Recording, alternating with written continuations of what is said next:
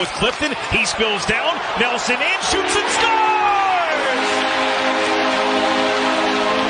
First goal of the season belongs to Brock Nelson. Islanders coming again, Nelson in, shoots, scores!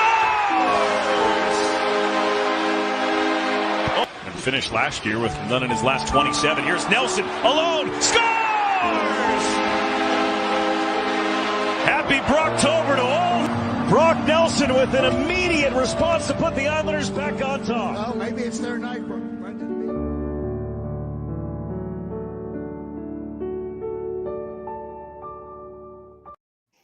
Well, it's a bit of a somber morning for those of you that did not see the trade that happened late last night. We're going to get to Anthony's thoughts on that in a moment and some of the particulars in that. But welcome back, everybody. Big Apple Hockey. The big day is finally here. Trade Deadline 2025. And it is going to be an exciting one because it's already been fairly exciting so far. I, of course, am Mark Williams. Delighted to be back once again with the host of the Final Buzzer, Mr. John Filkowski. It's here.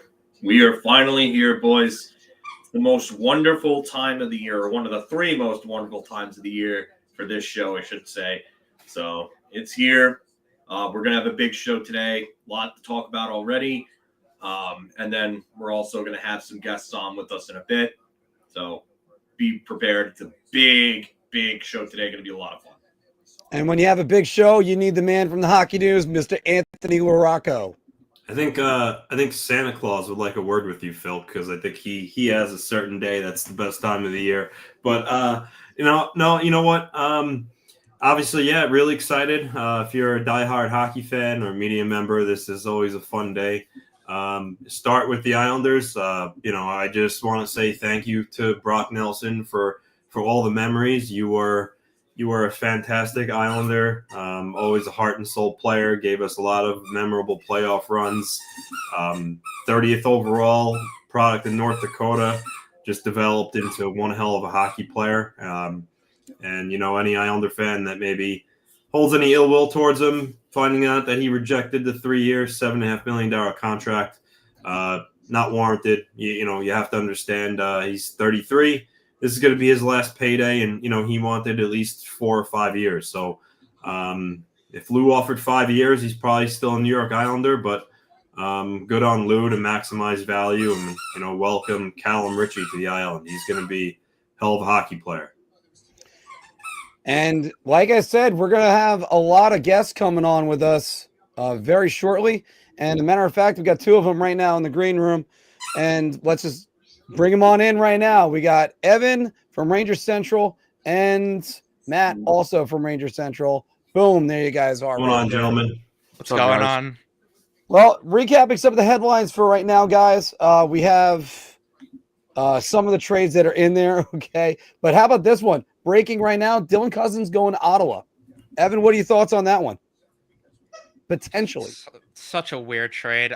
I want to see what else Buffalo's giving up because Cam Robinson said they're giving up more than just Cousins. So I'm interested to see what it is. It's a weird trade, though. I got to see more to decide who really wins that deal. But, I mean, so far, I like it more for Buffalo. I think Norris is slightly better, even though the problem with him is there's injury concerns. But I do like them getting JBD in that deal because they need help on the right side of their blue line. But, for Cousins, maybe a change of scenery will help him. And if he's healthy and he gets back to what he was, I forgot if it was the last season or the year prior where he had that career year, then Ottawa probably wins the steal at that point.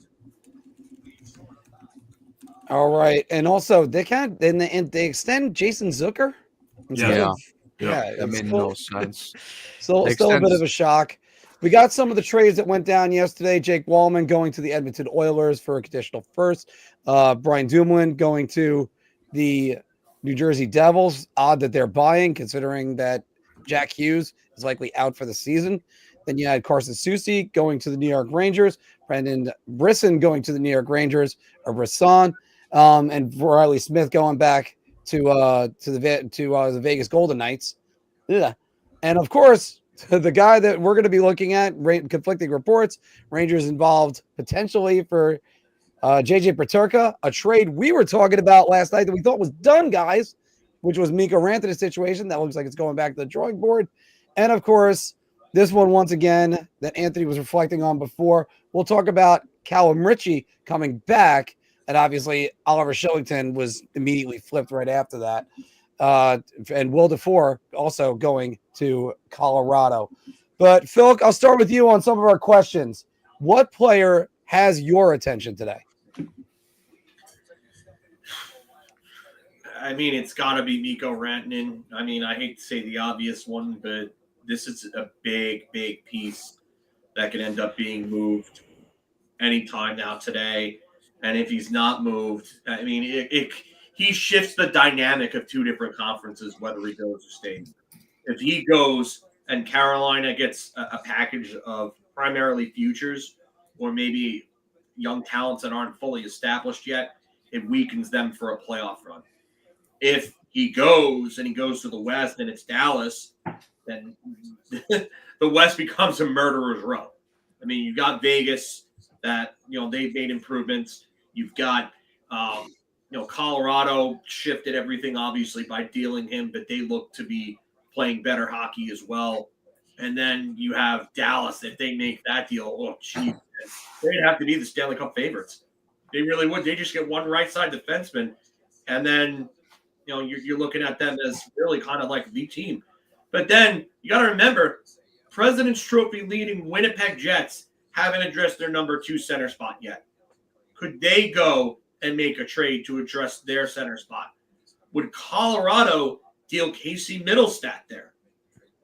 I mean, especially after dealing Brock Nelson, would Colorado want to deal Middlestat because they have bottom 6 depth? And then maybe go and plug a hole on defense or maybe wing or something like that? Would Winnipeg want to pay through the nose to a rival to get their second line center figured out when they're in the midst of a President's Trophy type year where they think they could be the team? Because remember, they also need to make a deal to improve their defense a little bit. So they have multiple holes to address, but still, that West is a murderer's row. Mikko Rantanen goes there. Anthony, what's the team that's got your attention today? Team or player? Because you still. Oh, sorry, player. I'm sorry. I went jumped ahead. I'm going to go with Brad Marchand. There's a lot of talk that it's been trending more so in the direction that he could be traded, even though he's hurt. I think the Bruins realize that it's their mix of players they have there aren't working. So I think even though they made that they made that trade yesterday where they traded Brazeau to Minnesota. So that was a little bit of a sell mode move, but with Marchand, he's getting older. The Bruins, I think their window is closed. I think it's time for them to retool a little bit. So I would watch out for him. One of the locations that he had been linked to is Colorado, but now that they got Brock Nelson and they spent assets to get him, I don't know if they have what it's going to take to get Marchand, but I think his name's out there. I think the Bruins would move him in the right deal. So that's a player that I am looking at today. And some of these comments here, Marchand, Vegas, you can never count out Vegas. They're going to do something. I could see that's the destination that he goes to. So definitely keep an eye on the Rat today as the trade deadline approaches. I think some people have wishful thinking, like Matt right here is saying, hey, Winnipeg, how about Mika Zibanejad for second line center? No, don't you know Mika Zibanejad's a wing now, and he's so important as a wing. Matt, who's the guy that you're looking at today? Don't steal mine, Matt. What happened? Don't steal mine. I know what yours is. Oh, we know who yours is. We're gonna get to that in a second.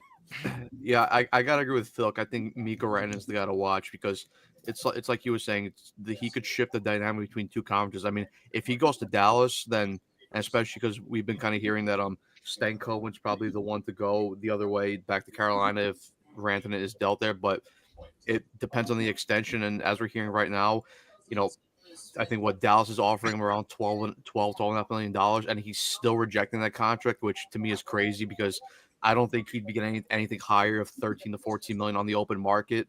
I just think he's being greedy at that point, and he should take whatever Dallas is offering. Also considering that, again, they're in Texas, and that's a no state income tax. So, yeah, but like I was saying with Phil was saying, If Dallas gets him, it definitely shoots him up the list of contenders. I still think though they need help on D, because if you look at daily faceoff right now in their lineup, like Miro Heiskanen is out right now, but seeing names like Cody Ceci, Ilya Lyubushkin, and Matt Dumba on their D core, it's certainly not pretty. So they're gonna need to add another defenseman to go along with Mikko Rantanen to really be considered a top cup contender. The team in the East that I was really looking at to acquire Rantanen was and we talked about this yesterday, Mark. Yep. Was Florida again? The Panthers, and again, you go to Florida, no state income tax. You could plug him in on that first line. He could play with his fellow countryman and Alexander Barkov. And looking at what probably Florida have to give up, me and Evan were talking about this yesterday, but we were saying that it would probably have to be either Sam Bennett or Carter Verhaeghe to go the other way. And I think for Florida, they would rather keep Sam Bennett just overall. I think they would rather have that center depth to go on another deep cup run. And listen, to lose Verhaeghe would suck, but if you could trade away a guy like Verhaeghe and bring in Rantanen and extend them, and then have a possible first line of Barkov, Rantanen, and Matt Tkachuk for the foreseeable future, I think that's something that you can't pass up on. And Evan, go ahead. I think you got a guy that you're looking at in Western New York. I don't. My gut feeling today is that Ryan O'Reilly's going to get traded. It builds off of what Philk was saying, that Winnipeg really needs a number 2 center. And if I was to make a prediction, I think he goes there. We heard New Jersey's also interested in Ryan O'Reilly. And Barry Trotz showed that he's not afraid to trade guys with term. With the stupid trade, I still don't understand why he gave up Novak and Shen for Michael Bunting. But Terrible. that just tells me that, maybe there is a legit shot that Ryan O'Reilly does get moved. And I have nothing to base it off of other than I just get this gut feeling that a team's going to overpay to get him today. And, he does have term too, which would help the case of a team if they were to give up additional assets that could make it look like an overpay. And well, then I'll use the guy that I thought you were going to say, because you've been all over JJ Peterka. I'm interested to see, are they actually going to move him? Is this just a smokescreen? There's been so much noise about it. We're going to see whether or not that actually happens. And let's go right back to you, Mr. LaRocco. What is the team that needs to win the deadline? There's so many teams, right? You look at it. You could already say Tampa Bay kind of won with getting Bjorkstrand and Yanni Gourde back. But I'm going to go Toronto. Fellas, every year the Maple Leafs, they lose in the first round. 1 year they got to the second round, okay, but they're a team that always has very lofty expectations, and they always exit early. Especially being that they doubled, tripled, quadrupled down on their core 4 this past off season, which I don't think they should have. They need to make a move that's going to have them go on a long playoff run. So I know they've been interested in Braden Shen. Not sure if he's going to move today. So Scott Lawton could be a move. I don't know if he's necessarily a needle mover, but he is a 40-point guy that is good defensively, plays some grit. So he'd be a good add to their mix. I know they're looking at defensive help. Oddly enough, I've heard the Islanders' own Scott Mayfield linked with Toronto. So if they want to take his 6 years left, so be it. But, in all seriousness, you could laugh at the contract, but Mayfield's a big guy who moves decently well for a guy his size. He blocks shots, and he's a big, strong guy. So I think the Maple Leafs are going to be looking to add a defenseman like that too. But just overall, that they need to make a move that's going to be able to make them compete with the Floridas and the Lightnings of the world in their division. Because if they have another first-round exit, I think Shanahan's out of there. Maybe Trey Living, even though his stint has been short so far, but they need to do something to make that team reach the finals, because it's just getting ridiculous now. Phil, what's a team that you think needs to win the deadline?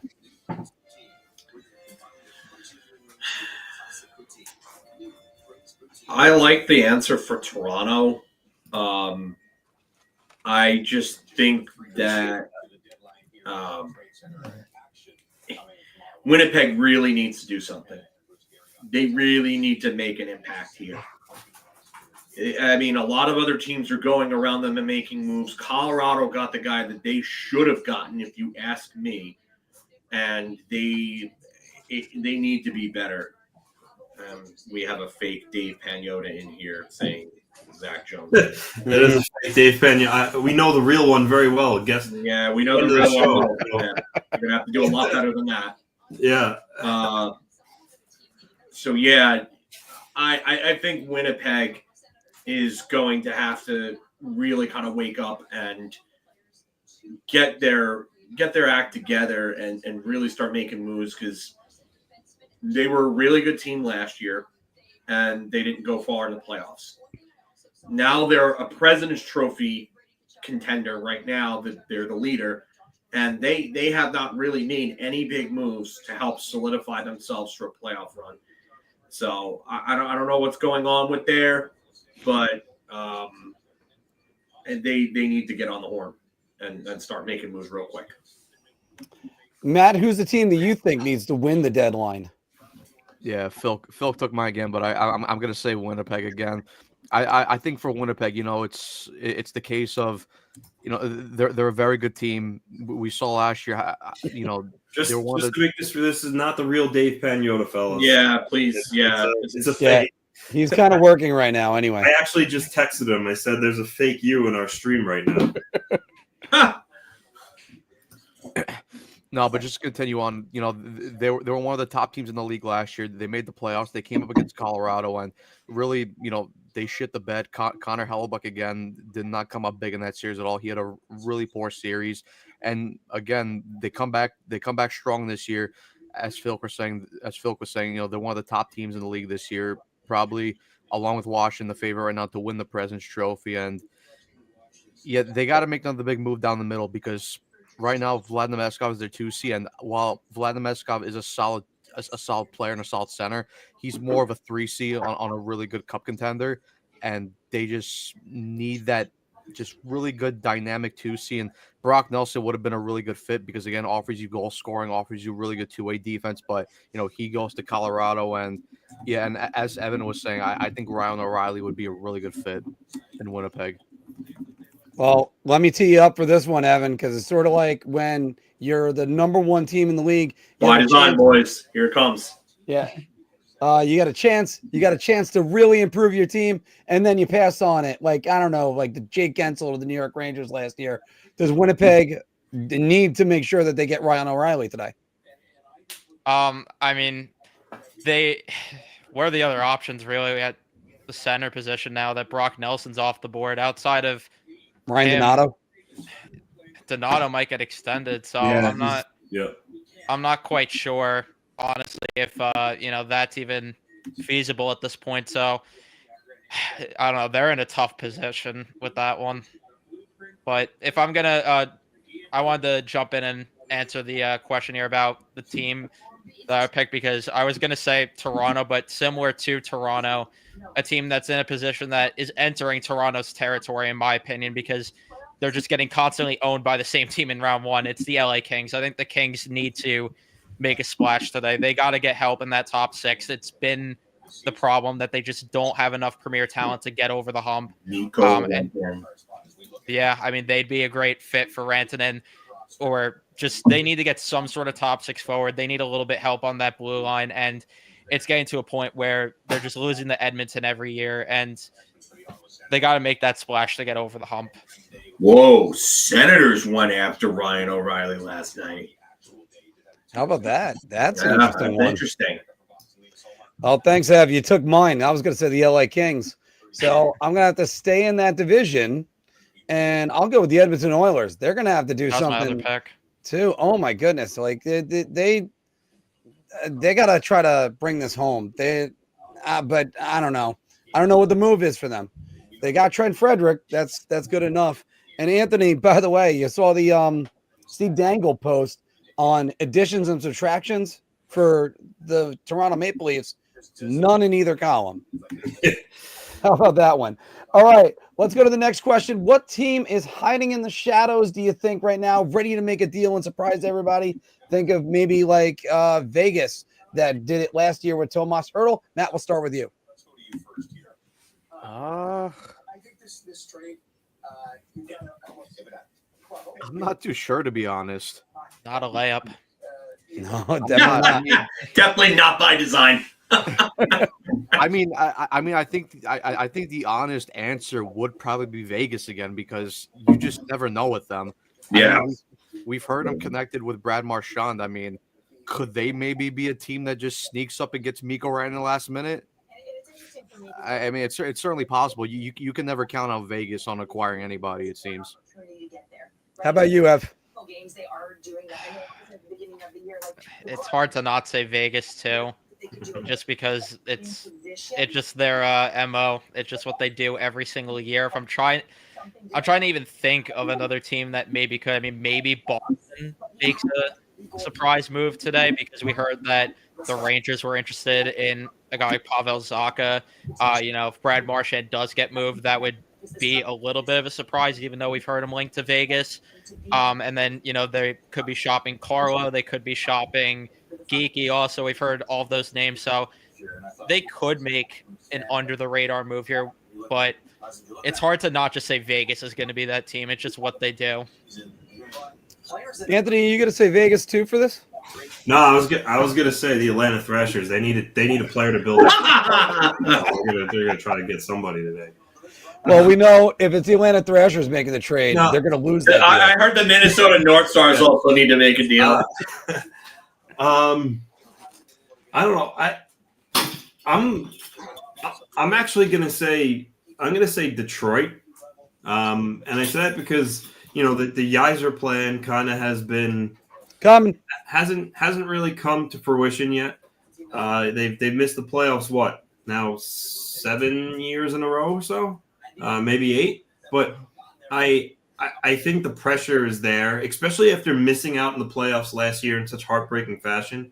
I think they're gonna be looking to make a move that maybe puts them over the hump and finally gets in. So I know they had been previously linked to Dylan Cousins, so they missed the boat there. There could be some other players. I know I looked to Brock Besser in Vancouver. It doesn't look like he may not sign. Besser is from Minnesota. Detroit's not really terribly far away, so maybe that's a player they could look at. But I think that Steve Yzerman is going to try to do something today at some point. I don't know the magnitude of the move, but I think it could be coming. I hate you because you literally just took my answer. That's why if you can lip read, I did. I said something bad about you when I was talking. Yeah. They haven't made the playoffs since 2015-16. That was Pavel Datsyuk's last year in the NHL. So they haven't made it since Datsuk was there. And it's been a long, long time for them. Besser could be a target. Yzerman seems to love to be, going and getting more established type talents. Could they be a team that would be in on Marchand? Would Marchand be okay with going there? I know that Quick is going to Edmonton. I haven't seen anything about that. I haven't seen that anywhere. Yeah, I mean, I guess that's just someone making a prediction of some sort. But I haven't seen anything about that. Yeah, Friedman saying Rantanen stalemate in contract negotiation as it stands in a holding pattern. We will see. Hold on, let me just throw one more team in there, which is Utah. Utah, Bill Armstrong has been looking to make a move, so watch out for them. They're 3 points back of Calgary right now. Calgary's another team. Could Calgary, because they don't exactly have a stranglehold on that last spot. They really don't. I mean, they have 68 points right now, so they're only one ahead of Vancouver. Vancouver has a game in hand on them. They have a game in hand on St. Louis, and they're 2 points ahead of St. Louis, but who knows what's going to happen with them. And then Utah, they're 3 points back of Calgary, no games in hand. They both have 62. So that spot's not exactly given right now. Colorado's comfortable. They're 8 points ahead of Calgary. Calgary has a game in hand, but Calgary needs to start making some moves here. So we'll go on, though, because Mark is, I think he's a little tied up with an issue with his place right now. So what player will be a reach? I don't know exactly what Mark means. What does he mean by that? Yeah. A reach to get traded? I'm assuming that's what he means. Or maybe a bad deal. You know what? We're gonna skip this one. Sorry, boys. Sorry, everybody. We're skipping that. What player is going to be a bargain? Ooh. A bargain. It's a tough one. I'll go. I'll actually go. It's a guy that I really wanted the Rangers to get in the offseason, and he was kind of a surprise trade because I didn't think Edmonton was going to move him in the offseason, but Buffalo has been making a ton of moves. The guy that I really think it would be Ryan McLeod. I think McLeod, 25-year-old. I think for a contender, I think if you're looking for a really solid 3C, I think Ryan McLeod is the guy to go get. Provides some good offense, provides also some good two-way defense as well. All 25 years old. He's going to be an RFA next year. He's probably going to be looking for a deal around 4 to 5 years for maybe around $4.5 to $5 million, $5.5 million around there.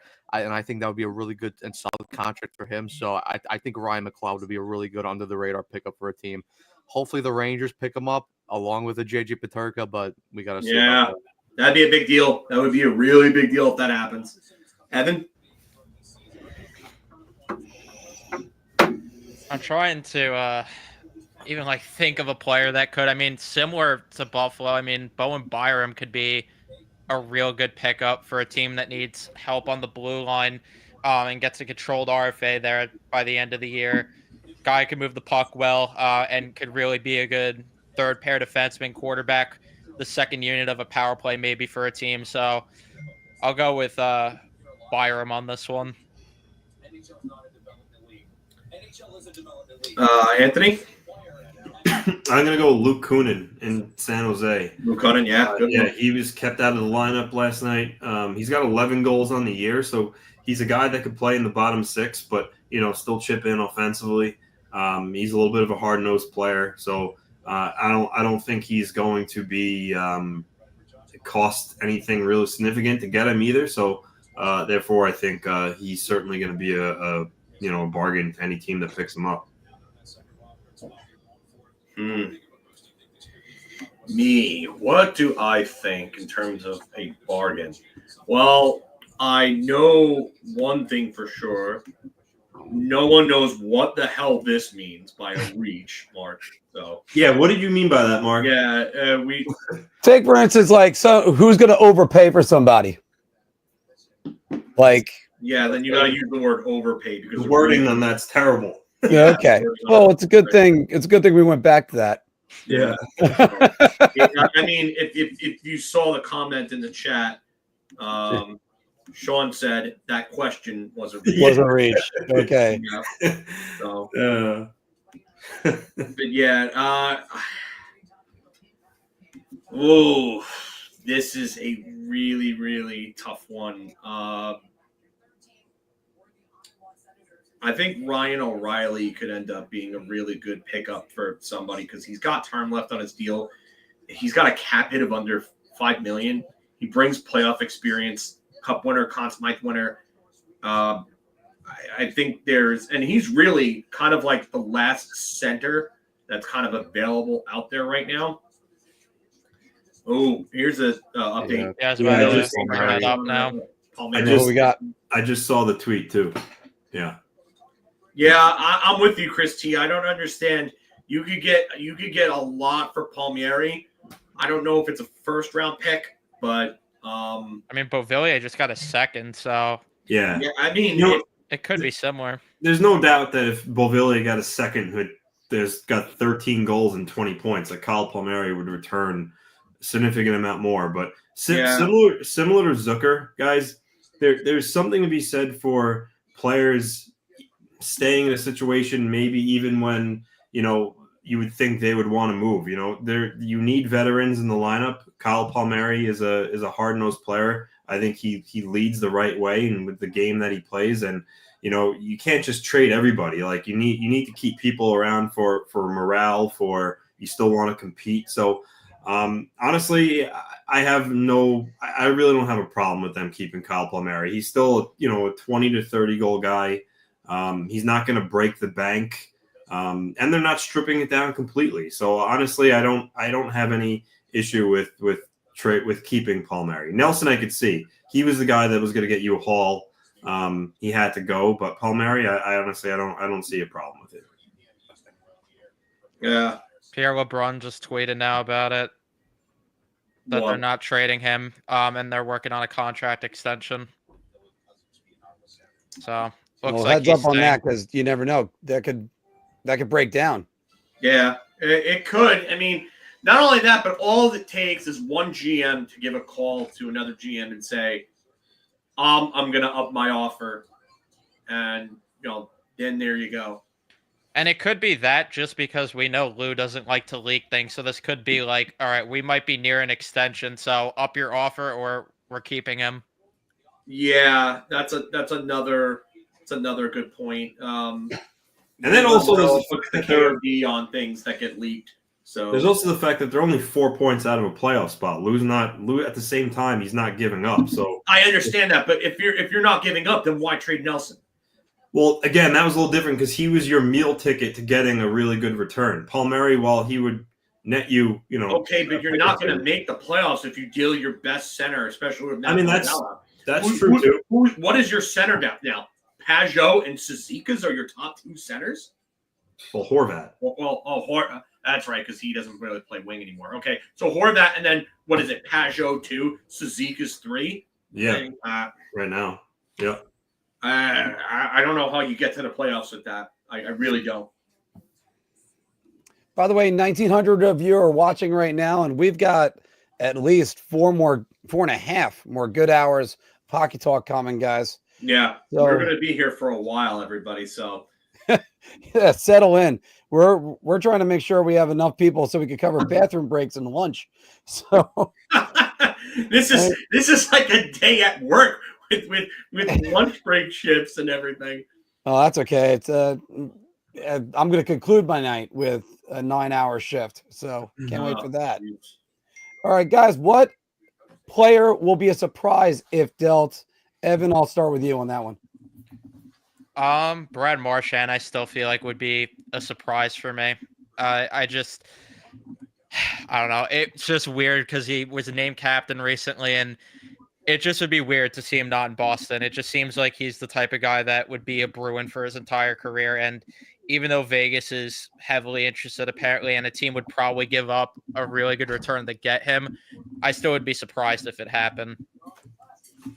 Anthony?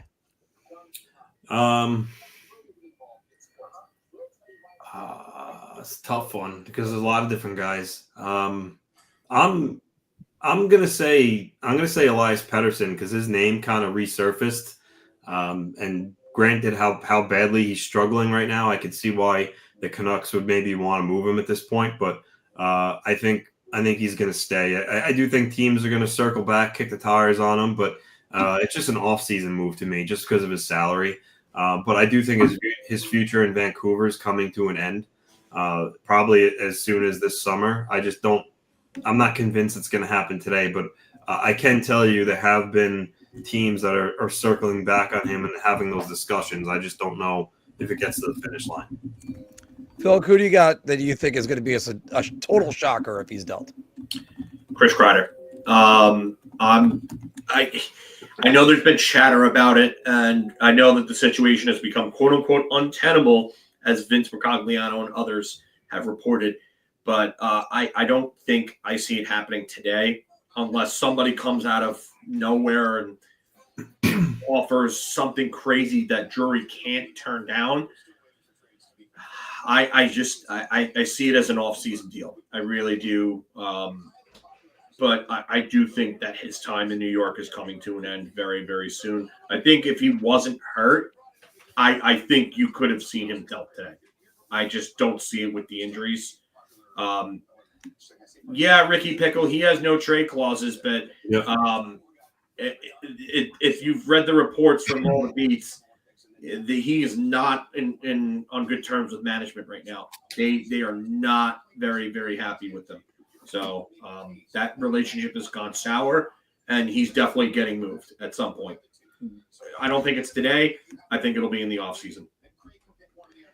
That's also a very good point with him. And I said the other Joe, day, I love you, but don't you dare manifest this. Don't you dare. He was saying this all day in our chat yesterday. Oh, No, Joe. No. Joe going full heel on us right there. No, Joe, I know you're a heel in wrestling, but this whole heel thing needs to stay away from this. No.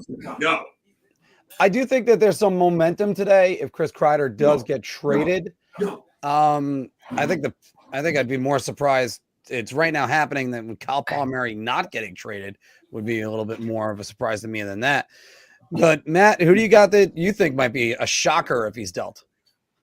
I'm gonna go with another Ranger. This time it's a defenseman, Keandre Miller. I think there definitely is some, concern with Keandre Miller because considering that he's going to be an RFA this summer, and there is that big decision on Chris Drury's hands on, do you want to give Keandre Miller a long-term deal? We've heard the rumors going around of, 6-year, 5-year deal for $6.5 million.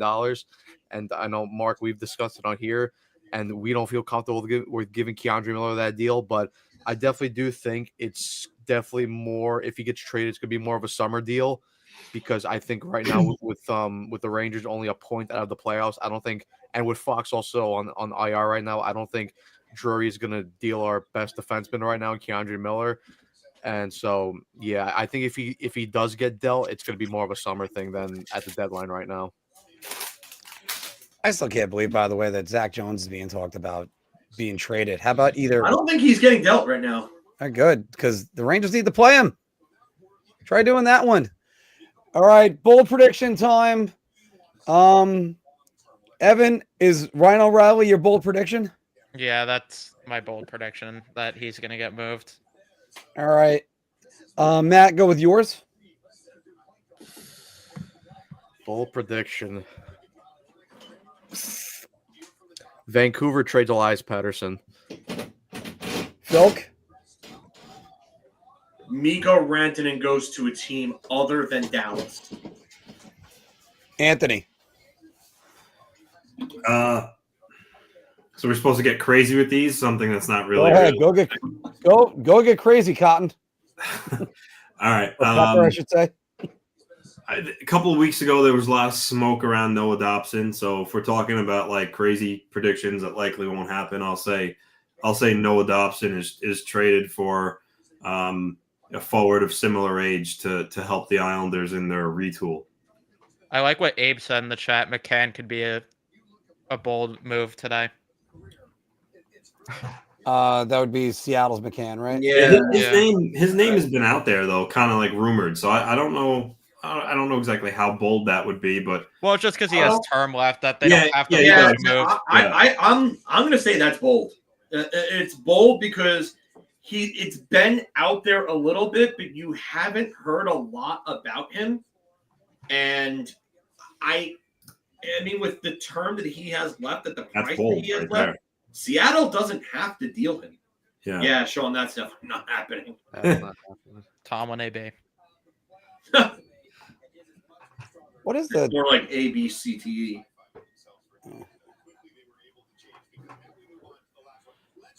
Checking on that Stamkos thing. Yeah, he's signed 40 to Carolina. That'd be interesting. Yeah, that's bold. Yeah, that's bold. I mean, there was talks, but it was really kind of centered around Marty Natchez, and now that ship has sailed. So, one player that I'm actually curious on is what? Crosby to Colorado, he's saying. Well, that's a bold prediction. Yeah, now that they got Nelson, that's not really probably dead. Yeah, that's not going to happen. I'm curious, and let's actually lead it. I'm curious about what the Rangers do if they do anything with Lafreniere, because you gave him that bag, and then he kind of disappeared. He's not having a good year at all. And if you can get a guy like JJ Peterka, I think that's a move that you make. The only thing I'm unsure about is, Chris Drury may have the hesitation where, if he makes that move and he goes to Buffalo and he really takes off, he might have some egg on his face, being that he was a former first overall pick. But I I just wonder about his hesitation to maybe move him just because he's the one himself that gave him that deal. I don't know how much of that's going to hold him back from it, but I do think it could be a right move depending on who the player is.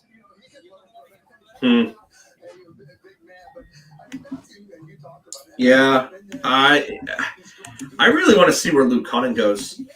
I know it's not a big name, but I think he's a player that can help a lot of different teams. Can play all three forward positions. He's only got this year left at 275. San Jose, did they have any retention slots? No, I think they used them all.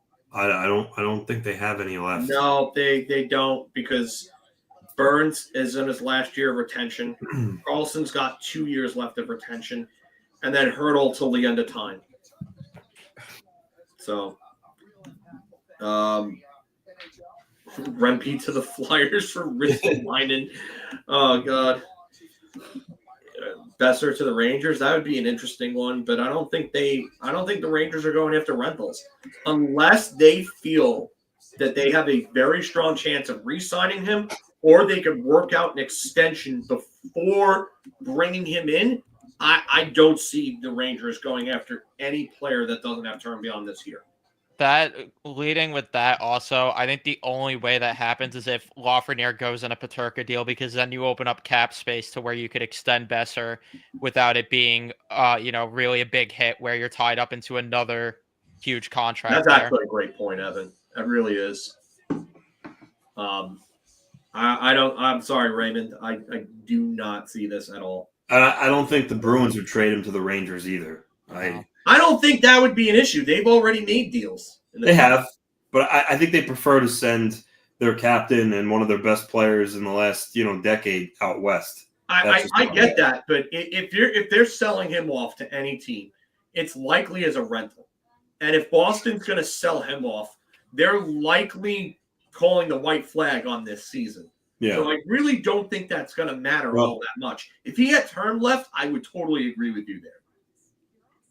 By the way, Dave, yeah, in VCR they did have chemistry and played together. I think that if they did trade Laff for Peterka and their second line ended up being like Besser, Miller, Peterka, that'd be a pretty interesting line. Yeah, I mean, look, Washington and Pittsburgh made a deal. Yeah, I mean, they're bitter rivals. Yeah, Washington Rangers are bitter rivals. Washington are Penguins and Rangers. I mean, it happens. I definitely don't think to Marchand to Washington for McMichael. No, that would never happen. No, that's not happening. McMichael's having hell of a year, and he's so much younger. That would be Erat for Forsberg. Stupid. That's how bad that would be. That would be Erat for Forsberg light. Yeah. I wonder the player to look for is Brandon Tanev too. He was held out for Seattle the other night for trade-related reasons. He is a hard-nosed, pain-in-the-ass guy that has some skill too. So that's a guy. Oh, you're going bold predictions, Romanov. I'm sorry. I mean, I just don't see that as any bit realistic at all. I gotta agree with Anthony. That's like Forsberg for Erat level right there. That'd be crazy. I would say bold within the level of realism. Sean saying I could see Drury going for Tanev in the offseason, maybe. In the offseason, maybe. Not as a rental. I can't see it. I'm going to say this again. I don't see Drury trading for anyone who doesn't have term beyond this year, unless they can either one, hammer out an extension. Kovacevic. Two, they have a very strong feeling. Kovacevic. Okay. I mean, is someone being moved? Is being moved then? I don't think so. They have injuries. Siegenthaler's out. Dougie Hamilton's out. Oh, that's true too. David Wood saying Jordan Kyrou to the Vegas Knights. Why? That's actually a great prediction. That's a real good one, David. I like that one. Yeah. You're definitely gonna get it. Oh, come on, Adam E again if that happens. If they pull that buzzer beater bullshit again. It probably will happen. Oh. Vegas is always in the mix for top players. They always are. I hate how realistic that is. I hate how realistic it is. And those two teams have made deals in the past too, with the Barbashev deal. Yeah, That could happen. Big Apple Hockey trades me for Evan, and we trade houses too.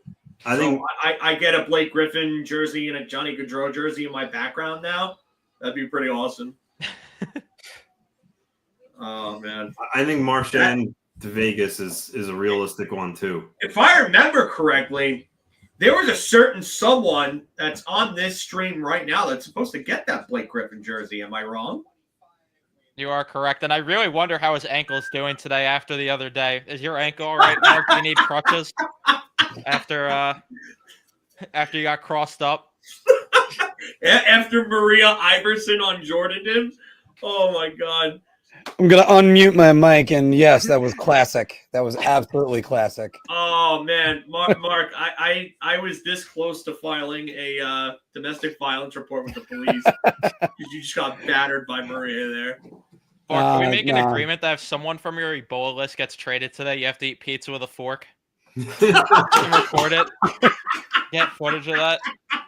Either that, or you have to down a packet of Chick-fil-A sauce. Take your pick. Either one.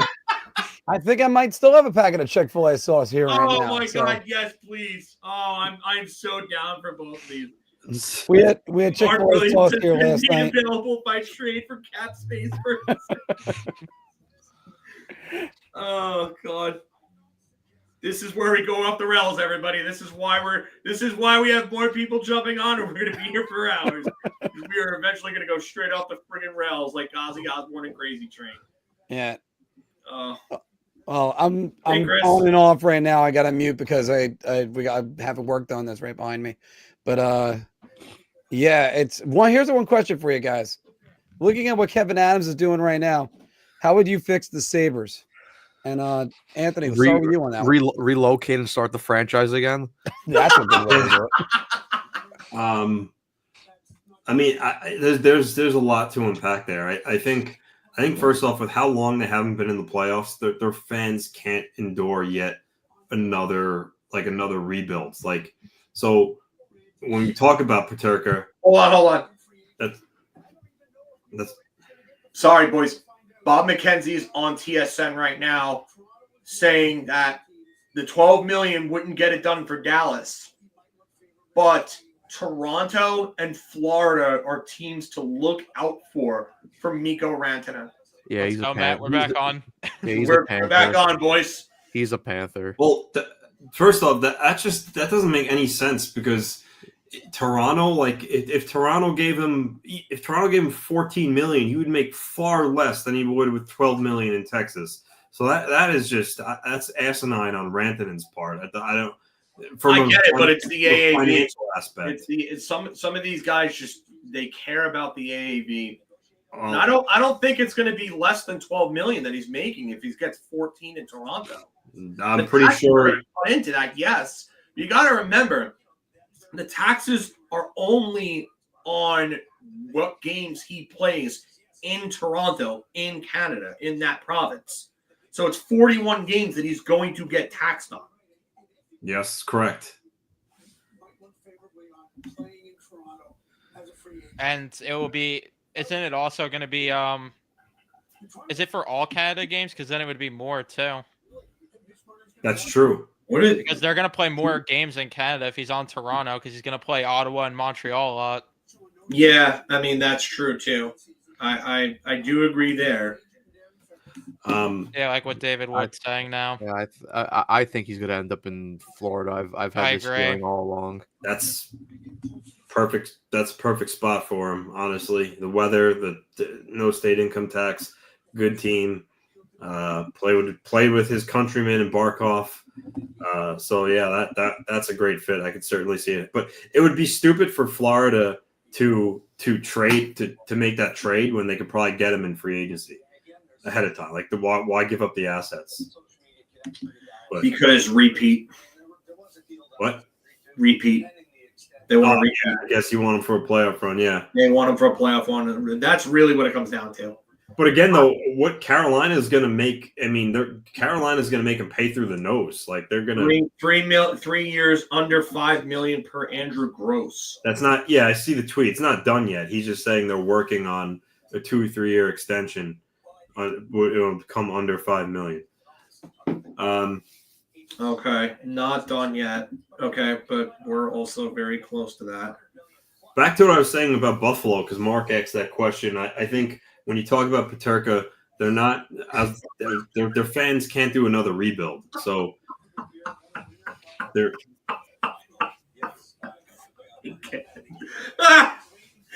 Mark Williams has been traded to a local Domino's pizza in exchange for a knife and a fork to eat said pizza. I like how I used the word said pizza there. Oh my god. Allen is not happy with that. Oh man. There are some Islander fan vitriol towards Lou Lamoriello.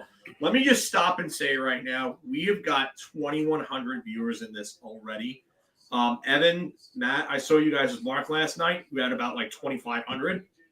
Friggin' awesome numbers there. Thank you all for being on with us. We appreciate it. We're nowhere close to done. We're going to be on here for a while. There's going to be more guys coming in. Eventually, at one point, we're going to have Jim Beeringer, Full Press NHL, coming in with us.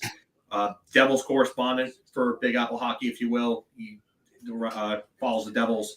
There's a beat for them. He's been on with us many times. So we're going to have him in with us. Could we have a trade deadline, D, as well?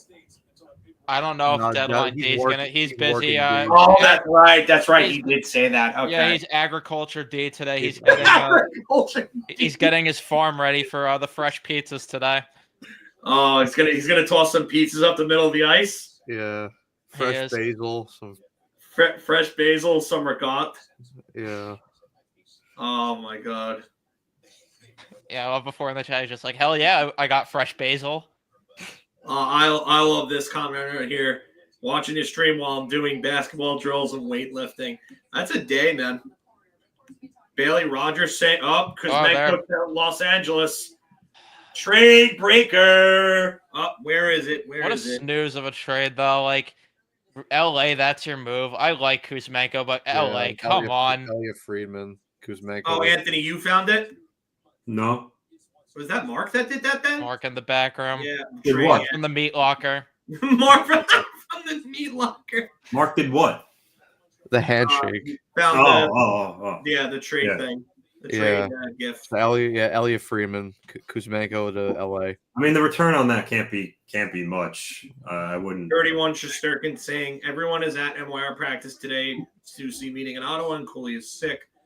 Yeah, Molly Walker saying that. Frank Saravalli ranted an update. Contract extension talks ongoing between Dallas and Rantanen. Ooh, okay. What if Toronto got him though? Like, I was just trying to figure this out now. If Toronto's getting him, what are they even giving up in that deal? Like, could it be a Marner swap? That would make a lot of sense though. No, I feel like they'd want both. I have a feeling they're gonna re-sign Marner, especially for all the flack that he gets. He plays well with Matthews. He's a top-level defensive winger. He's one of the best defensive wingers in the league. The metrics eye test tell you it. He's going to re-sign there. It's a matter of what they're going to give him. Matthew Nye is going the other way. I don't think Toronto wants to give up Nyes. I just can't see that. He's having such a good year, and he fits perfectly for that team. I mean... Oh, man, that's great. Great comment from Nick. Roger Hicks, known NHL insider, will break the biggest trade of the day. Frank Saravalli, talks are picking up on Canucks with Besser. So I guess an extension, that is? I'd imagine that means extension. Well, this just sounds like trade talks are picking up. It says Besser's more likely than not on the move. So, yeah, Besser's getting dealt, it looks like. He would have fit better in LA. Sounds like trade talks are picking up on Canucks Brock Besser. Nothing imminent at the moment, but more than likely not. Besser is on the move before 3 p.m. By the way, Darren Dreger said that the Stars weren't willing to go $1 over $12 million AAV for Rantanen. So if they're that steadfast on not giving him more than 12, I don't know how that deal will go through. It's probably going to end up being dead. Yeah. Yeah, I think Besser to is you saying that he thinks Besser is going to the Rangers. I don't know about that. I really don't. I unless they have an extension in place for Besser, I don't see it. And then you can get players back, but are you hearing anything else, Anthony? Any of your sources said anything to you? Any of your I mean, no, Pagnotta I know he's going to be on the NHL Network at some point. He's pretty busy. I mean, he responded about the fake Pagnotta in there. He laughed. He said that was hilarious, but he hasn't really gave anything yet. And I understand with how busy he is, but we got the return on Kuzmenko. It's a 3rd round pick in 2027. Please tell me that's not it for LA. That can't be their big bad move. I'm sorry. What would you say the return was on Kuzmenko? 2027 3rd round pick. Yeah, I mean that's they still have assets to do more, and they have to. Kuzmenko's just not getting them over the hump. No, yeah, LA has to do more than that. Is it 3rd round pick this year? 2027. 2027. Yeah. Okay, sorry. Yeah. Yeah, I actually have some quiet time in the apartment, so I'm able to jump back on in with you guys. Not at Flyers practice. That's expected. He's going to get moved today, probably. Yeah, I think someone's going to offer up a 1st round pick and overpay for him, and that's why he's getting moved. Toronto. You know what? I'm with you. I can see Toronto doing it. Anthony, what were you saying right there? One thing I did hear is that with Palmieri likely staying, don't be surprised if JG Pageau is on the move today. I think moving him and eliminating his $5 million on the cap for next year would be huge for them. It would give them even more cap space. So hold on. Why would they go and deal Nelson, not deal Palmieri, but then deal Pageau to completely obliterate their center depth if the goal is trying to make the playoffs? Like this just doesn't make any sense. It doesn't make any sense at all to me. Like 2 things. One, when Barzell's back, then Barzell goes back to center. Now you have Horvat, Barzell as your center, Cizikas as a 3rd-line center, and then you add more wingers as opposed to more centers. The second part of it is Kyle Palmieri is still a very productive forward. Pageau making $5 million, scoring 35 to 40 points a year. There's more value with moving his contract out than getting rid of Palmieri. So if they can move Pageau, I think they're going to look into doing it. Pageau is not getting you what Palmieri is getting you. No, he's not. It's more about getting the cap hit off. Then where is the wing depth after you move Barzell back from wing to center? Well, I think you still have Lee. You have Duclair, you have Siplikov, and then you add in the summer. They're gonna be in the market for Nikolai Ehlers for sure in the offseason. But you add wingers. So I just think don't be surprised is what I'm saying, is if there's talks on Pageau today. 1, I don't know if Ehlers goes anywhere. 2, I don't know if he's the answer, especially for an Islanders team. Do you want a guy that really hasn't shown up in the playoffs historically on a better team? Well, one of the guys that I bring up all the time that would be a natural trade partner for Lou is Bill Guerin, his old player that was in New Jersey. And would that be one of the guys that would fit Minnesota to go get Pageau? Who, Minnesota? Yeah. I mean, they're injured now. And so far, I mean, they missed out on Nelson. So I mean, it's possible, but again, it all depends on what they value. But I think Bill Guerin is not done though. He's not just adding Brazeau from Boston. I think he's going to look to do more. Definitely. Yeah, I do agree there. Definitely agree. By the way, Steven, I saw your comment before about everyone at Rangers practice, so a trade might not happen. I don't think that means much. I think that it's just standard that they're practicing today, and if something's close to getting done, then the player wouldn't have practiced if that's the case. But for right now, I just think nothing's close to them. That's all that means. Let me go down to you guys for a second, and I think I already know some of your opinions from when I asked a question on Saturday about this. Do you think Chris Drury, start with you, Maddie, should be the guy that's making these decisions? I think you know my answer, Mark, to this. Oh, I know your answer. I've expressed this multiple times. No, I don't think so. I've stated this multiple times. I do not trust them, and I think for the Rangers, I just think they need to go in a totally new direction, because even if they make the playoffs, like, this roster still needs major retooling. Currently, where they are, they're nowhere near a cup. The defensive core, like, cool, they added Carson Soucy. I personally didn't like the trade. Like, the defensive core has not enough top end talent, way too much just depth, and again, the forward core. The forward core is not good enough. So I think, there's been plenty of talk and speculation. People have been over Laviolette. People are demanding that he be fired. And for me, if Laviolette goes, and I've said this, if Laviolette goes, Chris Drury has to go too, because Chris Drury does not deserve to hire another head coach, and this core does not deserve to get another chance on another new head coach. So I think if you're making full sale changes, I think you just have to purge and just tear down everything. Evan? Yeah, if this was bar talk, I would be we'd be getting the hoop here, because he should not be he shouldn't be the GM of this team going forward. It's just, we talked about it earlier. We talked about it earlier on our stream. It's more about what Drury didn't do versus what he did, which there are things he did that I don't agree with, like waiting to move Jacob Trouba during the season when it should have been done in the offseason, because if they didn't bring him back, and then if they ended up not acquiring Riley Smith, they could have made a realistic push to get a guy like Gensel this offseason, or some sort of top end forward to help out the top six.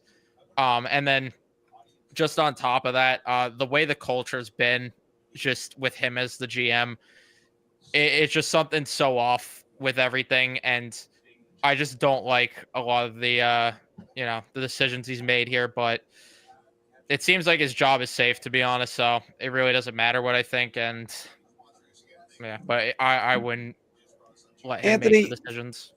From the outside perspective, because me and Phil both kind of asked this question, I'm a little bit more 50-50 on Drury. But what do you think when you look over? Do you think the Rangers should have made a move at GM? Or are they trusting his vision? No, I think they, based on the year that he had last year, I think that the ownership had full faith in him. After this year, I mean, if they don't make the playoffs, and with how everything at the beginning of the year transpired, with so much controversy, with complaints about how they handled Gaudreau in the summer, Trouba, and some of these other guys like Zach Jones and Kakko kind of complaining about what the room was like, I think that could all equal to them moving on from him. But I think a lot of it's going to depend on how the rest of the season goes. If he makes a good trade today, and then the Rangers make the playoffs and have a good run, then maybe that buys himself another year. But if not, I think there's a real possibility that he's moved, because he's also made questionable moves. Like the Eigor contract was just dumb. Everyone saw it from the outset. Like that was just stupidity, 100% outright. So yeah, he's made questionable decisions, but I do think a lot rides on how the rest of the season goes.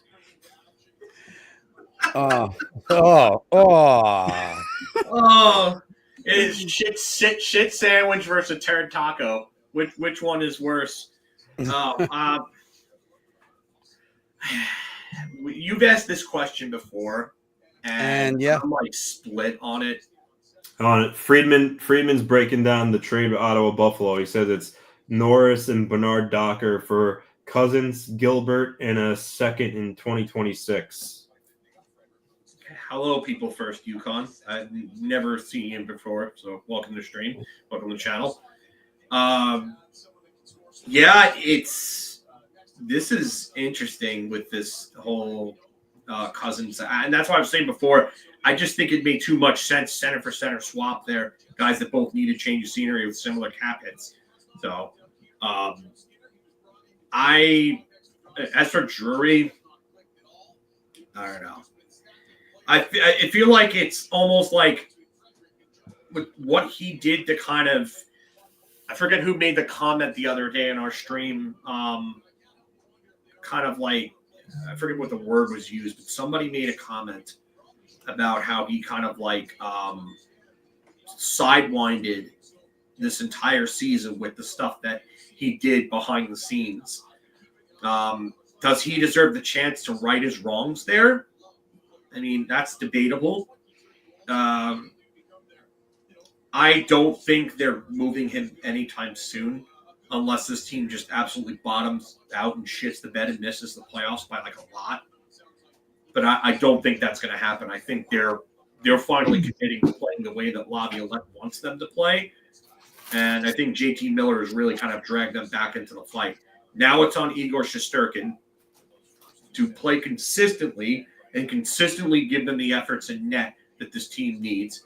They're starting to block shots again and make the defensive plays that they've needed to make all year that they also had a lot of trouble committing to last year. Got to remember, for a month and a half, almost 2 months, they didn't want to play that way last year. And it led to the worst stretch of the season. And then what happened when they went back to playing that way? They went on that crazy run in February, leading up to the Stadium Series game where they won like 10 games in a row. And then they ended the season very well after losing maybe a couple of games or so between. So I really do think that Drury was trying to do the right thing because he saw that this team wasn't good enough to get it done, this core group, which I've said for a while now, not trying to pat myself on the back here, but this is something I've been saying for like 2 to 3 years that I don't think this group can get it done. So I think he finally realized that with Igor's contract coming to an end, Panarin, his contract coming to an end very soon, Kreider, what? I'm looking for that one right now. No, I don't see anything. Yeah. I don't see anything. Well, That's got to be fake. I don't see anything. And Phil, going with what you're saying with that, there was a team. This team needed to be in transition. They needed to make some bold moves and try to be a team that is harder to play in the playoffs. And look, we kind of thought the Carolina series. Now, wait, he thinks it's going to happen. I don't think a rental's happening to the Rangers unless that comes with an extension. We'll see, but I don't think that's happening.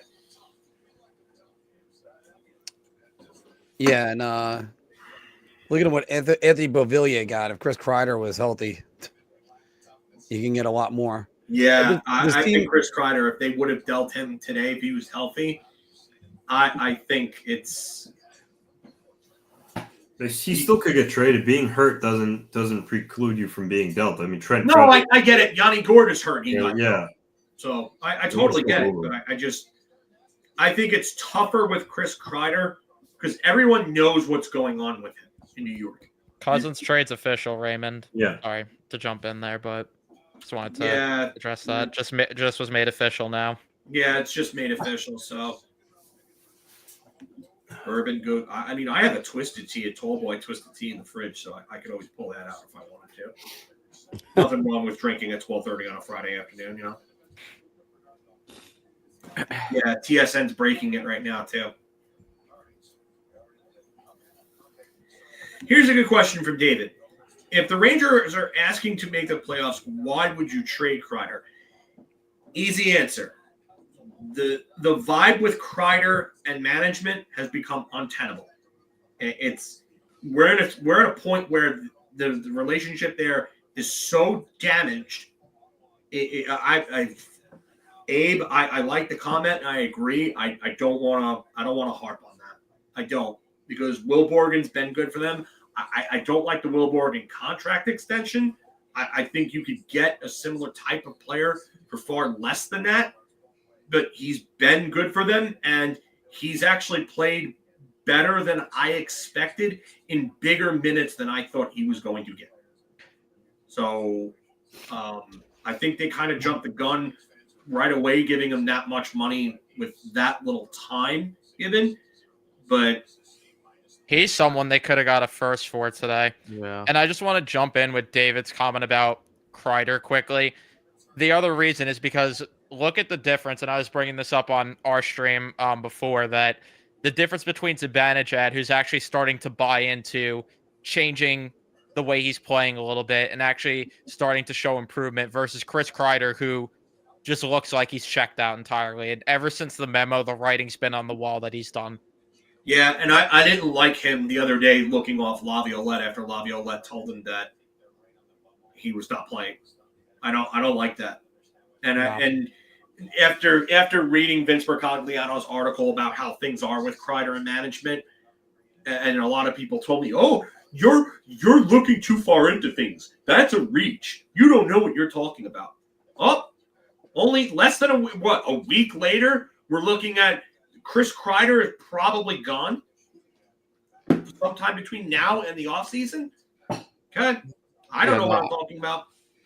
Yeah, no, I mean, just to add on to that comment, it's better for the Rangers in the long run. I mean, look, since he's been out of the lineup, and while the Rangers are not playing perfect hockey and certainly not nowhere near the type of hockey you need to win a cup, they are playing better than what they were looking like when Kreider was in the lineup.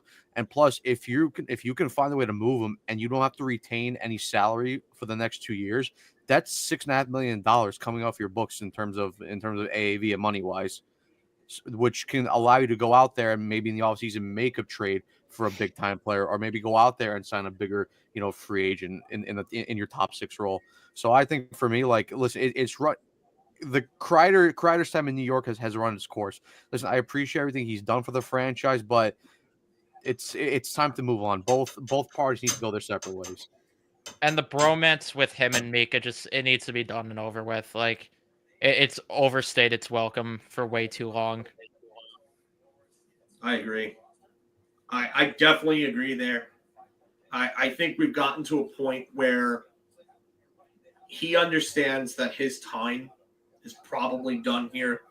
I think we're at the point with Kreider where it's just, I think he's open to a trade. I think the team is open to a trade.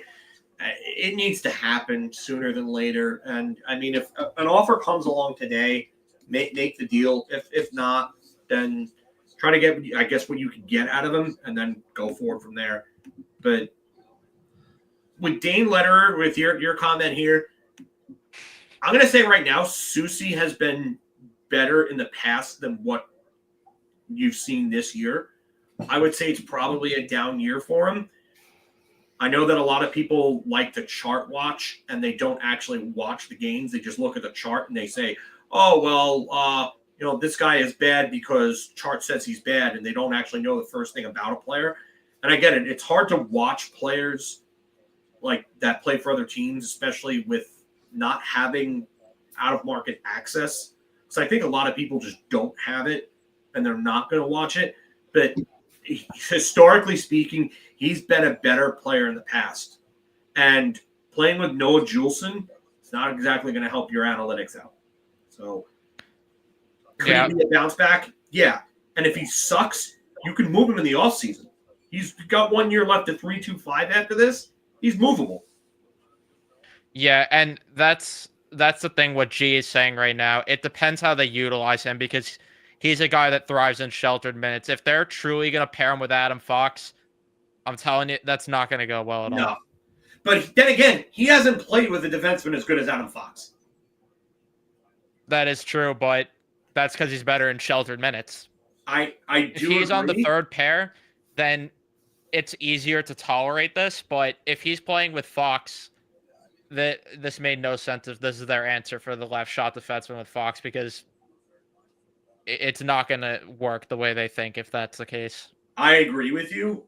The question I have is that who is available that would have been the fit there? So they got to look at someone on July 1st. That's the thing.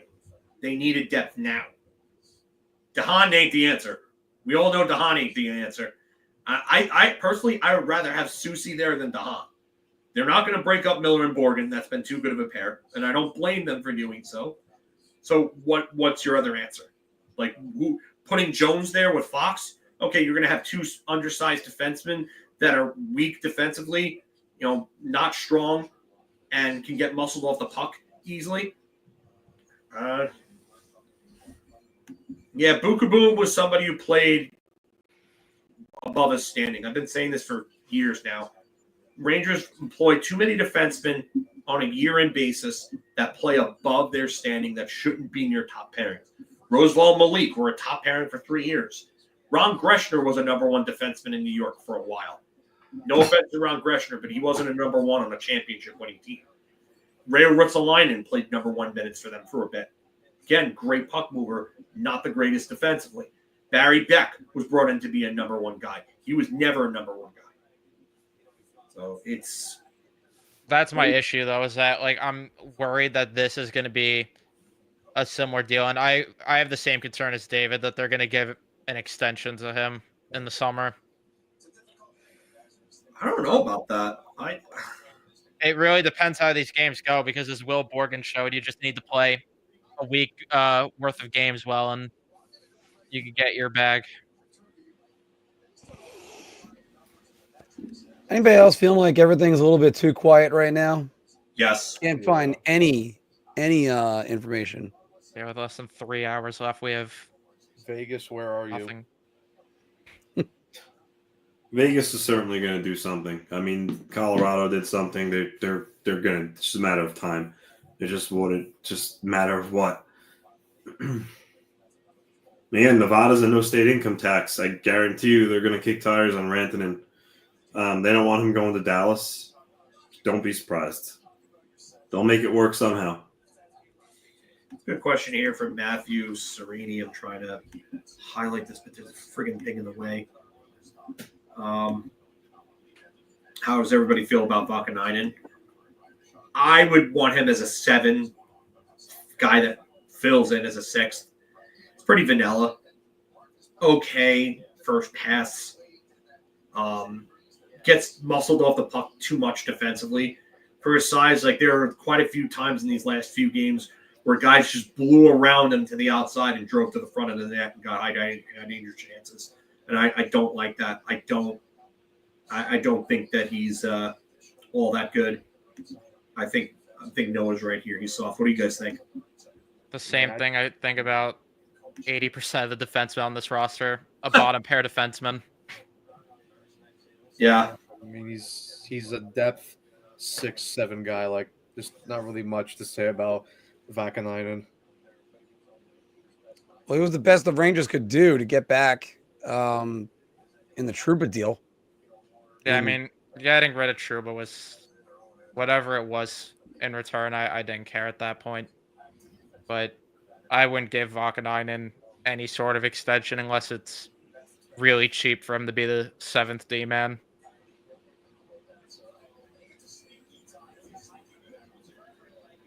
I want to say yet again, we got 2,300 of you that are watching right now. Guys, thank you very much. We're going to keep the hockey talk coming. It's just, it's coming slowly, very slowly right now. Let's see here.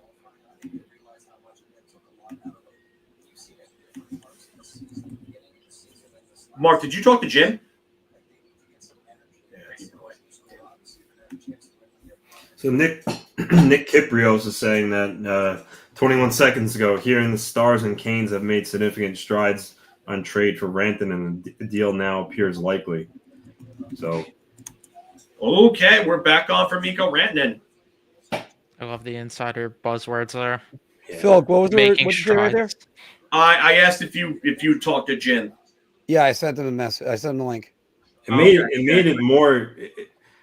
It seems like the holdup was the extension. So when Kiprios says that they've made significant strides on the trade, I think the trade part was never an issue. It was the trade. Yeah, the trade was already agreed upon for hours. So just the extension. Yeah, because Dallas doesn't want to pull the deal without having the extension in place, and I don't blame them one bit. If you believe that you're like that he's going to leave, then yeah, you don't go and make that deal. No, because then you look stupid like Carolina does right now. Yeah, exactly. can you give your thoughts on Drury's performance over his first 4 years as Rangers general manager? My mom always taught me that if you have nothing nice to say, don't say it at all. So Yeah, I was gonna say I know the two at the bottom are not gonna be very nice to Chris Drury. I'm torn. I think that he's made some very good moves. He's also made some very questionable moves. Frank Vetrano was good. Yeah, Frank Vetrano was a good move, and then they didn't want to bring him back. And yeah, I'm 50-50 on it, to tell you the truth. Like, he's made some moves where I'm just like, wow. Like, he got rid of Jacob Trouba, which was really good, and he got Vakanainen back out of it and didn't have to retain an ounce of salary. That's really good.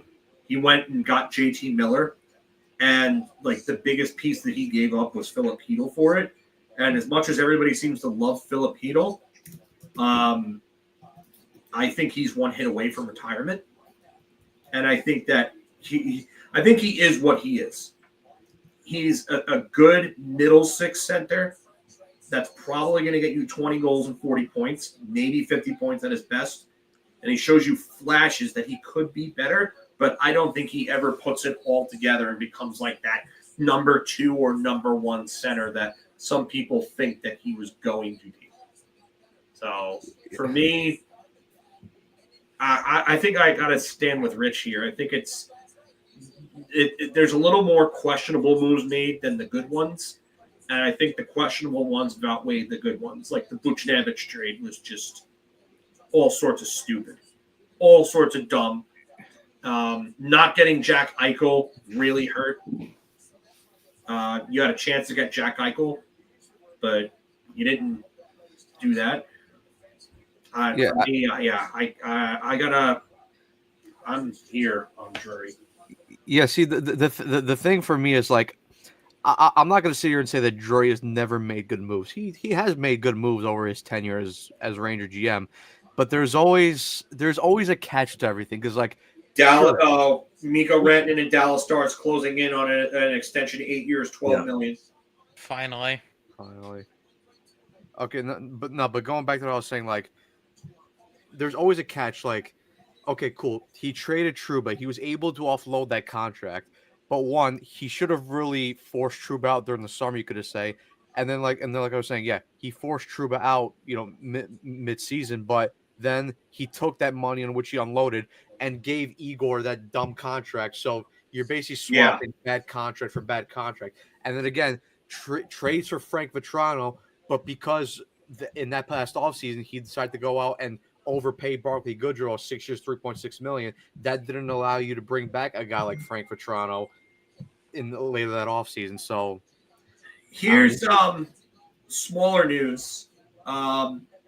Chris Kreider is practicing on power play 2 for the Rangers today. So don't know if that necessarily means that he could be dealt. Hopefully. But it's interesting to see that he's back. I'll bite my tongue on this Drury conversation here. And then plus also the fact that I can never forgive him for not going all in last year. Yeah, Dallas is back at it again.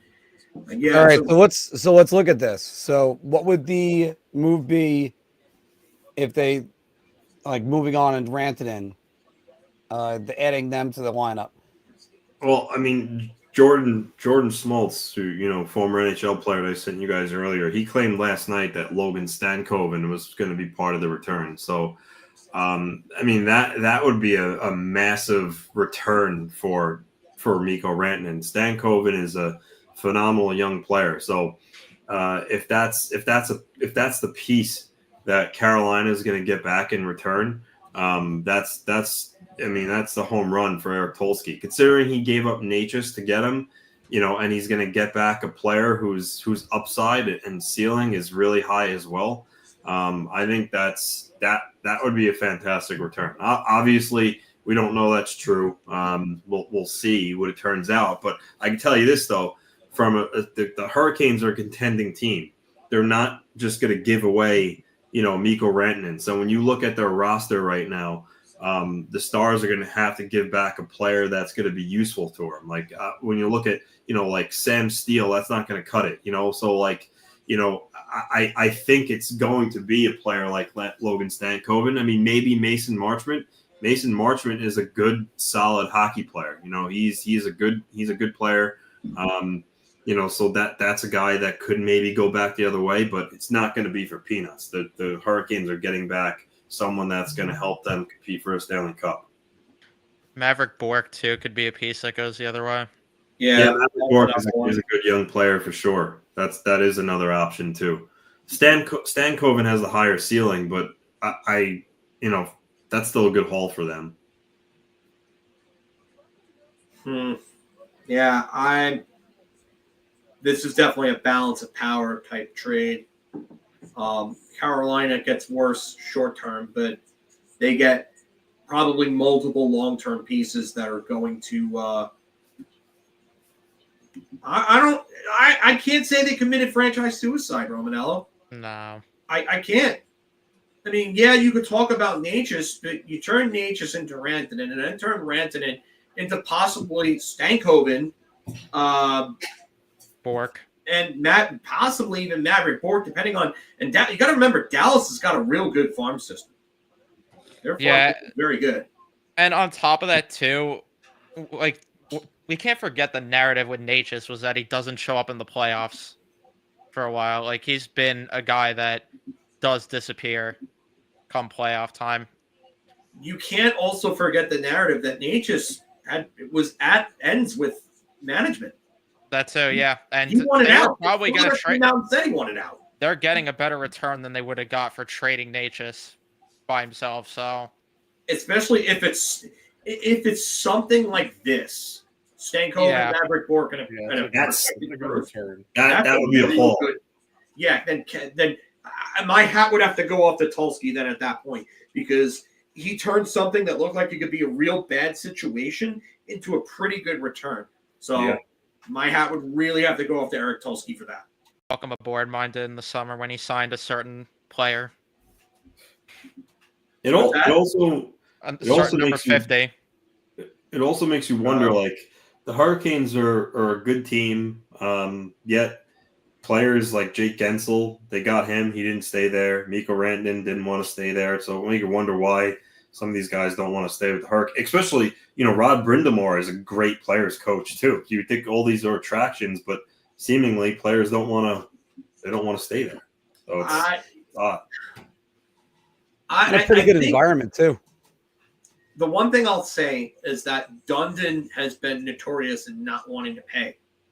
Like he matched the Sebastian Aho offer sheet because it was something that actually worked out for Carolina. Like they were getting Sebastian Aho long term at under $9 million.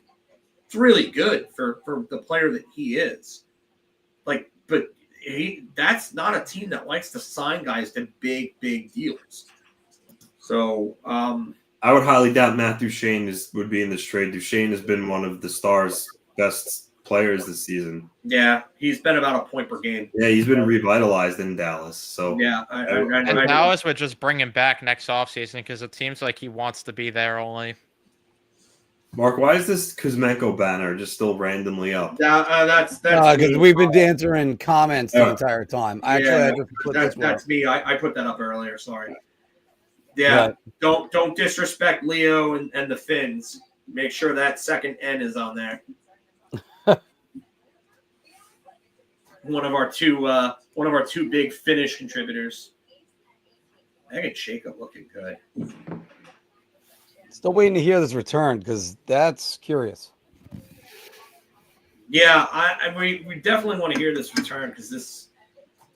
I agree with Gabriel. That Kakaniemi offer sheet was stupid, but that was retaliation for Aho. I would have never given him that type of offer sheet. You guys think this is going to be like a situation, and not to go back to the Rangers again, but the McDonough trade where it was, oh no, you meant to say this player like Braden Point or Mikhail Sergachev that went for McDonough and JT Miller. Instead, you're going to end up seeing like a Brett Howden level player. And I don't think so. Prospects. I don't think Ryan. I don't think Ryan McDonough at that point was anywhere near what Mikko Rantanen is at his position. Correct. And then JT Miller wasn't a truly established star yet. Like there was a lot of inconsistency there. Even some things that run around about him and his off ice. Winnipeg acquires Luke Shen. Yeah, so Pittsburgh for Winnipeg. Okay. Pittsburgh's Flipped them. Okay. That's a good move for them. Yeah, I mean, I would. If it's the same return as Susie. I'm curious to see what Luke Shen's return is going to be because he's. Yeah. That could be an overpay type return though, because he's got the extra year. That could be like a second and another pick. I mean, how old is he now? Luke Shen's got to be. Pedersen would never come to the Rangers, and they would never do that. He's 35. I don't know why. Like, especially with him and JT Miller. Yeah. Likely he's an old 35 because that's a lot of miles on that body. That is a lot of miles on that body, Mark. Report saying Mikko Rantanen 8x12. I'm hearing 8x12 and a half. 96 million for him is what I heard about the second and a fourth return. Second, yeah, I just saw Dreger. Second and a fourth for Luke Shen. I do wonder though, because we've been saying that Winnipeg needs a 2C, and there's been reports that the Blues might be shopping on Braden Shen. Do they reunite the Shen brothers together in Winnipeg?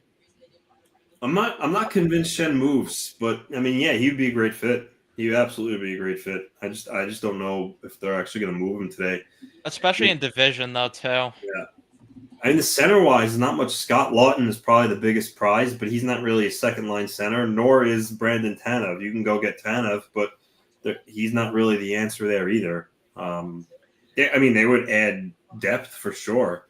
Braden Shen makes a lot of sense, but who would they give up? Would they throw Billy Heinola over there and give him a chance to kind of develop? I mean, he's 24.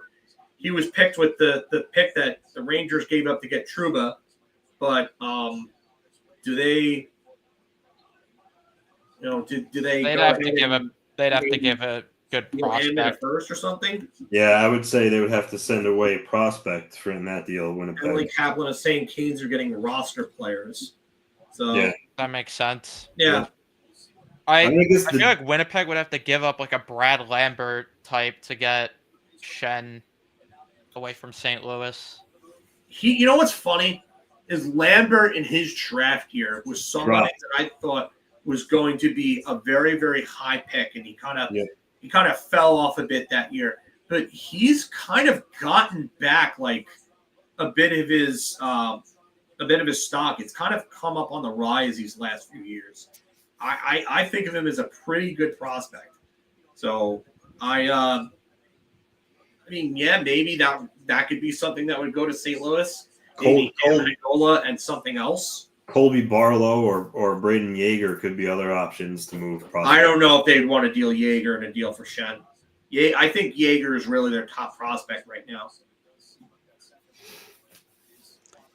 You mentioned the name Billy Heinola before, Phil. I'm kind of surprised because he opened up his first season, 8 games, 5 points, goal and 4 assists, and then really hasn't just gotten on track. He's only played career 27 games after that.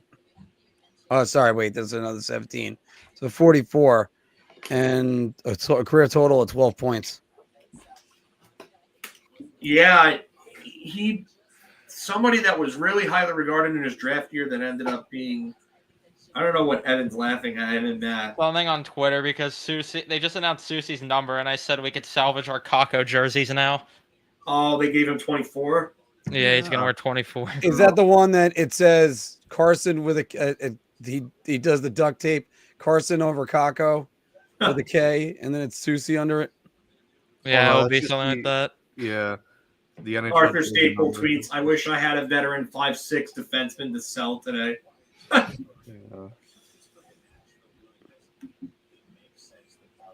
Yeah, I think he's subtly hinting that maybe the Rangers could probably flip a guy like Calvin DeHaan and get back like some sort of mid picks. Yeah, I would. I wouldn't keep that Calvin DeHaan. I didn't really like what I saw from him. No. I just think he's too slow. He multiple times in the Islanders and Capitals games where players beat him to a puck and it caused a turnover and a high danger chance against. I don't like it. I don't. He's way too aggressive in his pinching, and then his lack of speed. He's not able to get back. Puck watching wasn't great at handling the puck. It's just that one shift in that last game where he just like turned the puck over 4 times in the same shift. Okay, yeah. Gabriel Pereira saying, 2026 second rounder and then 2027 fourth. Susie is definitely faster than DeHaan. If you're trying to tell me that Susie is slower than DeHaan, I'm sorry, but I can't agree on that at all. DeHaan makes Lindgren and Trouba look fast. I just went past a quote from Kel McCarr yesterday that he was told on the ice that they acquired Brock Nelson. I definitely do not agree that it's a left cheek versus right cheek combo. I don't think we're talking about shit versus diarrhea here, man, or Coke versus Pepsi. I don't think that these two are on equal footing. Leo's asking right here, Anthony, what are your thoughts on the Brock Nelson trade? We haven't talked about what they got back. Go on and give your thoughts on that. Well, it's bittersweet. I was a huge Brock Nelson fan. Great Islander. Loved everything about his game. But the realization was, you can't pay a guy who's going to be 30. Well, I should say you can't give a guy who's going to be 34 years old a 5-year deal. It just didn't make sense to do. So it was the right move, and I know I was wrong. I said they weren't going to get really a top prospect back for Nelson, and Callum Ritchie, the Avalanche's top prospect. He was also ranked anywhere from like 19th to 21st in overall NHL top prospect. So very good player, and obviously get a first on top of it, conditional third. I thought Lou Lamoriello, people criticize him, which is fair, but you also got to give him his due when he cooks, and he did. That was a very good trade for the Islanders. So, but it's going to be sad that Nelson's not on the team anymore. But that was I thought it was a really, really good trade. Yeah, well, to be fair, you Go play ahead that on that, every single time someone says "to be fair." I think you do. I like doing it. I see love that. It's by design. I see that. It's by design. All right, so going to Calvin Ritchie. What do you guys know about Callum Ritchie? Callum Ritchie. He's a guy that provides a lot of offense, but from what I read about him, he's also a solid two-way center. He's not really big, but he's not small either. He's got a great shot, high hockey IQ, and the Leafs Avalanche are getting Scott Lawton. Sorry to cut you off, but no, it's fine. Wait, who's getting him? Leafs. The Leafs. Yeah, that makes sense. They needed to make a move. Dumped the Reeves and got Lawton instead. Yeah. Scott Lawton. I mean, he's a third line center, but like I mentioned at the top, the Leafs needed to make a move. So I'm curious to see what the return is, because like it's the market is thin. So curious to see what they paid. I would imagine a first. I can't imagine them not getting a first for him. That would be a steal by Briere if they got a first. It would be. Leafs. Well, Steve Dangle wanted a trade. There you go. Congrats, Steve. Enjoy. Hot Take Hockey put out an interesting idea with the Canes, how maybe they'll flip Rantanen in that trade to Dallas to get assets, and then maybe they'll pivot to Brock Besser to regather a top 6 winger there. The Devils have been linked to Brock Besser in the past. That's a move I could see New Jersey making. Leafs are gonna A want second and a fourth. Oh, Oh no, that's Luke Shen. Sorry, Luke Shen. Drager was updating with the years. I thought that was Lawton for a second. I was gonna say. Yoda breaking Lawton. Okay. Yeah. Lawton. And we still haven't gotten the Mikko Rantanen deal. No, that's because it's a larger one. It's coming, but I think it's going to be fairly large in the return. I mean, is like Lou making that deal too? Yeah, I made the trade. Don't worry, I'll tell you in time. Yeah, I mean, there's still. Brandon Tanev to the Jets. What? Brandon Tanev to the Jets. I was literally just gonna say Brandon Tanev's still out there. There you go. For a second. Second in 2027. That's a good move for Yeah. James good move Tanev for them. back They to still need Winnipeg. the center. I like Tanev back to Winnipeg. Yeah. That's a good move. That's a It good is. move. It's a very good move. I just think it's they need to get a center. They really do need to get a center. Hey Carolina, can we interest you in a used Chris Kreider? Now, if Why they take Maverick Bork or Logan Stankoven, wherever you get for him? being that the Rangers already made some moves, they traded Riley Smith, they got Soucy, the Lindgren trade. If Chris Drury were to do nothing for the rest of the day, would you view that as a huge failure or no? I mean, I still think I wouldn't view it as a failure, but I'd be a little disappointed just because I think it's better that they move Kreider. And I think that they should sell off. They're not gonna sell off quick, but I still feel like they should because one, I think Garon should get some games, and two, I think that let Quick get one more chance to win a Stanley Cup somewhere. But I wouldn't call it like a failure. I'd also like them to flip to Hahn too, but yeah, it's kind of just whatever at that point. Yeah, I don't know if I would consider it a failure either.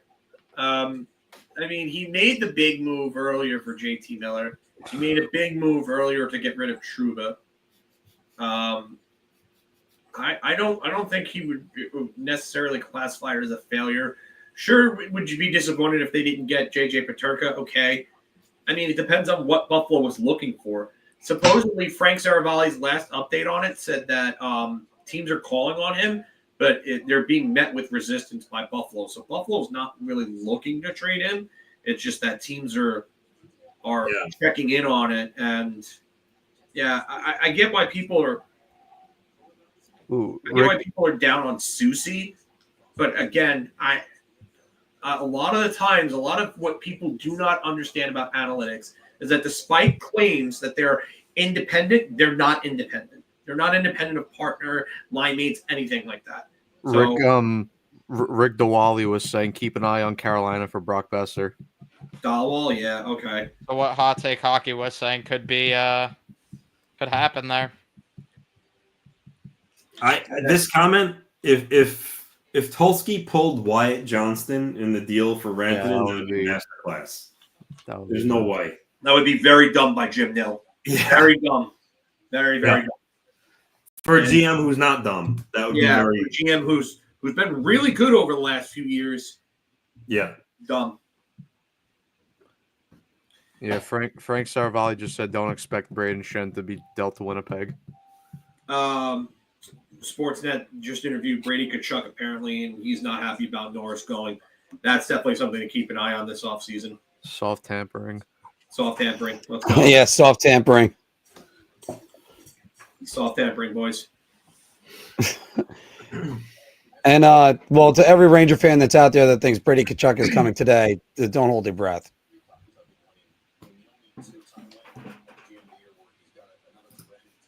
Alon, aside from the potential maybe extension for Palmieri, I'm not really sure. Like I said, maybe there's maybe a chance a guy like Pajot moves, but I'm gonna say not really. I mean, there's not really many impactful UFAs he has left to deal, so I don't think so. What do you guys think about this? Because a lot of people have been making the comments about that the fans with them booing the national anthem, and some of the reporters that are saying that Tkachuk questioning his captaincy. I mean, do you think really there's some effort to like get rid of Brady Tkachuk right now? No. No. I don't think they're trying to. I think they're just dumb.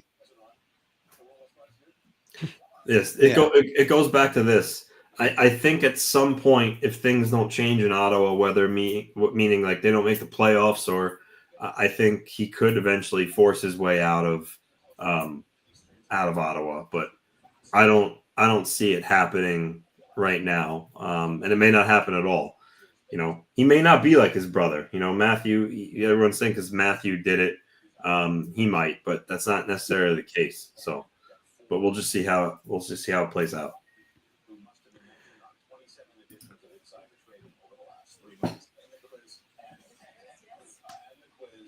Who makes the next trade out of the tri-state teams, guys? We'll start with you, Phil.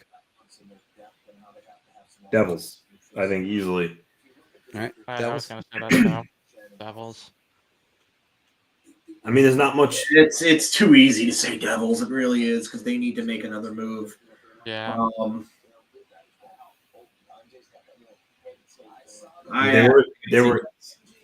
They were in the market for Nelson. Now that he's gone, Lawton's gone, Tanev's gone. I mean, I don't know what other centers are out there, but I mean, Brock Besser could still help him out, even though he's not a center. So I don't know. By the way, I selfishly hope the wonder. Rangers though. Oh, sorry, Evan. What were you saying? I was just saying I selfishly hope the Rangers are the next one of these teams to make a move. They were just talking about Mikko Rantanen, and I gotta wonder if he's going to be in a better headspace now with going to Dallas, knowing the trade's coming, and I mean, because he was just a complete shock. He said when he was in that he was dealt to Carolina. Never said his agent was even called about it. I mean, I don't know how surprised he could have been. I mean, he was a pending UFA. Apparently wasn't really negotiating with Colorado at the time. So anytime you're in that situation, I don't think it should be a total shock. But nonetheless, he apparently was. And he had no trade protection. So I think I don't think he ever really would have thought about the Carolina Hurricanes. I think that's the other issue too. And that's why sometimes when people are bringing up other Finnish players, it's not like Carolina didn't have Finnish players and good ones at that. You got Sebastian Aho out there. There's this one from IB the Gambler. Pajot's Isles market is picking up. Teams all over the league could use a chippy, solid third-line center who's versatile, face-off, penalty kill, second power play unit. One to keep an eye on, and he's got a $5 million cap hit next year. Well, who'd you say that came from? IB the Gambler. Oh, that's incarcerated Bob. Yeah. Oh, okay.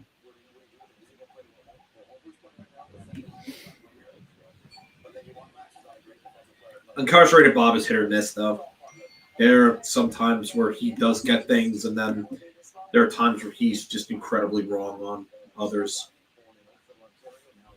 First for Lawton and Nikita Grabenkin to Flyers in return. Not surprised that they got it first. Again, with I'm not either. Really not. I'm not seeing this anymore on Twitter yet. I didn't see it on. It must be on one of the streams. Yeah.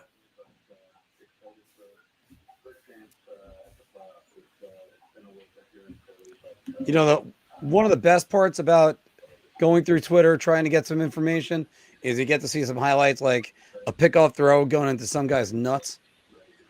13 minutes ago from Bruce Levine, who covers the Dallas Stars. The price that Dallas is about to pay for Rantanen is going to shock some people, but the chance to win now supersedes how good make prospects become. So I'm thinking that's got to have probably something along the lines of Stankoven, Maverick Bork, and a first-round pick. Yeah, I think Stankoven for sure. This is a question that I just went past. When was the last time a high caliber player like Mikko Rantanen was traded twice in the same season? Guys, this might be the only time, right? Trying to think of anybody. Yeah, I don't know. Yeah. Yes, I don't think there's anyone else. Joe Thornton was dealt only once, and obviously, Ilya Kovalchuk was dealt only once that year. Marian Hossa was dealt only once that year. I mean, the only person I can think of right now in sports is Mike Piazza. Ottawa. Yeah, I don't think. Oh, there he is, Brian. Hell yeah, buddy. Hell yeah, brother. Oh. Yeah. There you go. Thomas Vanek traded twice from the to the Islanders. Would you and consider then Vanek at that point to in the the Canadiens. same caliber that Mikko Rantanen was, though? You know, at one point, Tavares, him, and Opozo was such a great line, and then the Olympics happened. But by the time Vanek was traded, his stock was so low. Did we get the return on Lawton? Because I just came back now. Yeah, it's probably the first round and pick. Nikita Grabenkin, Yeah. supposedly. Wait, Cole first Lemieux, went but to Scott I Lawton? I wouldn't consider him in Mikko Rantanen's class. I don't think Cole Lemieux was ever in that class. Yeah, Friedman and Dreger just confirmed the return on Lawton as Grabenkin and a first. I'm really curious about this Mikko Rantanen return. Yeah, that's what Nathan's asking right there. Less. Thank you. I talked to Igor Aranko. Actually, when Philk and I had our first radio show back in the day, he was a guest on it. Said that the Flyers are actually the top team for Shabanov right now. So I know you're asking because now he's not with Philly anymore, but I mean it's possible, but he still could be wanting to go to Philly. We'll see how it plays out. Wow, I did not expect to hear an Igor Aranko name drop on this stream. I remember when everybody was going to him for any KHL news back in the day. I feel like I haven't heard his name in quite some time.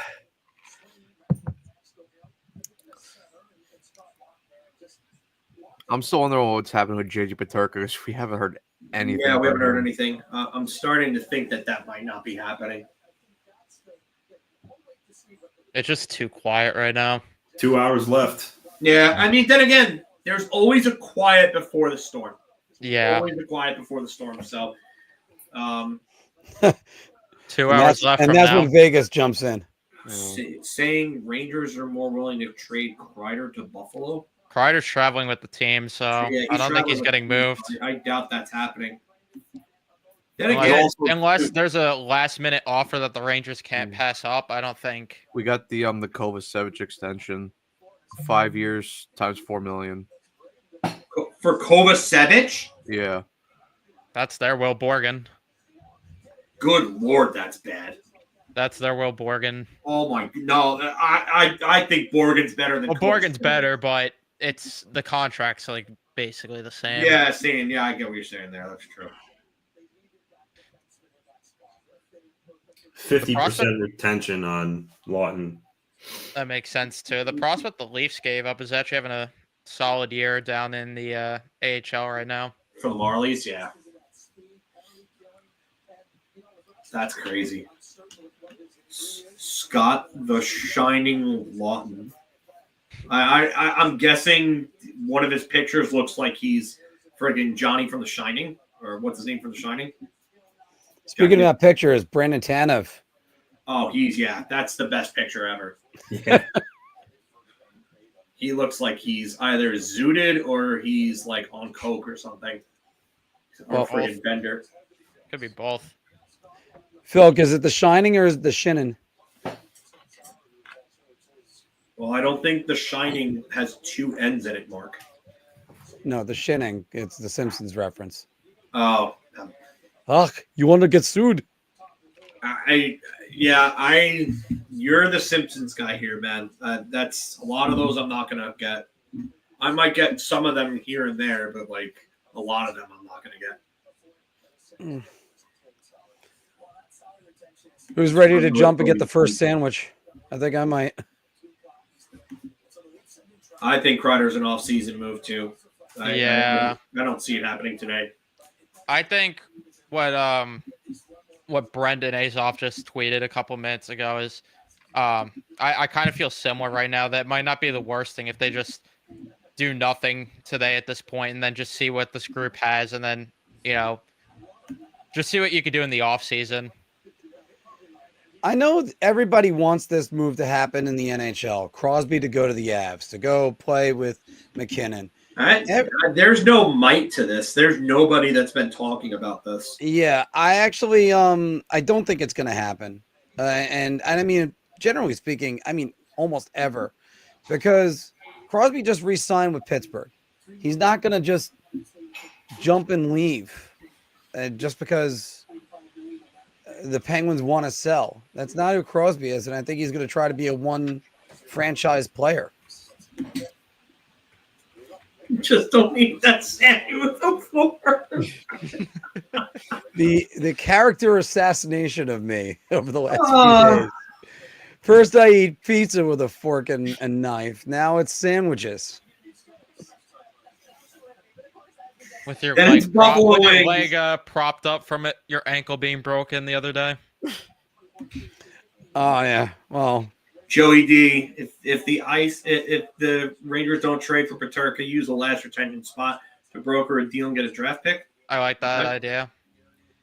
It is 3 p.m. Eastern time, not Western, and be specific, really, that you're looking for. And the other thing is, you can have trades. I mean, there was the old days where trades were stuck in the fax machine.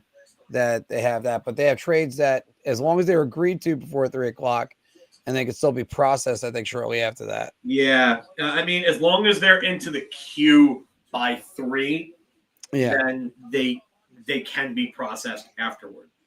Was it last year or the year before? We didn't even find out the details for one of the trades until like 5 or 6 o'clock. I forgot what trade it was too, but I just remember there was one trade recently where it just didn't even drop it to like 5 or 6 o'clock. Thank you, Mikey. Mark finally getting some love instead of getting bashed to no end. Nah, we love Mark. Yeah, we all love Mark. Yeah. That's why we do it. Yeah, ScanCon, they definitely that was something we just talked about a few minutes ago, actually, saying if they're Will Morgan. Yeah, the holy shit minute was at it was like, I think 2:55. Something like that, yeah. It came in right before. I don't think it's a good trade for Buffalo. And Luke right here. The hurdle trade was like 5 minutes before the deadline. Oh yeah, Chris T's right. Yeah, it was Hurdle last year where we didn't even hear about the return until like 5:30. It was the Hurdle trade. More importantly, it's not just we love Mark, it's that she loves Mark. Yeah, even when she's assault and battery like she did the other day, she just absolutely broke your ankles like Jordan on Iverson on Jordan. I wouldn't expect anything less from my Queens girl. My beautiful Queens girl.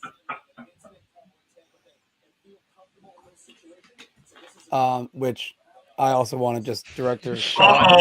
Got competition, Maria. Got competition. I'll direct her, of course, to Adi. That's up there, so she knows. Chris, no, he's actually playing right now. I would like for them to not play Kreider the rest of the year, but they're going to. With the contributions the man's made to the Rangers for the last so many years. Yeah. No, I don't remember any rumor about Lemieux going to the Rangers at all. I don't think that was ever the case. like how she just says the fuck to that. Yeah, I that's great. I didn't even know what that was before that. I'd never injured Mark's Mark's ankles.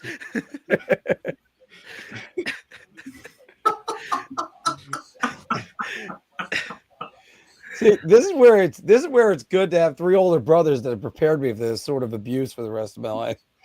I actually, Lex Luger is going to be inducted into the Hall of Fame. Did they announce this? Because I hadn't seen anything about it.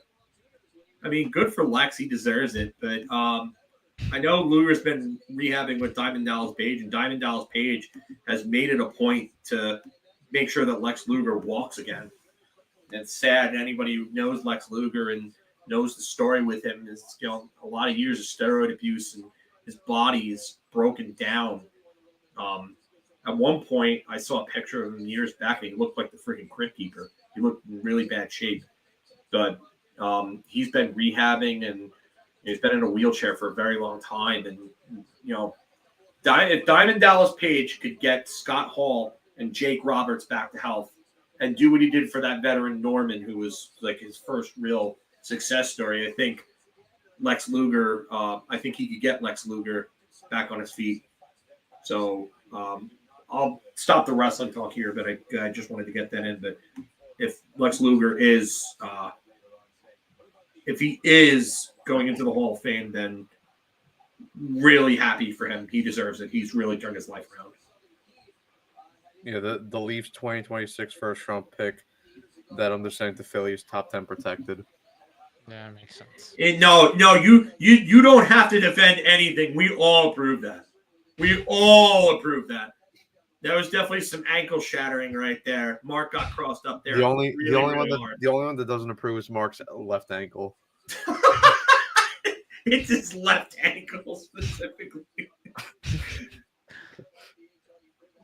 No, David, I get that. I totally agree with you there, but DDP has him on his feet with help. I've seen the videos, but DDP is a determined man. And Diamond Dallas Page, if anybody doesn't know, Diamond Dallas Page is a true humanitarian.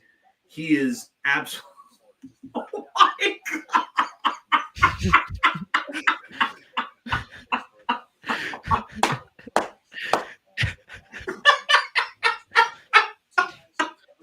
I think. Oh my God. I think Mike Greer might be overvaluing here because they're on Puck Empire saying the Sharks are willing to move Mario Ferraro, but want a first round pick plus for him. Absolutely not. No way. No way. way. I would take Mario Ferraro, but not at that point. Oh my God. I love Luke's comment too. Rangers trade for Kane, Tarasenko, Vetrano, Mott, and Rosovic to start the Mickey apocalypse. Oh man. Mickey is my number one go-to for sources. Kane doesn't like wearing a lot of jerseys. Oh man. Wait, hopefully Mark knows who Tanya Harding is. Please, I'm the oldest one here. I could actually name what Olympics that was. That was the 92 Olympics, I think it was. 94, Lillehammer. No, I think that was 92. I think that was earlier than that because I was still living in East Islip when that happened. Blink twice if you're in danger. What's that one? Blink twice if you're in danger. Oh my God. Oh, that's great. Mark's going to send Morse code with LeBron his eye. saying the first for Lawton is in 2027 and not 2026.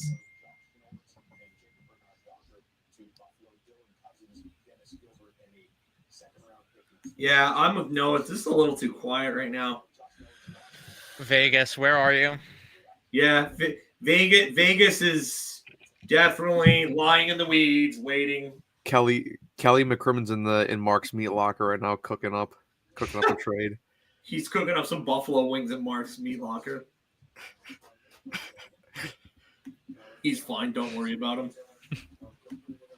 Is that official, Stankovic? Because I haven't I haven't seen anything. I'm trying to refresh and do. Yeah, Phil, by the way, it was Lillehammer. Yeah, it was Jeff. Lillehammer? Jeff. Okay. Yeah, Jeff Marek says sound like the basis on the return for Mikko Rantanen when they get the deal done will be Logan Stankoven and 2 first-round picks. And then I'm willing to bet one of those first-round picks are being flipped for Besser.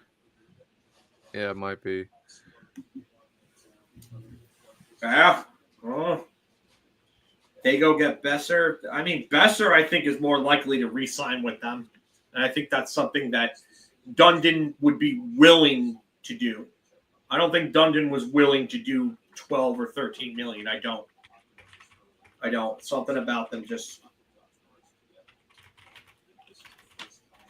And of course, by the way, the 94 Olympics in Lillehammer, that's the famous Sweden-Canada shootout with Peter Forsberg. Which became a stamp.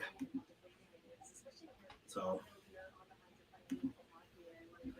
Phil, don't answer it.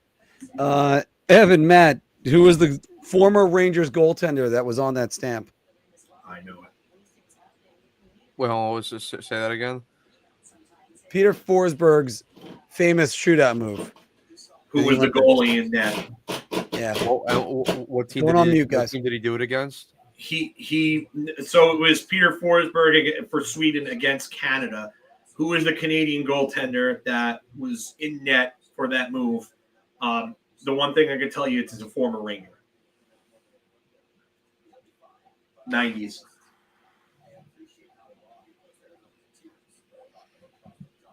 Van Beerbrook's American, so it wouldn't be him. No, it wouldn't be. I'm not sure. Yeah, this is a layup. Get the friggin' hoop on this. Even though Tanya Harding was not bad looking in her day, like Margot Robbie is. Oh, Glenn Healy? No, it's not Glenn Healy. Oh, I don't know. Corey Hirsch. I've never heard of him, so. Yeah, he was the Rangers backup at one point. They actually did a D.A. Bear is American. He's from Troy, New York.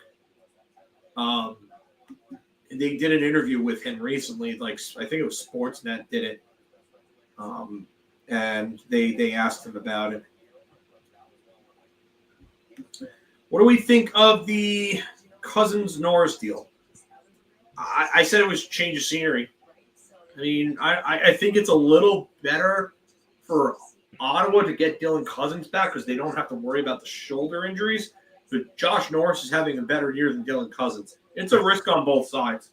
But I think that both teams were tired of the guys that they had, and they wanted to go and make a deal.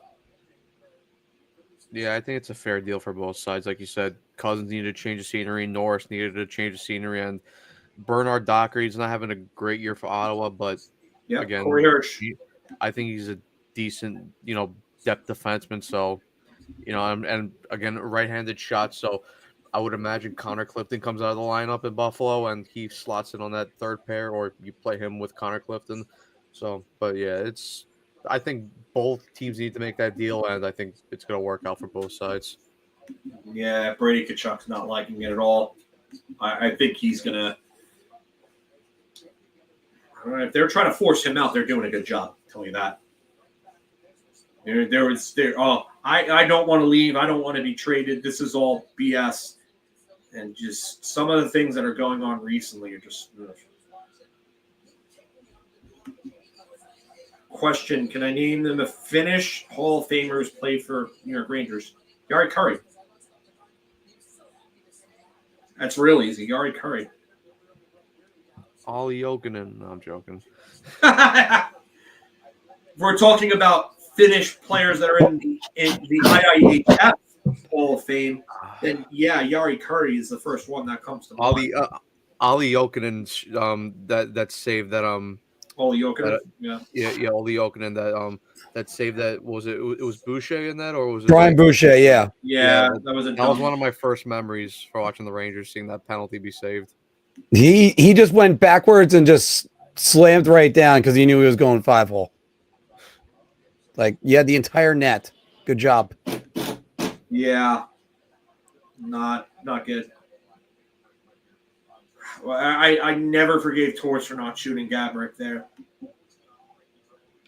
That was not good at all. But after that, they have absolutely owned the Flyers. If you look at their record against the Flyers since then, they have owned them, including a playoff series win in 2014.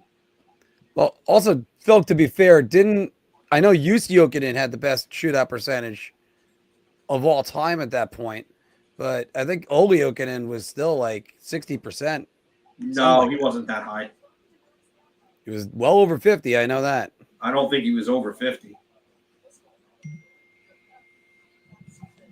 I know Franz Nielsen was very high back then. Ovechkin was decently high back then.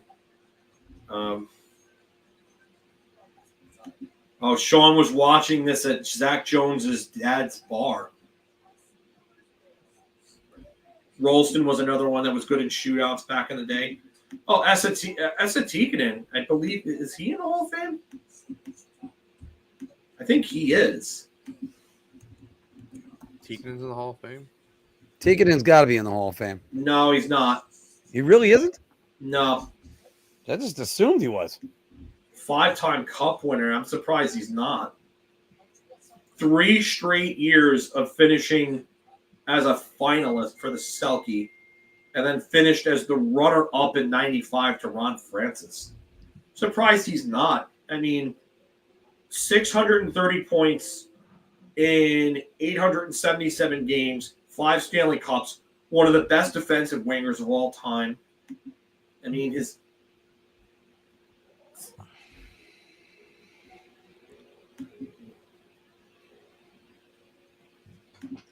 Wojtek Wolski shootout god. I remember how good he was in the shootouts, man. They got him for Rosabal. My God. That's my Polish brethren right there. Yeah, same. I'm also obviously a Polak, so yeah. I definitely remember getting in. I remember how great he was in Brampton. He had that like massive 130 point year in like 05 or something like that. 06 or something. I can't remember what year it was, but Colorado had him and he came up and he was supposed to be really good. Never got his footing going in Colorado, considering the guys that were around him at the time, including like Sakic, Stastny, and so on. You thought that he was going to come up and be a great player, and he just, I don't know. I just think it's another one that he never had the drive, and he should have been so much better at this level. He had a 65-point season, and then he just fell off after that. Christensen was good in shootouts as well. He was filthy in shootouts. He couldn't do anything but shoot and then just dangle on shootouts. Nylander and Franz Nielsen, those are 2 guys that they just go, they could tell you their move. Usually it was just forehand, backhand, top shelf, right? Nylander was Kuznetsov before Kuznetsov.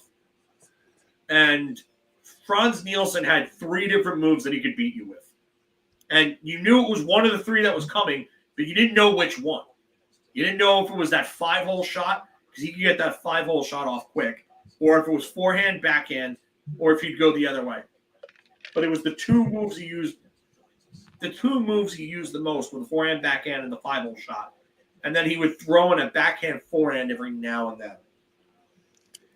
And Wojtek Wolski, you brought him up. I remember that was I think he was traded for Bodker. Michael Bodker. Michael Bodker. Bodker, that's a name I haven't heard in a while. Well, you want to give give not Nigel the mortal Dawes enemy of flowers, RoboCop, Brian? I'll tell you that. You want to give Nigel Dawes his flowers? Remember when Nigel Dawes went into Anaheim with the Rangers and he absolutely dog-walked Chris Pronger? We all thought he was going to be great after that. And that was a guy that scored 50 goals in junior in the WHL for Kootenay, who was on the 05 World Junior team that won. LeBron confirming the Rantanen deal now. That there's more pieces involved, but it's smaller pieces. But 2 firsts and Stankoven. Ooh, okay. go. Mikko Rantanen. So do you think that Tulski won that trade? All right, so hold on. So let's set parameters here. We're talking about this trade specifically, or the whole Rantanen deal in general? Everything. Everything.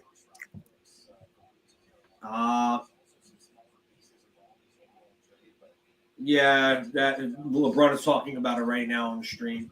I think they did. I think they won in the end because, like we talked about before, Nate just didn't really want to be there either way, and he probably wasn't going to sign an extension. So you get Rantanen, you try to extend him, doesn't work, and you get 2 first-round picks. You probably flip one for Besser, and you get Stankov. And I think Carolina did well, all things considered.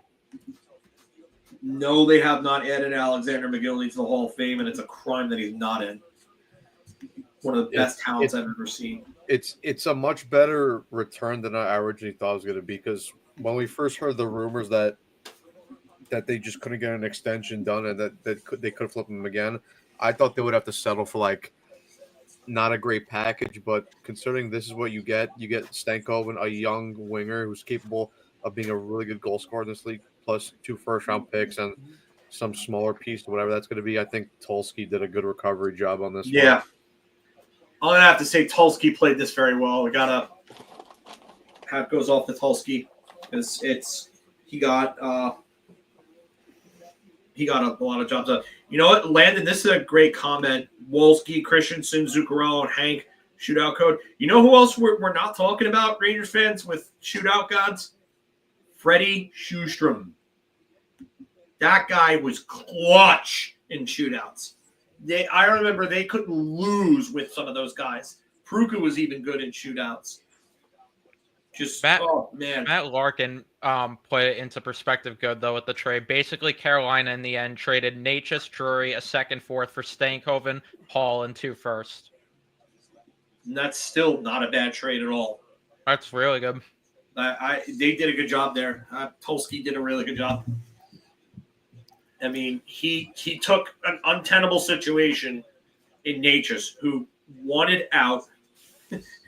Shubey. That's great. I love that. He took an untenable situation and took a guy that wanted out in Marty Natchez. And his father came out in the media.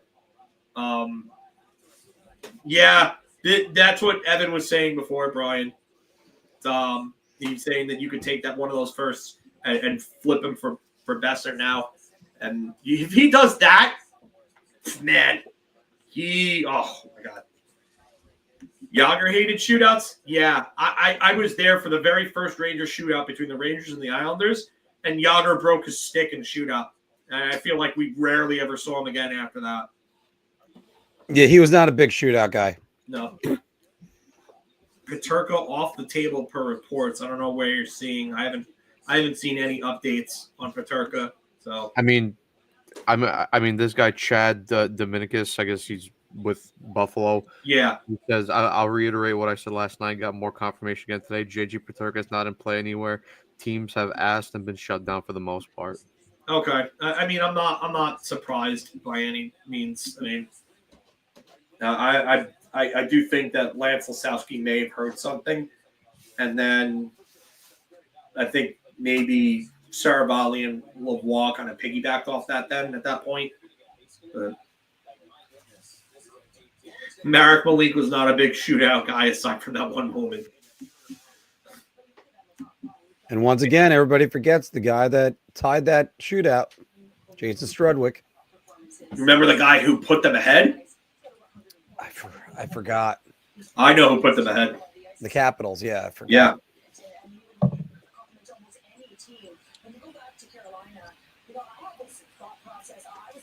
Journeyman defenseman. Played for a bunch of different teams in the NHL. I was gonna say, it can't be Tom Bodie. No. Tom Bodie was on the Rangers that year. Exactly. Yeah, he's a guy we always remember from shootouts, by the way. Robbie Schrempf had ridiculous hands. His hands are some of the most ridiculous hands I've ever seen in my life. That guy did nothing but work on his hands. His shot wasn't great. His skating wasn't good, but his hands were ungodly good. It's a good comment from Abe here. Nashville not blowing it up makes you think that they're riding this out with Trotz Burnett. Maybe you see some changes in the offseason, kind of like the Rangers. The guy that put them ahead was Brian Muir. A name that not a lot of people are going to remember. But he put the Capitals ahead in that shootout. And Jason Strudwick, who actually scored the very first goal in the Cap era for the Rangers on opening night 2005 in Philly, was the guy who tied it up in that shootout. Crazy to think about that. He had the first goal. That's a trivia question you can ask anybody, and they probably won't get it. Jágr had 2 power play goals and an assist that night. Marcel Hossa, I think, had a goal and an assist that night. Strudwick had a goal. Was it Nylander or Straka that had the other one? I can't remember. But Jason Strudwick, I remember ordering OLN, who was Outdoor Life Network at the time, during that first season. And they renamed it to Versus the next year. And I had to order it right before the start of the game. And it came on just in time for me to see the Strudwick goal. Yeah, Pagnotta just said Carolina has also been looking at possibly making other moves, including trying to add a middle six forward. A middle six forward and not Besser. Okay.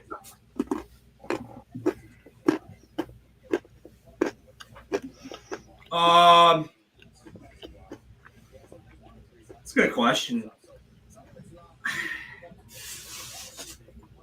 Yes and no, because I don't know if Jágr would have had the renaissance that he had he stayed in the NHL. You got to remember, those 3 years off kind of helped him physically. Like, he was dealing with a lot of groin issues. Definitely would think that the 3 years in the KHL kind of extended his career a little bit. Yeah, that would be my pick too. I'd want to get Gretzky, dinner with Gretzky. Crunchy Mark. Anthony is saying Rod Gilbert. Oh no, Mark said that. Okay, sorry. Thank you, sir. I don't know. I feel like, and again, this is me just speculating, so it's not really. I guess you can't say it's an opinion. It's just speculation on my part. But I really feel like those 3 years in the KHL helped Jágr. At the time, it was a weird transitional period they were going through because they wanted to get away from Jágr. Jágr had control over the team, the way the team was built those first 3 years back. Like they did a lot of things to satisfy him. They brought in his guys. They were actually this close to signing both Peter Forsberg and Marcus Naslund in the summer of 2005, and it fell through. And if you would have put him on a line, you put those two on a line with Jágr, that they would have absolutely destroyed things. But Forsberg and Naslund ended up re-signing with Vancouver, and Forsberg ended up signing with Philadelphia. So.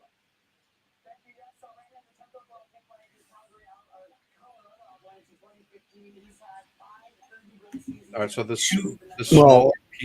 smaller pieces, because Emily Kaplan just said the Stars with the 8-year extension in return. Kane's getting 2 first-round picks, 2 third-round picks, and Stankoven. Mike Gartner. That's Mike Gartner easily. Yeah. 91, 92, and 93. 93 looked like he was going to score 50. Yeah.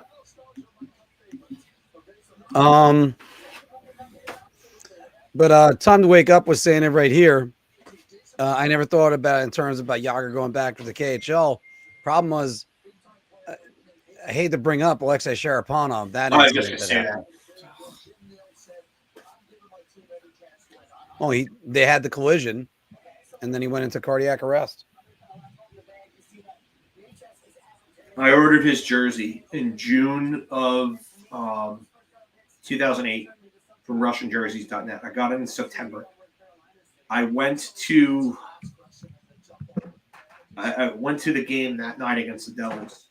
I was at work and I was meeting up with a friend, and Anthony and two other friends texted me probably about like 3:30ish or something about that, and just said Alexei Sharapanov dead. I was like, what?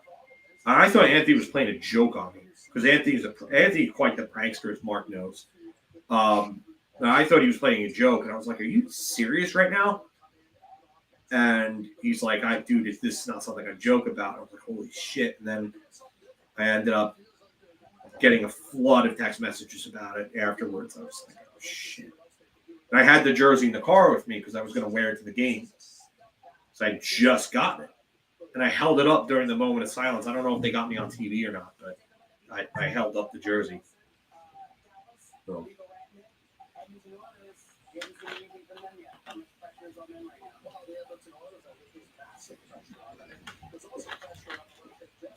I got to agree with Craig Button.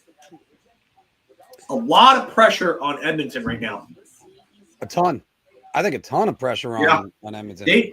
Mikko Rantanen just went to a team that they were probably going to have to go through to get back to the Stanley Cup Finals. There is a ton of pressure on Edmonton and now Winnipeg too.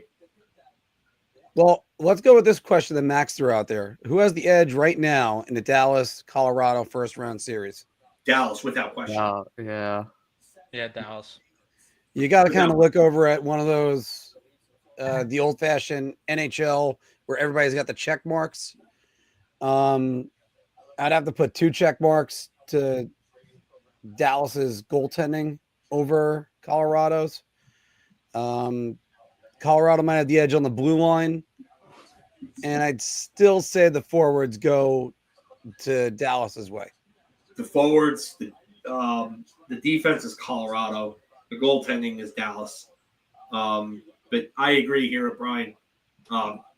Edmonton should be calling Anaheim about John Gibson right now, and trying to get a deal done.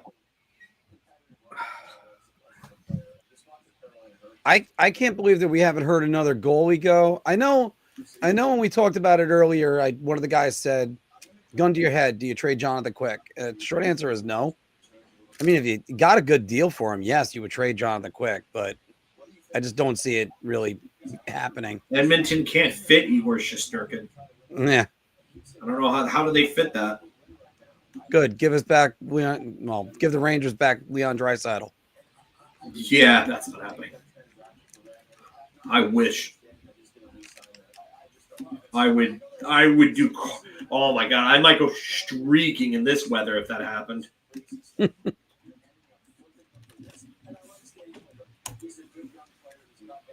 Yeah, Edmonton has minus 534,223 in cap space, according to cap wages. They would have to send something back, like significant, to make that happen. And that's what you get for paying Darnell Nurse $9.25 million per year because of one year that was not sustainable for him. Zach Hyman $5.5 million to be a McDavid merchant. Victor Arvidsson $4 million. Jeff Skinner $3 million to do like nothing. Mike Rupp is saying what an unmitigated disaster this turned out to be for the Carolina Hurricanes and Eric Tulsky and company. They have 1.5 hours to keep Carolina. Oh wait, this is like up to this point, they're no longer a contender. I don't know about that. I don't know that they're not a contender with Evan Rantanen. said this earlier too. Bringing in, trading Quick and letting Garand get some games.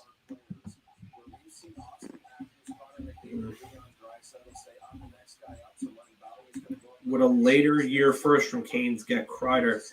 I honestly don't think Kreider is going anywhere until the offseason.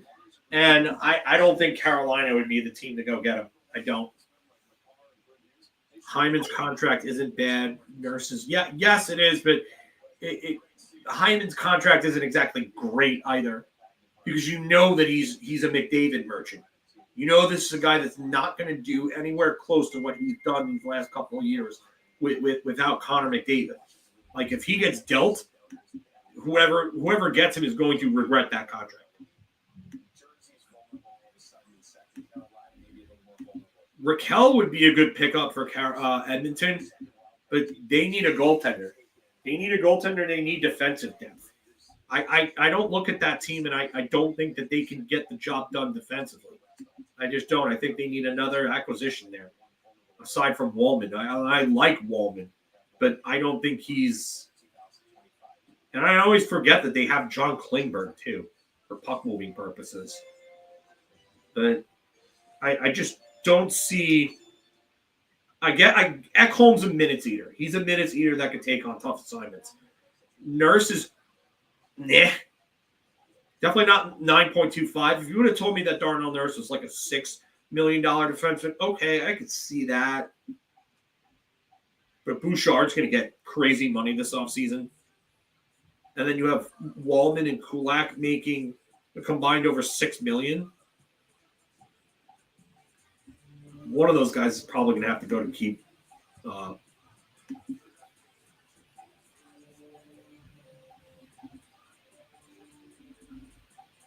McDavid to Utah. Yeah, no. I don't think so.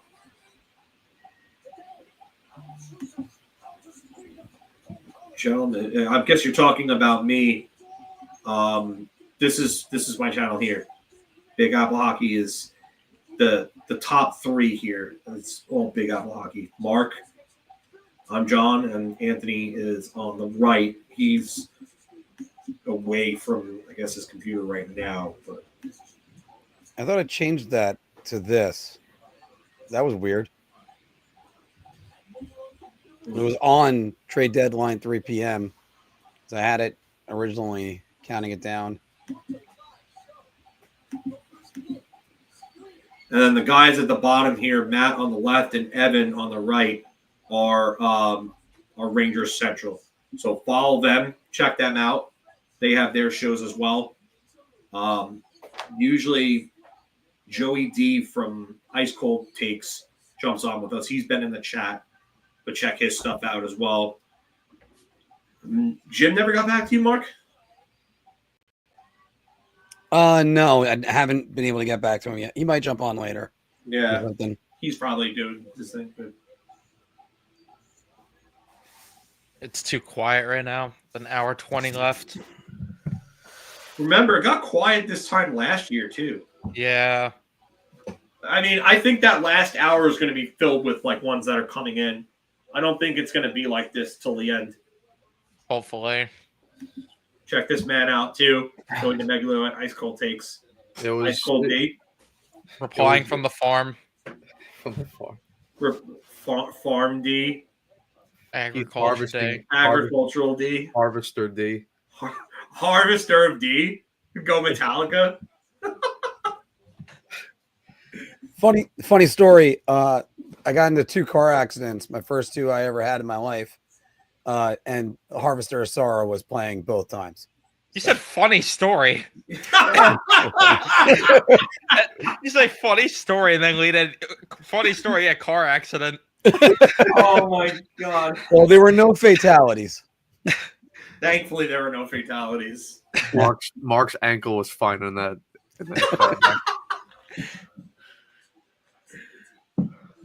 When can we expect Mark's future considerations to come into play? Oh, God. Mark got demoted to small apple hockey. Drury going to get trick shot merchant. I'm talking about Zegras, I assume, there. No. Zegras. No, thank you. Rust Zegras. Who was that commented that Zegras is going to hit trick shots on Rust with the Rangers? Oh, my God. Yeah, I'm with Bailey. The Dallas forward group is definitely the best in the league right now. I wonder how they're going to extend, keep Wyatt Johnson, all these guys around that they have to extend now. Now that Rantanen's going to be making that much money. I know Ben comes off the books, which will help. Yeah, that's massive. That's a lot of money. Off the books right there. I wonder if they try moving Sagan this offseason. The only problem is, I think, he has a full no move. Oof. Yeah, that might not happen then. And he wasn't even bad before the injury. Yeah. Please tell me you weren't eating pizza with a Would the Islanders get more for Pajot for this deadline or next deadline? I would say this deadline. What do you think? Yeah, this year because Yeah. he's got the extra year. But if they wanted to maximize a return fully, they'd have to retain too. Yeah, well, that's the thing. So I don't think Lou wants to retain on him. Another year at $5 million. I mean, it's more palatable to retain 50% next year as opposed to this and next year. I mean, he's going to be a year older. His health is always a concern because he misses a lot of time. And he's small and plays very physical, so it's you never know with a guy like that. He could be a ticking time bomb, but he's actually having a decent year points-wise. He could end up scoring close to 40 points again. So, I don't know. Yeah. Oh, there he is. The gyms are definitely not happy about it being a little slow. They're going to have to come in and set the tone.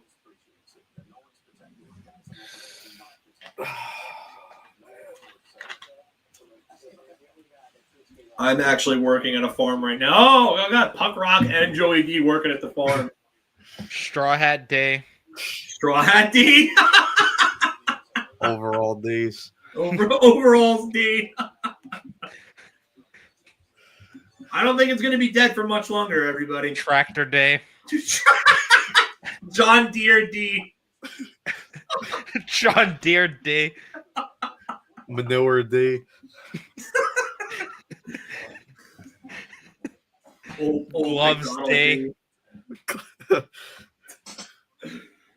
Water bucket day. Hose Day.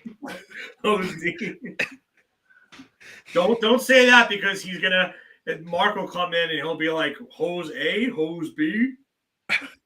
You know, Mark will come in and drop the dad joke there. Oh, I'm not even highlighting that one. I know exactly which one you guys are laughing at. I'm not highlighting that. I fully agree. I want that to be very clear, CH. Yeah. I'm not highlighting that one. Sorry. It's Gustav Riedel. Oh, my God. I remember he came in like a couple of years ago, and they played him for like a couple of games, and he actually looked okay. They didn't want to play him for whatever reason. Yeah, they traded him for Bleed. Which was dumb, because Anton Bleed just sucked. So, Brody, would it be John Deere D to the second power or John Deere double D then, if we're talking about with Joey? Yeah, maybe. Yeah, it would have to be times square.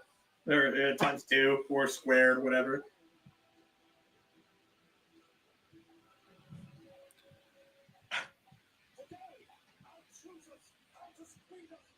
Yeah, Mike Rupp not happy with Tulski. Jeez. Holy shit. He wasn't happy with Troy either when he extended Eigor, so. Oh, neither were we. I'll take his word with substance. How do you talk or attract a farm girl? I don't know. We'll have to ask Joey D that. Yeah, Joey. Give the insight here. Insight day. Insight D. Game Penguins day. have 18 picks in first 3 rounds over the next 3 years, most in hockey. Rizzler D. I was about to say, where's Riz D right now? Rizzler D. Yeah, but the Penguins are definitely they're definitely doing the right thing by rebuilding. I can't believe Dubas was dumb enough to give Malkin and Letang those extensions. And the Jari one.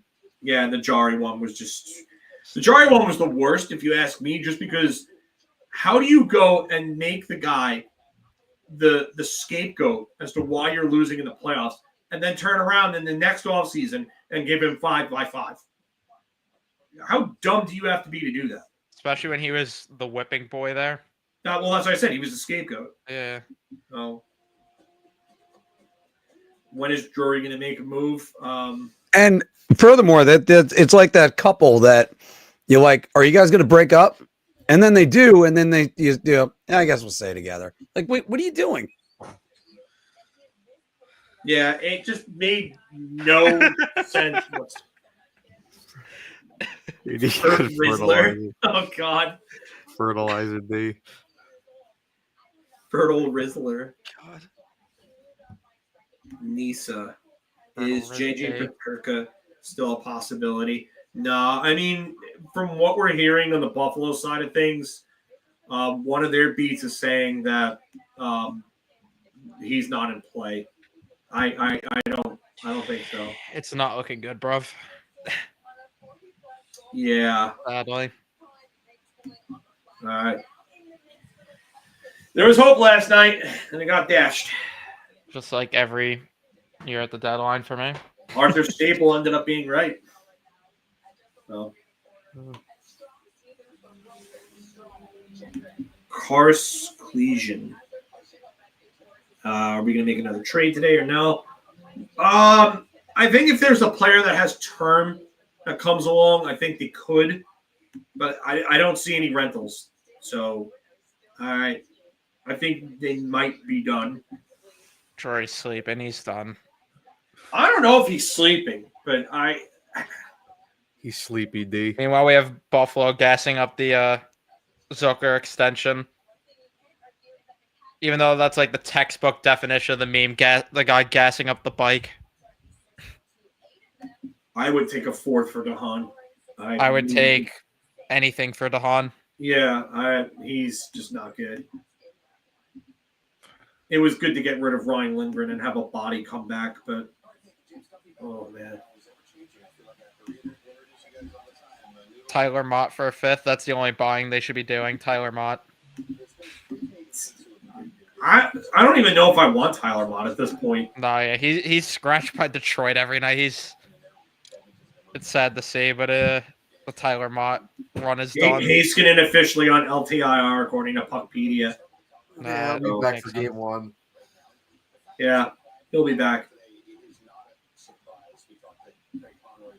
Yeah, I know, Brody. I'm never gonna recover. It's all right though. Because wait until you wait. Because just like last offseason, what we heard that they're gonna take a big swing. Just you wait. Fasten your seatbelt, Brody. Chris Drury is gonna be doing work this summer. Yeah, I think this summer is going to be real busy for Chris Drury. I have to see. Real busy. I'm done with the gimmick until I see it.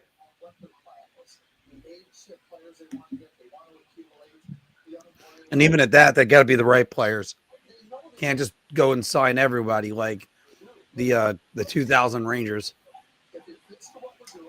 Valeri Kaminsky never fit in with this team. Kaminsky. Fleury ended up being a very good acquisition. Who else did they pick up into? That was Quintal, I think they brought in. Lefebvre. Oh, Jesus. I just saw that one. I'm not posting that one. Oh my God, Chris's comment too. That's the one I was saying. I looked at Leo's first. Yeah. Chris, that comment's great. No, that's just not. Nah, I'm just eating a quick sandwich, guys. And I had a plumber here doing some work. So now I'm back. Got to credit the boys right here because they've done it without even a bathroom break. And I had one bathroom break. All right. Yeah, well, there we go. I had one there also. Carolina And a food break. Carolina getting 26 and 27 third round deals and pick from Rantanen, Purse, Saravalli, Christie's saying. Eating a sandwich, or did it come in a box lunch? Marching Lunchables. No, what's the Mr. Beast one? Beastables or whatever. Oh my Beastables.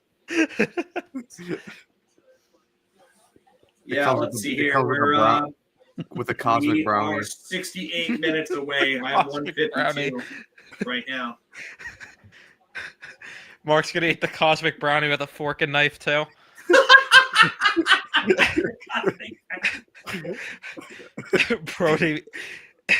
Brody's comment. Eating a sandwich with the camera. By the way, still no word confirming that extension for Palmieri. The Islanders could still move him in the next hour. Yeah, no, I got a feeling that it's similar to what I was saying earlier. I think they put the leak out there to see if teams will give like an offer they can't refuse. And if not, they'll just extend him. Usually that's what Lou does. In a juice box. Free song. Pajo linked with VGK. I mean, that would make sense for them. I don't think they need any top six help necessarily. But, I mean, It makes sense wise, but doesn't make sense because they need the shiny toy. I can't tell you how many times I stabbed through a Capri Sun when I was a kid. Or last week. Yeah. Or today. There's nothing wrong with Capri Suns even as an adult. Still good. I'm using a fork to eat right now, Mark. I'm with you. You're not alone. Yeah, but are you eating pizza with a fork right now? Yeah, that's the thing. Or like eating Chick-fil-A nuggets with Chick-fil-A sauce and dunking it in with a fork? Blue Jackets. All right. That's an interesting one. Yeah. Man. Pure LeBron. That's coming from LeBron. Okay.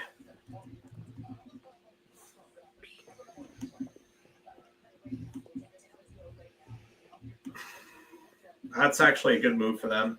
They need help Pierre there. LeBron with a Mark type mistake. Columbus Blue Jackers are acquiring Luke Cummins. Blue Jackers. I'm screenshotting that one. Yeah, please send that to me. That's beautiful. Oh my god. No, Domenico, there's not going to be any Peterka to the Rangers. He's leaving it up to that tweet. I am eating chicken and 100% dunking it in Chick-fil-A sauce. No lie. That is Mark's favorite. Blue Jackers is HOF. I don't know what's fun. What would Elliot's abbreviation be for that? What? BJR for Blue Jackers? Yeah, probably. Arson Judge. I'm eating a fork and knife right now. The Tanev return was a second round pick, Leo. It was I think, was it 2027 second round pick? I think. Yeah, I think so. I don't think it was one this year.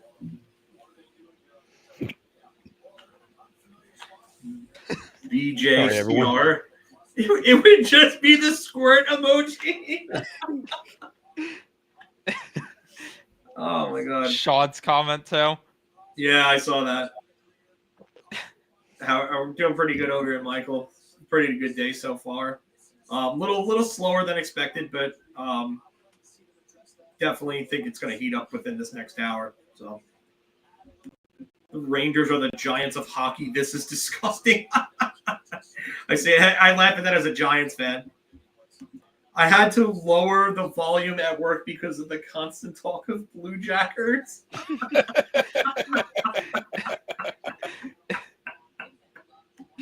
Oh my god. Is there a letter from Mom in the lunchbox? Mark? Oh man. Mark is getting roasted here hard by everybody. That right ankle is going to go soon too. Yeah, probably. Well, at least I'm not a Blue Jacker.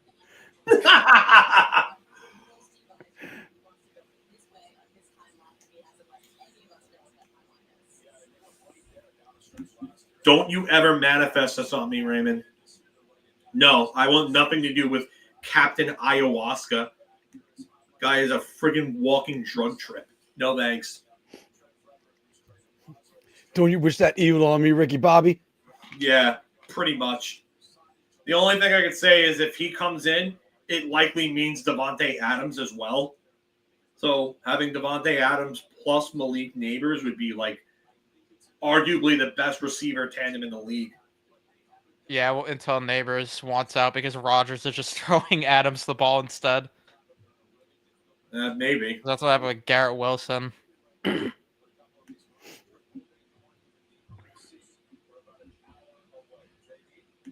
the Giants sign Sam Darnold, I'm done. I don't blame you. I don't like Sam Darnold either.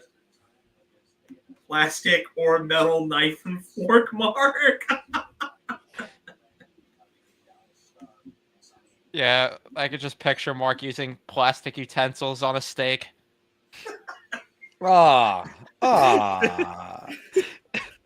there are just things that go too far. Frank Saravalli is saying that NHL GMs were calling about Callum Ritchie for months, and multiple teams around the league are wondering what they could have done to get him. Well, trade Brock Nelson. That was the answer. Apparently. I have to leave the stream and come back. It's like some random black rectangle in the middle of the screen on the Trade Center. I have to go back into it. 62 minutes remaining. So we got 2,600 of you right now that are watching with us. Yeah, so let's go down some of these while we're here. We'll kind of go through them and grade them. So I'll start from the top. No, I'm not going to do the Luke Hunn one deal yet, just because it's not finalized. Like, we don't have the full details. Let's work backwards. Let's just go with like the older trades. Yeah. Matt, and now imagine having to work 9 hours in a bar after this. As I see Matt just, oh God, kill me. And I'm not going to do like small ones that really don't have any impact on the NHL. Oh, that's 2023. Oh, I went back way too far. Sorry. I didn't think that was going to go back that far on this screen. We'll do everything for this season. Yeah. Not anything in the off season, but stuff done during the season itself. Yes, we get to talk about Mark Friedman going for future considerations. Yeah, definitely. Charlie Coyle to Colorado. Whoa. Oh, that's a big deal. Okay. That is a big deal. That is a big deal. That's a surprise move. Middlestat's got to be going out then, right? I feel like that has to be. Middlestat to Winnipeg. 1 hour left, too. Middlestat to Winnipeg. That's to Winnipeg. That's what I think is happening. I think they're going to jump in and they're going to try to address their number 2 center spot. Yeah, but why Middlestat, though? I mean, why Winnipeg, though? I mean, you're going to help improve the team that you're going to be up against? They'd have to overpay to get him. I would stand pat. I mean, I would tell you what they called him up in Buffalo, but we all could figure it out. They replaced the M with SH.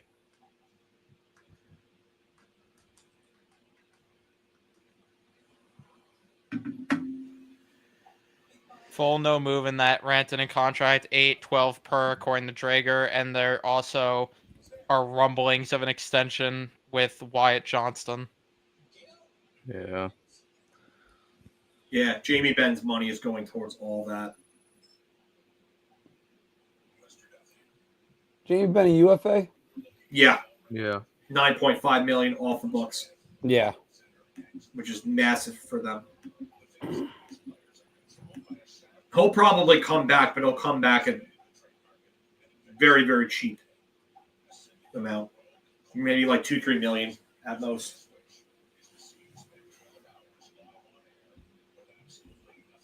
Lou gonna offer Jamie Benn 7x7.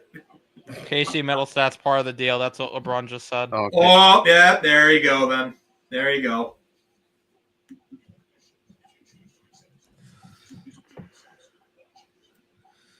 Casey Middleset to Boston.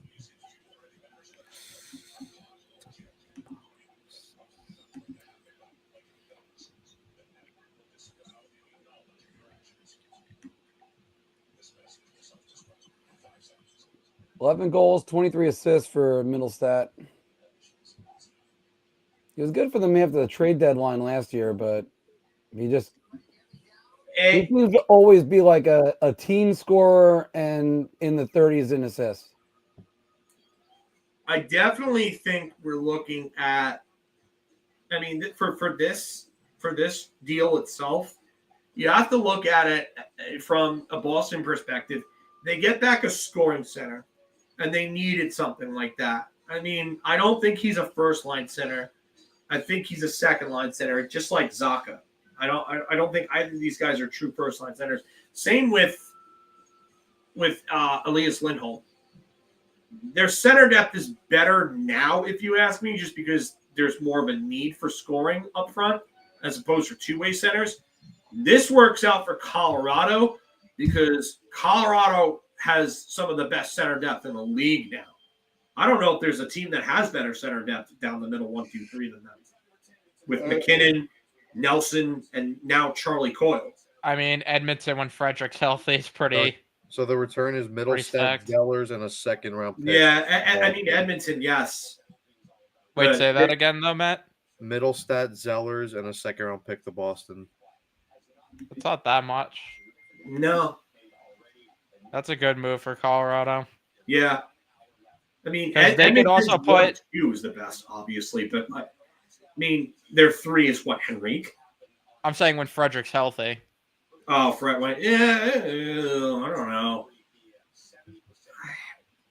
Frederick isn't anywhere near the other 2 centers that Colorado has. I think Colorado's is more balanced. Edmonton's more top-heavy. That's fair. But nobody's beating that 1-2 punch.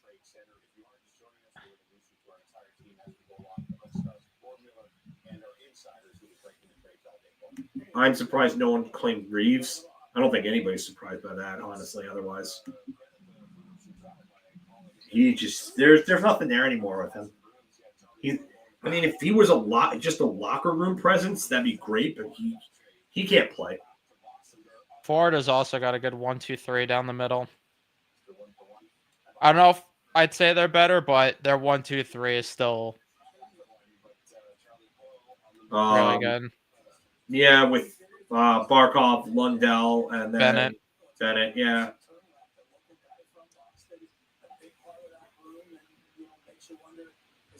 I like the steal a lot, though, for Colorado, because they could also, if they wanted to, they could put Coyle, maybe, or Nelson on the wing if there's a imbalance there in their lineup. Their wing depth is pretty good, though. I wonder if Ryan Donato goes. He's having a really good year. I think Chicago would be dumb to extend him. I think they made a mistake when they did that with Dickinson last year instead of moving him. Yeah, I agree. I think he had a career year. At some point, though, you have to kind of keep talent there. Because it's eventually going to piss Bedard off if there's nothing to improve the team. Yeah, that's the downside to it. Sorry, I was muted. Just to highlight this comment, guys. Like somebody, whenever I always hear Sean Avery for GM, somebody please let me know how Sean Avery would deal with Sean Avery. Like, good question. It's the best one that you can have. Yes, the Mikko trade is real.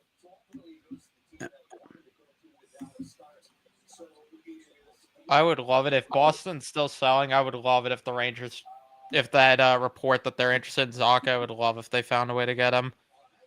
And then have a 1, 2, 3 down the middle of Trocheck, Miller, and Zacha. And then you can move Parson into a wing. Yeah. That would make them a lot better. Yeah, I think Marchand is going to get moved too. Yeah, this tells me Boston, I think, is finally packing it up. Yeah, they're selling. The only, you know what, maybe because this deal's a hockey deal. Because Middlestats got term. I mean, I think he's gonna be like someone that's there for a while with them, and he's young. Ooh, Chris Johnson said Victor Olofsson not on the ice for Vegas right now, so maybe he's part of a deal. Oh, here we go, Vegas with their bullshit. I mean, Middlestats got another 2 years after this. How is Vegas gonna turn Olofsson into Brad Marchand now? Yeah, They just, pack Yeah, your can you imagine? buddy. And Mark Stone on IR.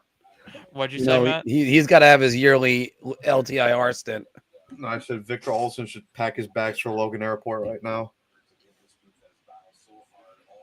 Yeah, that's what I'm saying. Just watch they somehow turn Olofsson into Marchand. If any team's gonna do it, it's them. It's stupid.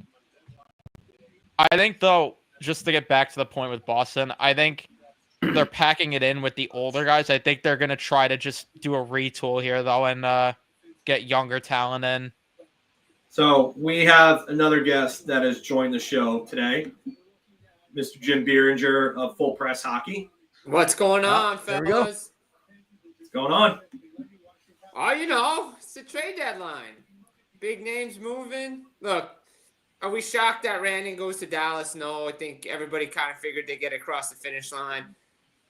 The Dylan Cousins thing to Ottawa is interesting because it's a hockey trade, right? I think, you know, if you're looking at it from teams' perspectives, that's the kind of deal Buff wanted to make in regards to moving out players like Cousins, like a JJ Peterka, right? Like, you're going to have to get players back. They're going to change the system right now. And obviously Colorado going down the middle, right? You get Charlie Coyle, Nelson, Middlestat goes out to Boston. I mean, the Western Conference, and especially the first round, no matter what that trio is it Winnipeg, Colorado? Everybody hopes it's Dallas, Colorado first round because of the implications with Mikko Rantanen. But, I mean, what a day. I mean, lots of big names, some big moves. Scott Laughton, I like the deal for Toronto. But you're seeing that it's a seller's market, especially with teams in need and wanting to go for it now. And I love what Vegas has done. I love what Tampa did, too, the other day, too, right? Like, you know, I bring this quote up all the time, Mark. You know, winning business is about the winning business. I love the fact that Julian Breezewell is like, well, these picks aren't going to help me now. I want good players on my team so I can go win now. That's what good general managers do. They're aggressive. And I love the moves that a lot of these teams have made. Yeah, I like Dallas getting aggressive. They've been close a few times over the last few years where you thought they were going to get the job done and they didn't get the job done, haven't won it. And now they're serious. And with Jamie Benn coming off the books, it's $9.5 million that they can give towards Rantanen's deal. So I imagine what other cap maneuvers they're going to have to make Rantanen work. But I do love this deal for Dallas. Yes, they had to give up Logan Stankoven, and that, you know, hurts them going forward. But who's to say that Logan Stankoven even comes anywhere close to what Mikko Rantanen has been?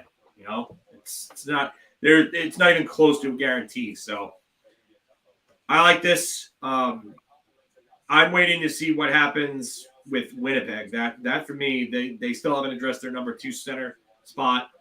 Did the Rangers make another move? Did the Devils make another move? Yeah, that was a question I was going to ask. Jim, what do you think about the Devils buying and getting Dumoulin?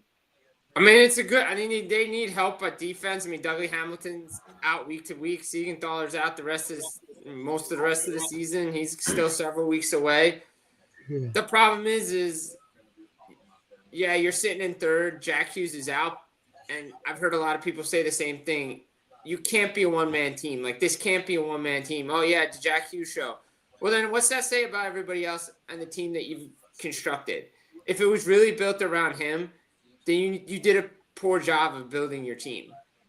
And, like, not for nothing, but this team needs a goal scorer.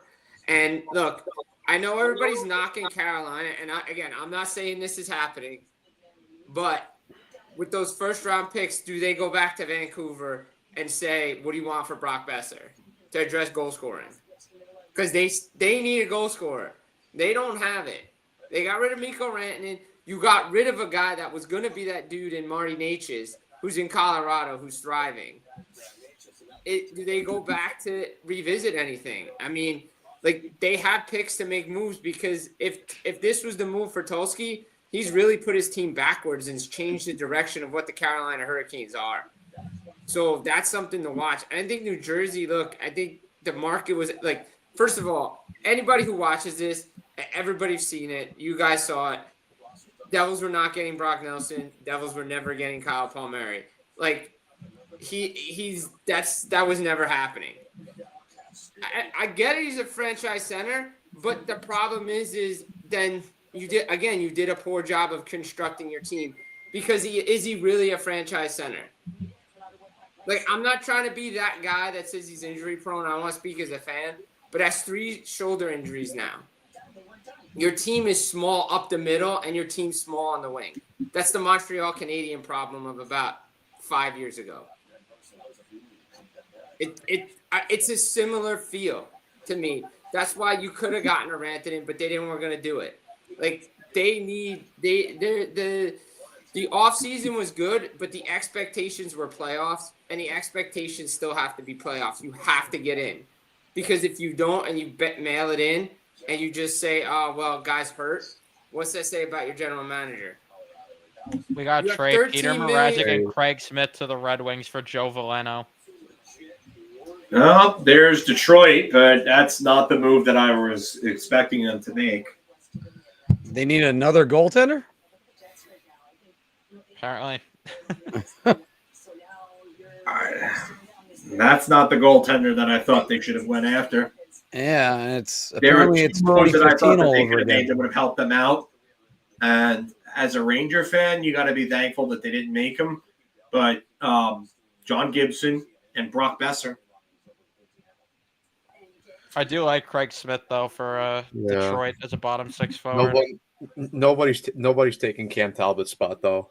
No. Yeah, the Kovo extension Talbot. takes Casey Nemec in the long term. I kind of have to agree. I really don't like that deal at all. I don't think he's that good.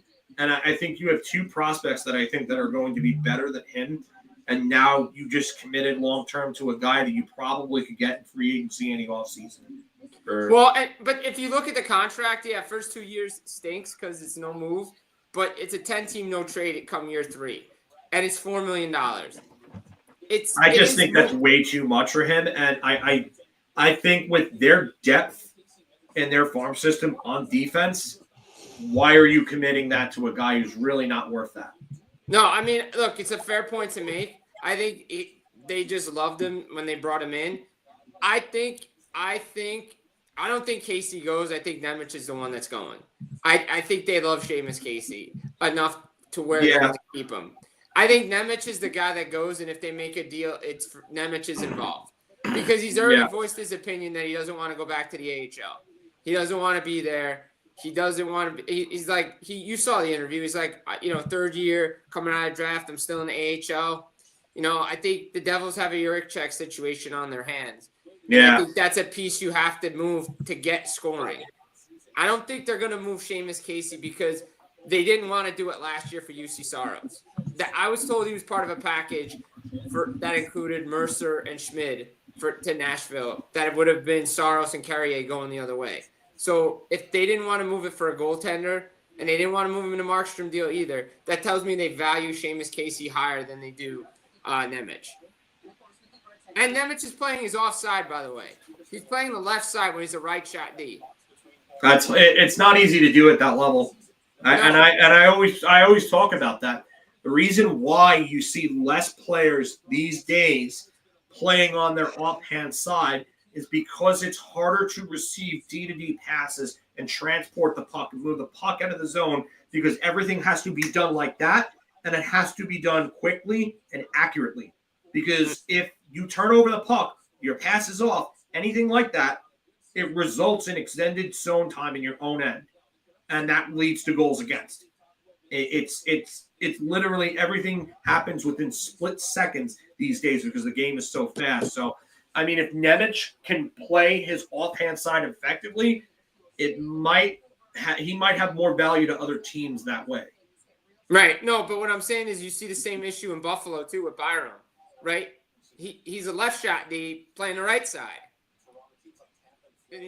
And you signed you had signed Samuelson, Power, and Dahlin all on the left side, and then you traded for Byram.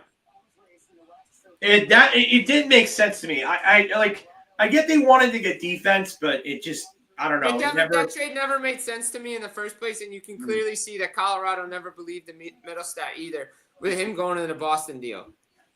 This is interesting here. Using tax calculator powered by CP Athlete shows that with a $12 million salary, difference in taxes between Colorado and Dallas is $528K per year over an 8-year term. That's a $4.2 million total difference. That's why I wanted 13 in Colorado or 14. Mm-hmm. Yeah, it's a lot of money to lose.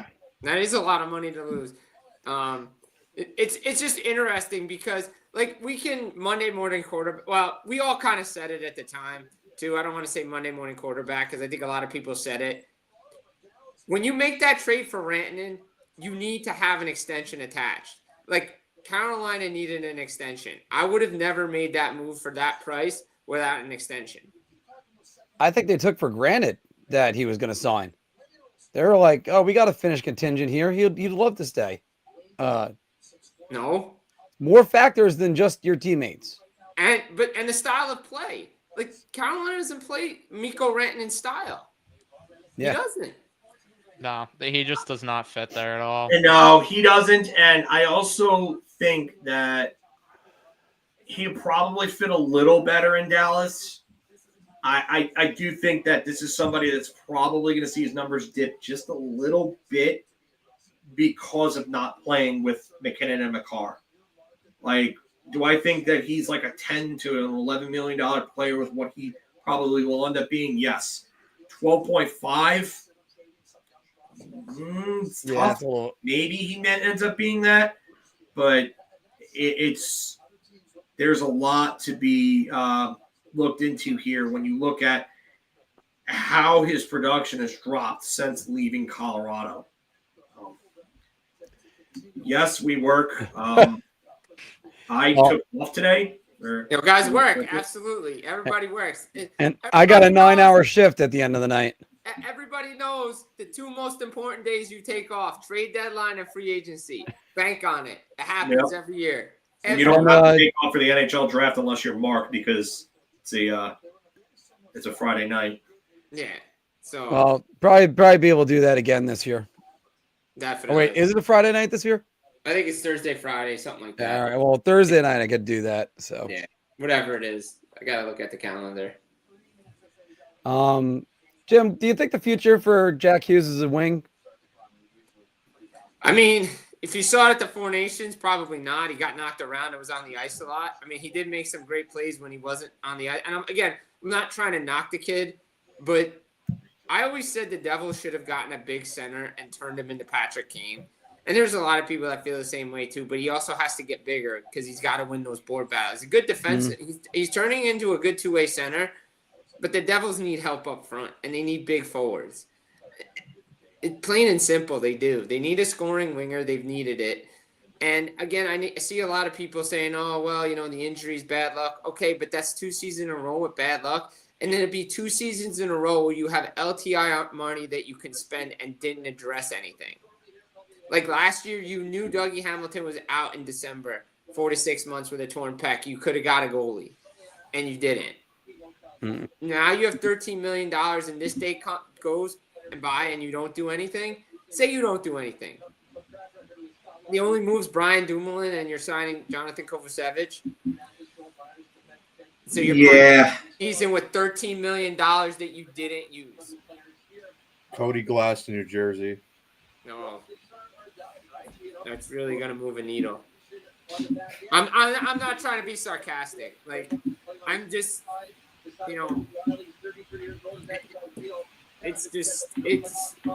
that's not a move that helps you. No, I don't think it's enough either. It's not enough. Like I heard they were in a lot of discussions. Like they reached out to Vancouver, and they're still reaching out to Vancouver about Brock Besser. They even inquired before the Miller trade. They talked about Pettersson potentially. But what are you giving up? Well, it would have had to have been something like Dawson Mercer, something like that. Mercer, Yeah. Nemec, first. Yeah. Would have had to have been something like that, apparently, to get that done.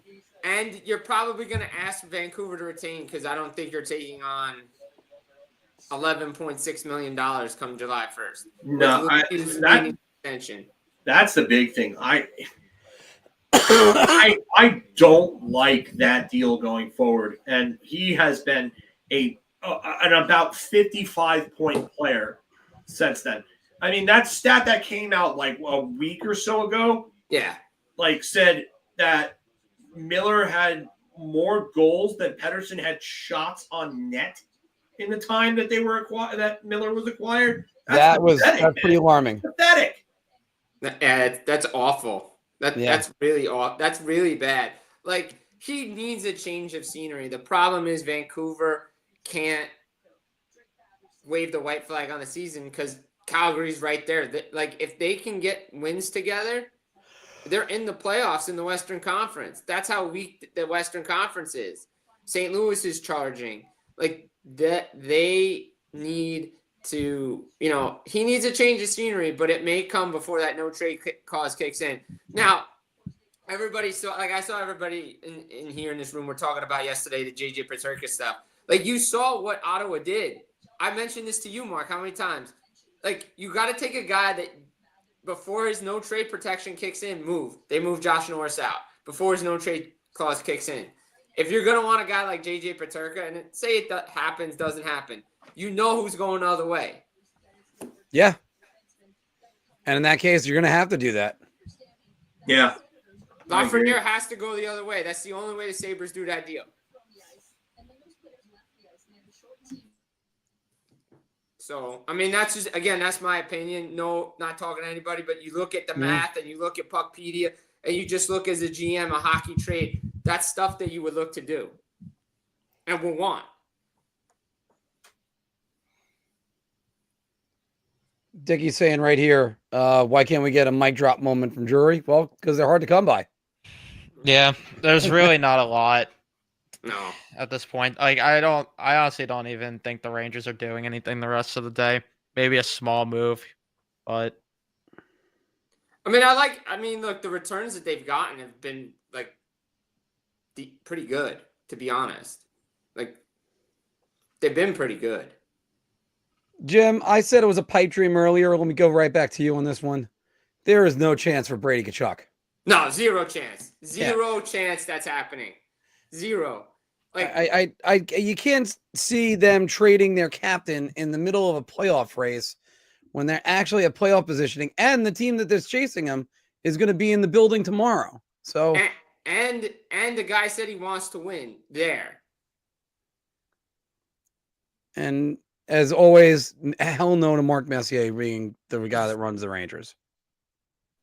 Yeah. Just no. That chance is come and gone. So we have 35 minutes left, guys. Yeah, I mean, on that, like, Vegas could come off the top somewhere like they did last year and make a Thomas Hertl trade.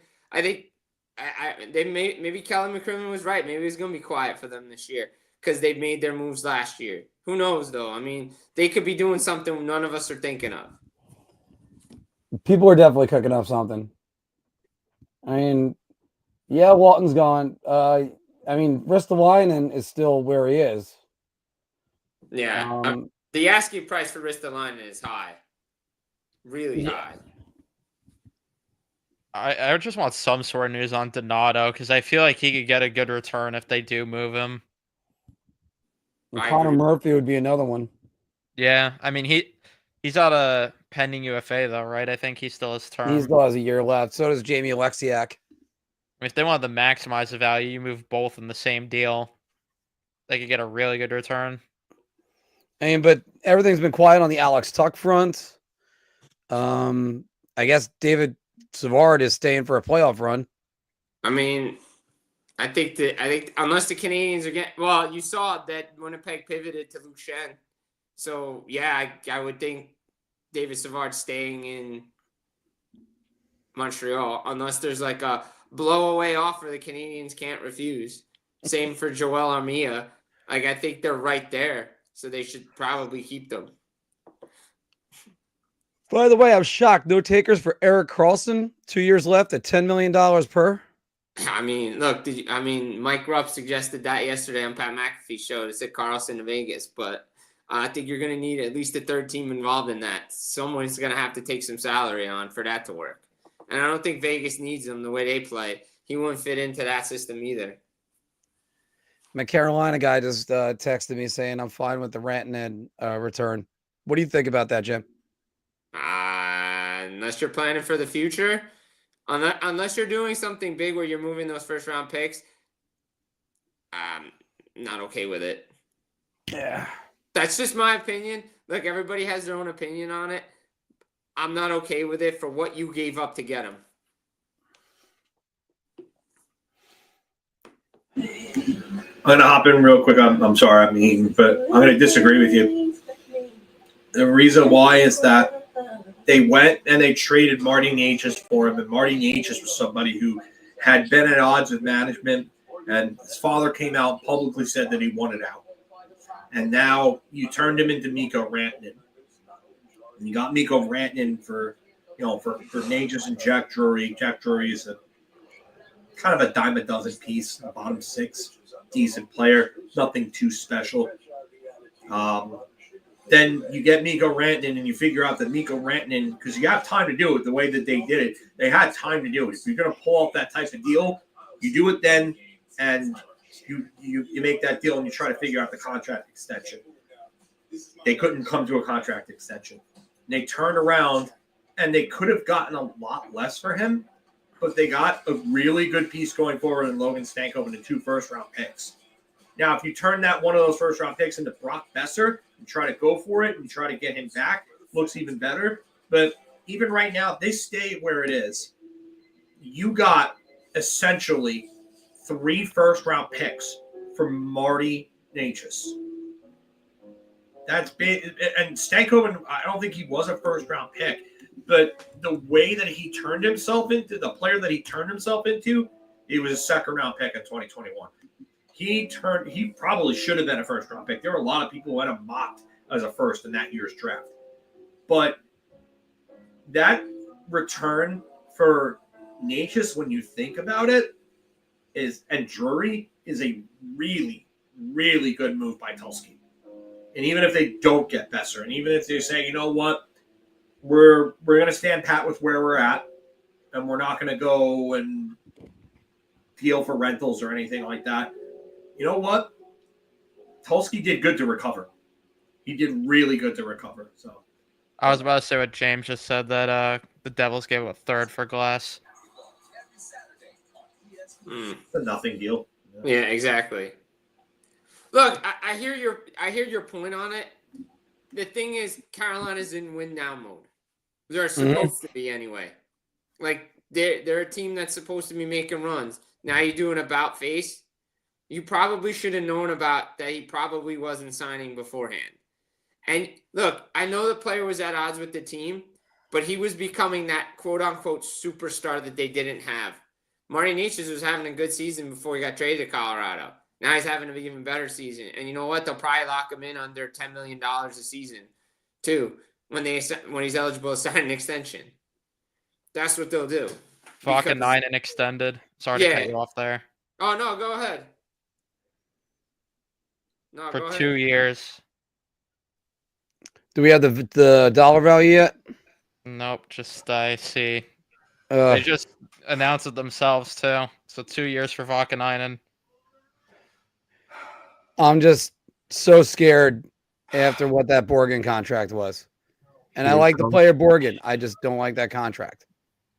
1.5 million AAV. Oh, that's not terrible. That's not bad. No, that's not. That's peanuts. That's peanuts for depth defensemen. That's peanuts. There was a point I was going to make. Now I lost it. Go ahead, guys. No, it's. But I no, mean, actually, sorry guys, I did remember it. This is where you're right, because you thought you upgraded to a superstar that's going to come in and really help them go towards the Stanley Cup, and now he's gone. Also, by the way, to a place where Anthony predicted. So kudos to Anthony. He got that one right again. Yeah. Um, I mean, it's just it's interesting that like Dallas, again, these teams. I'm not saying these tax advantage teams, but Dallas paid a price. They went to go win, to go win a Stanley Cup. Like I like it. Like I like the move for them and to sign them. That's what teams needed to do. That's why New Jersey didn't want to pay the price. Well, Carolina was probably not going to trade it to him in division anyway because they didn't want to see him for 9 more years. But Devils wanted a guaranteed. A lot of these teams want guarantees that he was going to sign an extension. To stay in Dallas, haunt your team, former team, that's good. Again, Natchez was a guy that could be that dude. I think Carolina took him for granted, and you're going to find out he's probably going to be a really good superstar player in the league. Not the elite talent that McKinnon is, but you're seeing what he's doing in Colorado with that system. Guys, I know I see the comment about Drury yelling at players. I don't remember which one they're referring to right now. But if your coach hasn't yelled at you, then I don't want to hear it. And if you can't take your coach yelling at you, I don't want to hear it either. Exactly. It's almost like that Alec Baldwin scene from Glengarry Glen Ross. You think this is abuse? What do you get when you're on a sit? And if you don't like it, leave. So, I just got an RIP Zach Jones comment right here. Anybody see anything on him? I have not anything on Zach Jones yet. 25 minutes remaining, guys. And still no word about Brock Besser. Mark, I gotta leave to go to work, but I'm gonna hop off on my computer and then join through my phone. All right. Well, we'll see you later, Matty. Yeah. Well, I'm gonna be back in a minute, but then I'll leave when I actually get to my job. Okay. I'll be back on.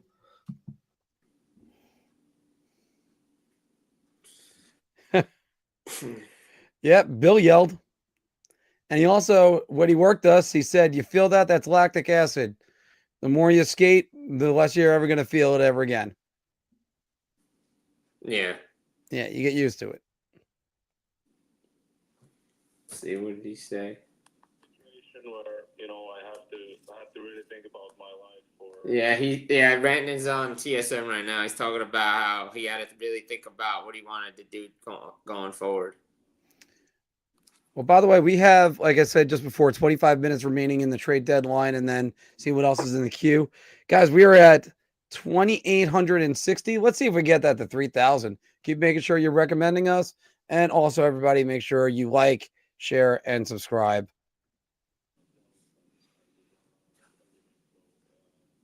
Make sure you smash that like button. Gotta smash it. Always. Gotta smash it. Always. Can't just press it. It's gotta smash. Jim, any word on Chris Kreider? Are you hearing, or is he just he's not going anywhere, right? I don't. If they do make the move, I think that's probably off-season move. Again, it depends on how long he's out, right, with the injury. If he's going to be out the rest of, unless like a team's acquiring him to go LTIR and then try to pick up something bigger, I think Chris Kreider's probably not going anywhere today. Let's be honest. If they're going to move him, they may move him in the offseason. And don't forget, even though the deadline's 3 p.m., if you get your deal into Central Registry at 2:59, it counts. So stuff could be announced after 3 p.m. too.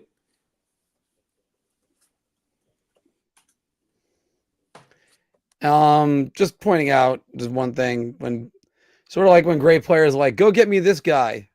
Like sometimes it just doesn't work. Or when they give their personnel input. Wyatt Johnson got an extension, 5 years, 8.4 AAV. Yeah.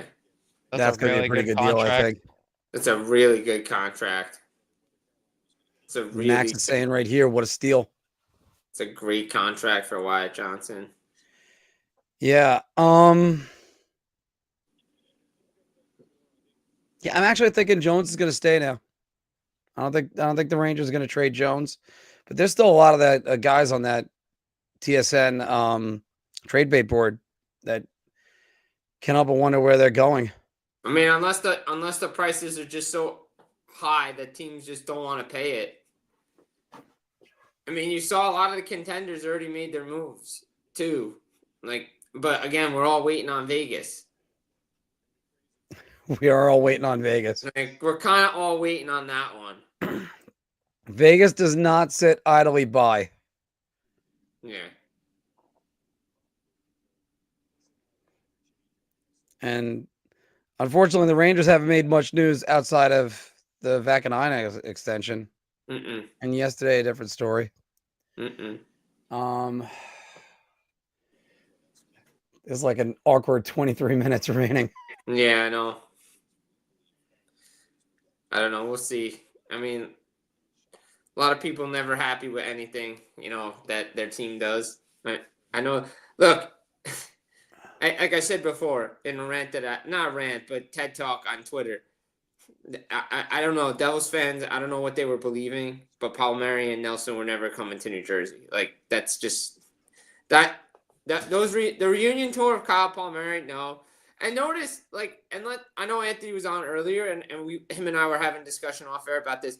But if you look at what happened in the summer with Marchessault and Toffoli, especially with New Jersey, they didn't want to go past 3 years. Marchessault with Vegas and Montreal and New Jersey didn't want to go past 3 years for a 34-year-old player. Now Nelson got a 3-year deal, but he didn't want to take it at a very fair AAV. What's that? General managers know cap implications of older players, especially if they can't play or tired like that. Even with the cap going up, people are still wise to dollars. So interesting move. But Colorado set down the middle, in my opinion. He wouldn't fall into the 35-plus category, even though he signs it when he's 34, right? No, because he can't get bonuses. It's not bonus lead contract. Oh, okay. He's 34. Which I still got to wonder if Lou's not trying to shop him right now. Well, Nelson, is moved to Colorado, but Palmieri apparently is going to get a 2-year deal.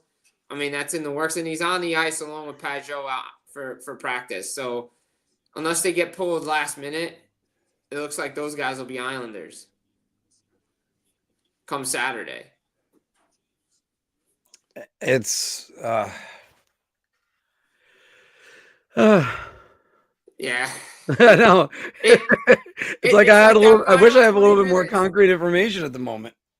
It's everybody's just waiting now because we had that flurry of action, and now. Oh, the waiting is the hardest part. Oh. And again, it's gonna be the final 10 minutes. Yeah. It's like watching an episode of 24. Yep. What can we pack in the last 10 minutes? Oh, okay, this is it. Yep. But I don't know. I mean, look, a lot of teams, like I said, fan base is never happy unless you're winning, I guess. But even when you're winning, you're not happy. There he is. What's up, buddy? How's it going? What's up, man? Took a little hiatus. But it's like you said, down to the last 20 minutes. But as I heard you say, stuff trickles in well up to 3:30 or 3:40. Yeah. So, I don't know. So there's certainly going to be stuff that goes down. Just a couple things I wanted to mention. I don't know if anyone mentioned it yet. One, Chris Johnson said a little while ago that Victor Olofsson wasn't on the ice for Vegas, so it's something to keep an eye on. He could be being dealt before the deadline. And then also the Islanders took the ice, and everyone's accounted for. Pajot, Mayfield, Palmieri, Cizikas, everyone's on the ice. So doesn't appear as though Lou is going to be subtracting from his roster further. So it's something to keep mention of. But 20 minutes left. We'll see what happens. But I guess Brock Besser is probably the biggest name that was rumored to maybe be available. It's still there. So We'll see what happens with him. And Jim, your New Jersey Devils. I know they traded for Cody Glass, but they need to do more. Agreed. Certainly. 100% agree.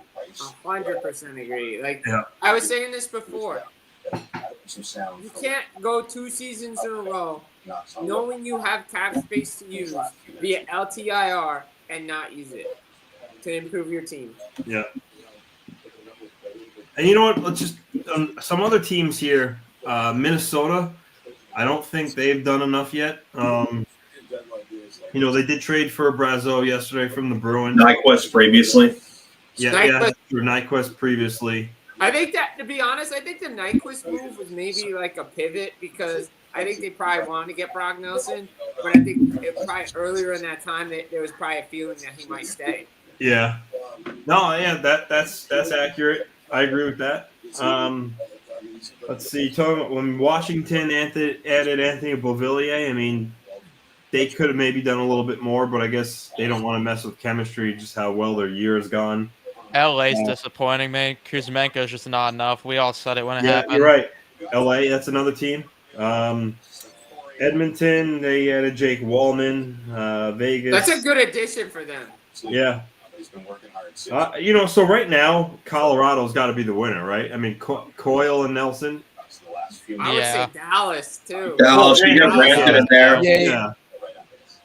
But And you added Rantanen to that already loaded forward defense, the fourth core. Winnipeg, Tanev, and Shen. So they've done something. Toronto did something at least. Yeah, I would agree. I think LA needs to do something more than Kuzmenko. I think they didn't do a lot more than Kuzmenko. I think they were probably in.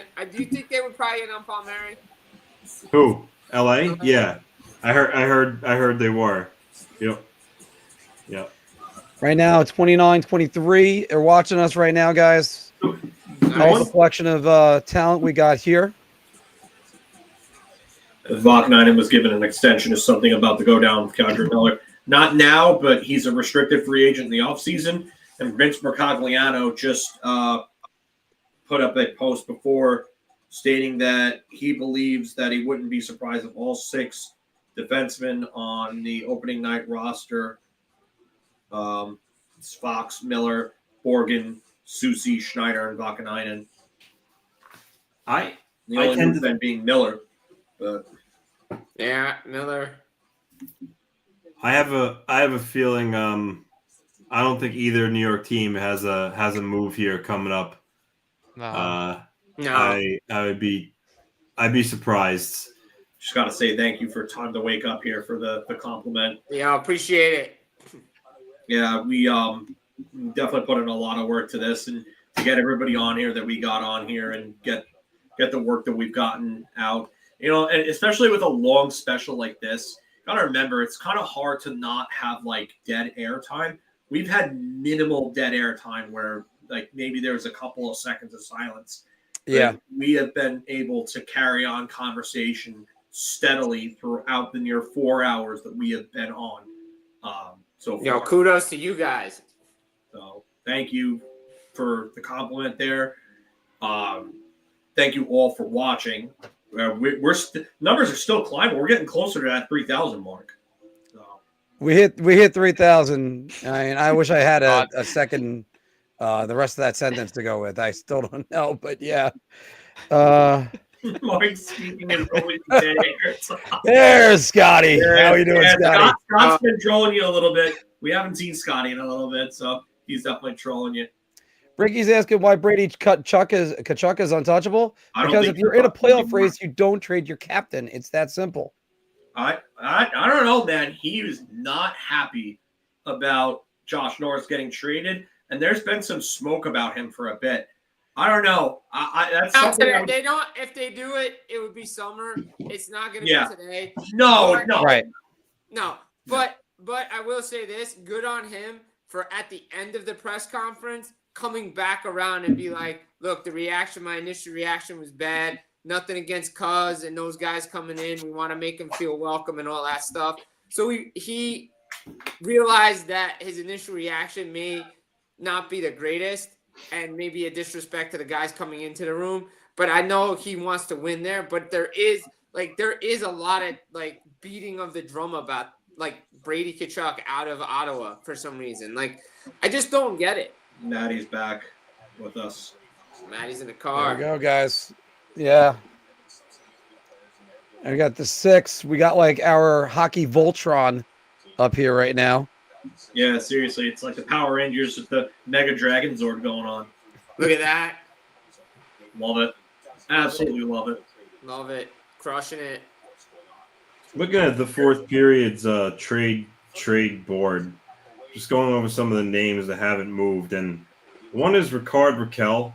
I wonder if he goes before the deadline at some point, and then the other one was Ryan Donato. I know there's talks that he was talking extension of Chicago, but I wonder if he ultimately goes or not. Those are two guys that obviously are still available. Rasmus versus the line-in, but it seems like at this point he's not going anywhere. I don't know. I'm not. Usually there is a bunch of trades that happen like at 3:00 that are announced. I don't know. I'm not so sure how many we're going to see this year, to be honest with you. Well, because I think the packages are just too high, right? You saw Anthony Beauvillier go for a second-round pick. Yeah, that. I mean, Anthony Beauvillier went for a second-round pick. How did Riley Smith go for a third? Yeah, that made no sense. This market was a weird market. I wonder if Marchand still gets moved. Maybe he doesn't want to move, but he'll be. Emily is saying right now on TSN that they really don't have an answer from him in Boston. Like they don't know what's going on yet. I wonder if somebody comes out with a real nice offer to Boston within these last, remaining minutes. Anthony, what were you trying to say? And by the way, you were the one that was predicting that Ricard Raquel stays. Yeah, I did in the picks. I did pick that. I was saying the reason for Riley Smith because Brendan Brisson went in the deal with Riley Smith. I think that's why Riley Smith's the third and Beauvillier was the second. My bad. I forgot all about Brandon Brisson. Yeah. We got over 3,000, Mark. There you go. Almost at 31. There you go. The one thing I hope is that there is some sort of ridiculous trade here as we get down to the wire, just so I can see the reaction. I mean, we got it early. Like, did anybody really see Dylan Cousins going to an in-division rival like Ottawa? I'm not that surprised because he had been linked to Detroit prior, and that's another in-division team. So right, but like the Senators just came out of nowhere and made that move. Yeah, no, that part is true. John, you saying right here, if you never hear from Chris Drury ever again, it was me. Wow. I don't know if I would put that out in the world. Yeah, I don't know if I'd want to put that out there right now. Yeah, well, that's not happening anyway. But we could always blame it on Kaiser Soze, as Mikey Red is saying right here. All right. Look, everybody likes to read what these social media people do for their Twitter account, but the Vegas Golden Knights main account said hi, so God knows what that means. Yeah. Christie alluding to the same thing. And here we go, guys. We got right now. We're about to hit 3,200. This is awesome. Is this the best we've had? This is the highest we've ever had. Yeah. This is awesome. This is big. Yeah. I think we had 1,300 for our coverage alone last year. I think we had more than that. That was 1,300 combined for everything. So this is great. Obviously, thanks to Ranger Central and Jim for coming on. Yeah, definitely. Matt and Evan.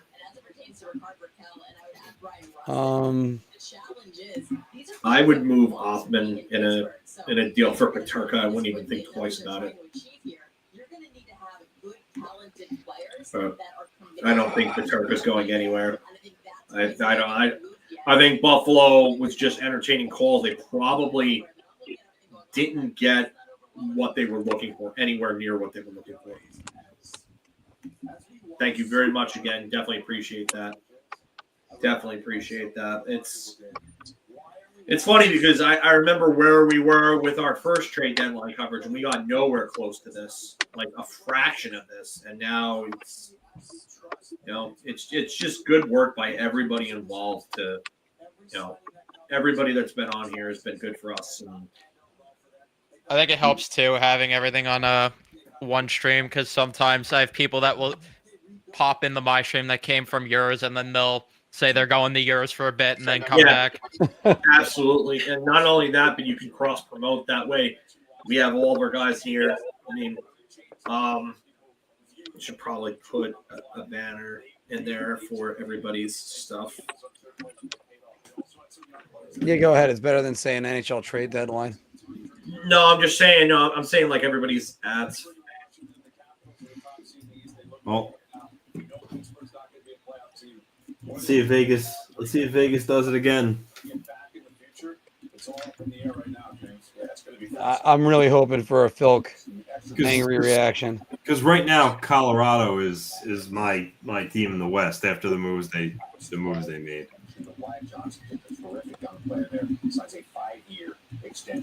I'm counting on it though at this point. I need something. The only thing is there aren't many names left out there that would. I mean, yeah, Brad Marchand. I mean, Brock Besser wouldn't really get that same reaction as Hurdle did last year. So I don't know. There's less. But again, unless it's another player like Hurdle that you didn't even know was going to be traded. So Right. Yeah. I expected both the New York teams to honestly. I mean, I think in my prediction, Mark, I said the Islanders were going to make 0 trades. They made 1. So yeah. And the Rangers, after they sold off their UFAs, I didn't really envision them doing much either. So we'll see if it stays that way. The only thing with the Islanders that kind of doesn't make sense to me is that you traded Nelson, but then you kept Palmieri, and keeping Palmieri kind of shows that you're not giving up. But yet you traded a player in Nelson. So by that logic, wouldn't you bring someone in to still help you? And that didn't happen. So that's the only part that's confusing to me. Well, Matt, let me go to you and ask you this, because I can't help but ask the question or just have this sentiment. I'm almost happy Drury isn't swinging for the fences today, and I was happier that he kind of got his credit cards taken away. Yeah, no, I mean, look, I don't think they were going to do anything big anyway. I thought at most what they would do is target guys like RFAs, like McLeod or Byram, and then look to extend them in the offseason. But sorry to just cut you off quick, but the Vegas Golden Knights Twitter account 5 minutes ago just tweeted hi. Yeah, we talked about that. So I don't know if that's them trolling because of last year, or maybe they're up to something again, but I just thought that was funny. Yeah, I also found it funny that you came on doing the Captain Morgans. Yeah. Yeah, but they weren't gonna target anybody who was just a pure rental anyway. So I didn't expect anything major like this trade deadline. Like I said, the only thing I expected that maybe they would do is like a McLeod, Byram, or like we heard, they might go after Peterka last night, but clearly that didn't amount to anything. Yeah, I mean, I mean, if anything, Vegas swoops in last minute and tries to get Brad Marchand out of Boston. Like that's because they've been calling about him. That would be the only thing that they do. Again, unless they do something completely off the board. Which, knowing Kelly McCrimmon, he would do it. Cologuard is an effective and non-invasive colon cancer screening test. False positive and negative results may occur. I love going past some posts. You see the random stuff like, for instance, any fans of Empire Strike Back? Yeah, because after all, we have eyes. It's only one of the best Star Wars. It's probably the best Star Wars movie ever. Absolutely, 100%. I mean, and I'm not infuriated by the moves Drury did make. No. I wouldn't be mad if he just did.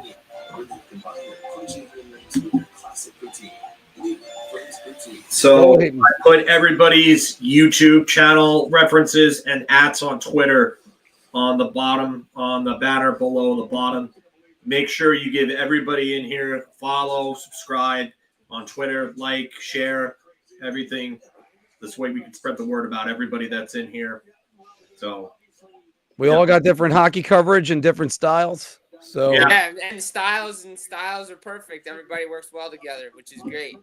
And not only that, but teams too. Jim covers the Devils.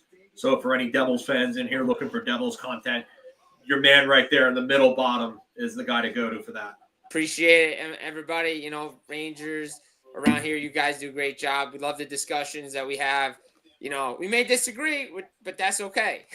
Absolutely. Love it. But that's the thing. It's like, oh, whoa, hold on. I called it. Oh, man. 257. Called it. Come on. Called it. Did he actually say that? Called it. No way. Called it. I think my feed might be a little behind. I called it. What did I tell you? No what did I just way. say like 3 minutes ago? Yeah, Cam Robinson, said there's a handful of noteworthy deals coming over the next few minutes. Dallas, Carolina, Vegas, all seemingly still working. Yeah. Oh, my God. Braden Shen staying in St. Louis. That's what Andy Strickland just said. Yeah, that's not a surprise.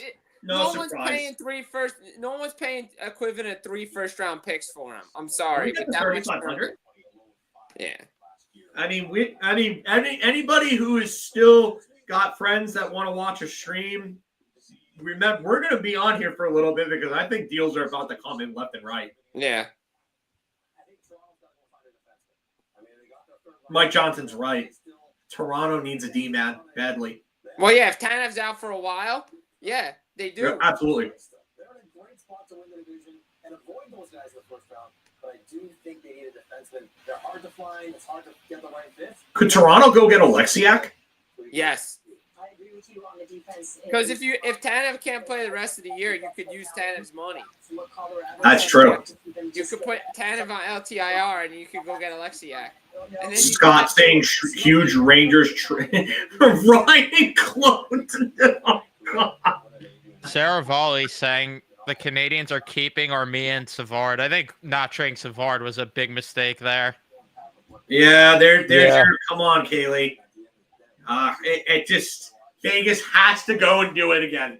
They have to go do it again. Yep.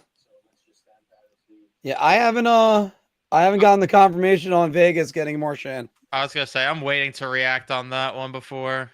I'll I saw something but I about think we all how know this Raquel is might be coming. going to Carolina. I haven't heard anything about that. I saw someone said apparently Chris Johnston said it. I don't know how true that is, but it would line up with what Cam Robinson said, that Carolina's still working on a deal. It would make sense. And those are teams that have dealt before, so it makes sense. And okay, so say that is a deal, right? You're gonna move one of those first round picks for Rickard Rakell, and then I'm okay with losing Rantanen because Rakell can be your goal scorer. That comes back in this deal. Yeah, so it's 3:00. Let's see what deals filter in. Scott Powers saying Donato's going to remain with the Blackhawks. And probably sign an extension. There's the siren on TSN. The siren just went through. So I still waiting to get confirmation on that Marchand. 2020 and 2022 with 32 deadline deals. Those days were crazy.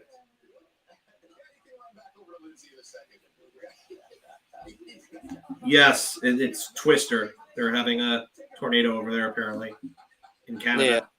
Toronto. Great spot for a tornado. Where is this? What? What's basic for a tornado? No, David is being sarcastic. He goes, Siren, are they having a tornado? So I said, yeah, it's Twister all over again in Toronto. Yeah. All right, sorry, I'm going through X and I heard Twister and I'm going, oh no. Twister. Marchand to Florida? Wait a second. What? Wait, Please what? tell me that's a fake report. Where? Elliot Freeman, Yeah. holy shit. Marchand to Florida. Last No minute way. possibility. Oh my god.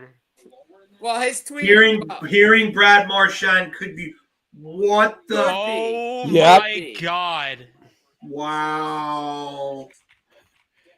Oh my goodness. Okay. To the team that knocked them out 2 years in a row. Oh, Matt. I gotta wonder what the return would be. Oh man. that's Oh crazy. wow. They're Wow. going back to back. Holy shit. Well, they gotta compete with what Tampa did. I mean, Tampa loaded up with Yanni Gordon, Oliver Bjorkstrand. Bennett apologized. I did. So wait, you mean to tell me it is possible that you can have a lineup or even a line of Brad Marchand? Rats fits perfectly. I mean, Sam Bennett and Matthew Tkachuk. Wow. And Brad You Marchand. have the two biggest rats in the league on one team now. Great. And then they got Brandon Tanev went elsewhere. Sorry. Oh man. Holy shit. I mean, this has to be because they lost out on Rantanen. Yeah. Besser staying in VCR. Unbelievable. Yeah. VCR. VCR. I gotta love VCR. Wow, though. When There's your holy shit move that we've been waiting for. The rat to the rat. That's a heel turn if I ever saw one. Wow. Yeah, Lonnie. The Besser is not going anywhere. No. Speaking about the hand of God, make sure you guys appease them. Do they throw Marchand on the ice when they score now? Oh my god. Well, Toronto fans have to be depressed. They probably thought they were finally getting away from playing this guy in the playoffs, and then I had to get my daughter off the bus, but I've come back to see that the Panthers have got Brad Marchand. Look at that. Yeah, we heard dude. something that he might have been going to Vegas, but James Myrtle saying he doesn't think the Leafs are done, so it looks like the Leafs have another move. It's probably a D-man. so the Bruins are going to move their captain within division, but I'm told that the Rangers can't move Chris Kreider. Come on now. Well, Chris Kreider's got term, and Brad Marchand. I'm not saying to move him today. I'm just saying that there are fans that are like they shouldn't move Kreider because of you him should being. move him. You Yeah. should move Here. him in a heartbeat in the summer if you can. Yeah, and he will. He will. Yeah. Vince Mercogliano article that came out yesterday, they've come to a point where the relationship is not good with him in the front office. He's gone in the offseason. I just wonder if it's a draft day deal or draft weekend deal, or if he's a sometime in July type deal. That's crazy. I think they'd probably have to do it before the end of the fiscal year. I just most teams tend to do it that way. The Panthers don't have a first this year or 2026. They don't have a second this year, a third this year. So their draft are they giving Boston a 2027 first? Either that or maybe someone like Mackie Samoskevich could be going in return. Yeah. Could be both. Could be. Yeah. Pierre LeBrun's still pending league call, but told Brad Marchand is going to Florida. Unreal. Wow. Unreal. Marchand, the Kachuk brothers, Bennett. Oh my god. Bigger heel turn for Marchand.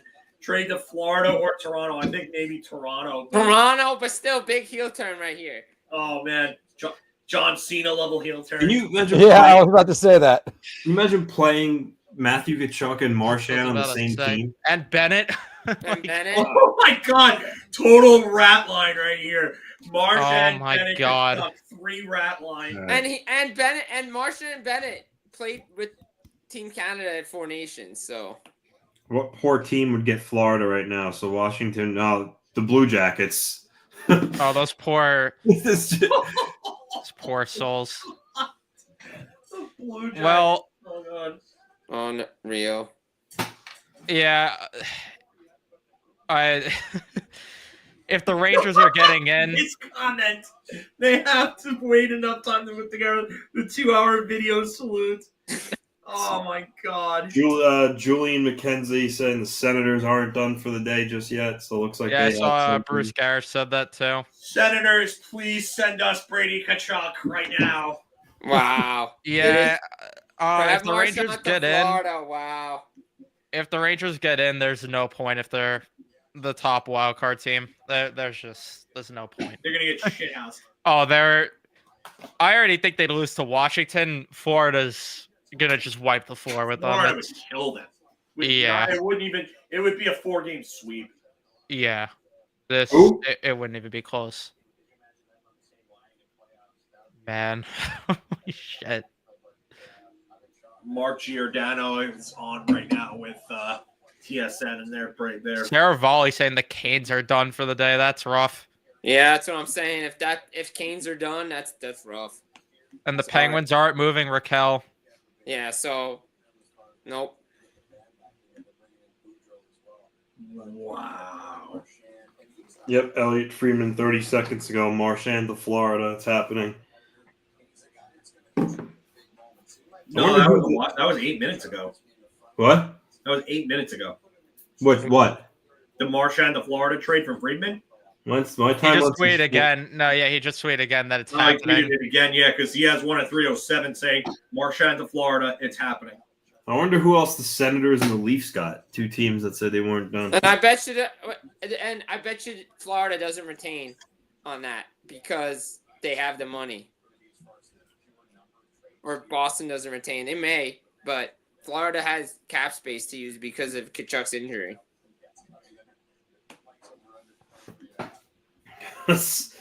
Oh my God, Tkachuk and Marchand on the same team. I need the Battle of Florida in the playoffs. Oh, we need Battle of Florida first round and Colorado Dallas first round. I don't know. I think Florida did what they needed to do. Florida, I think, wins that division now. For sure. Toronto may have the points right now, but they're the best team in that division. I just got a text. Leafs pulled Connor Timmins off the ice, so they may be doing something with him.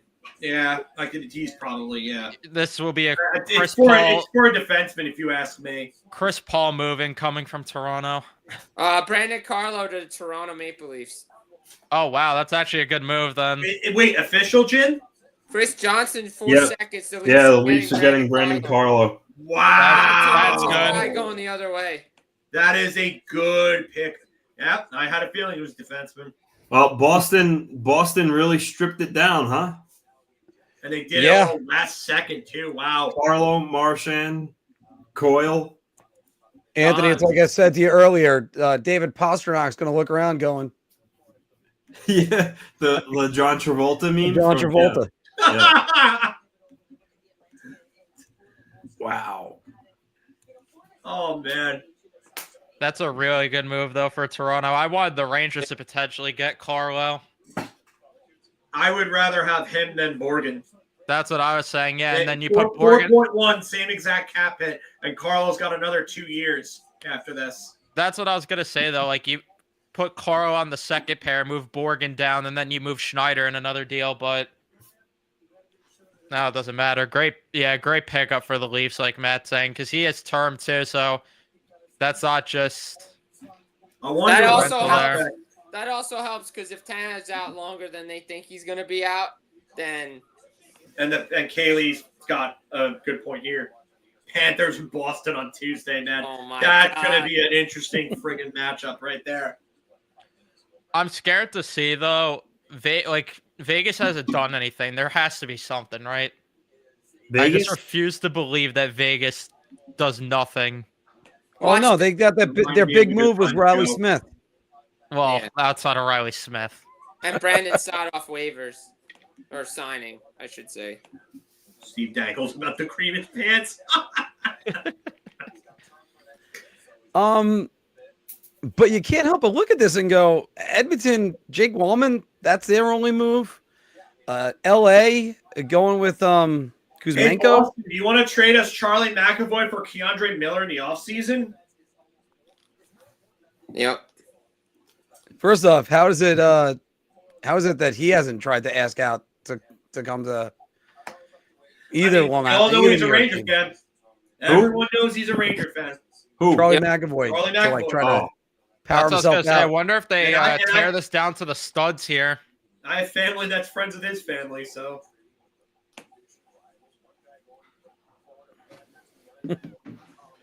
We haven't gotten any sort of tweets yet saying the Islanders and Rangers are done, but I'm sure it's coming. Yeah. yeah. Unless they're a third team in any deal, then This is how it felt like being a Met fan every single year, Yep. except for 2015. Oilers are done for the day. Yep, Long Beach, yep. The Yeah, Sens are getting I got a Fabian lot of family Zetterlund. friends out there, buddy. Who? Fabian Zetterlund. The Sens Who? are getting. Wow, what a trade. That's a good move for them. Wait, that's an where did awful Zetterlund move. go? To the Sens. Ottawa. To Ottawa?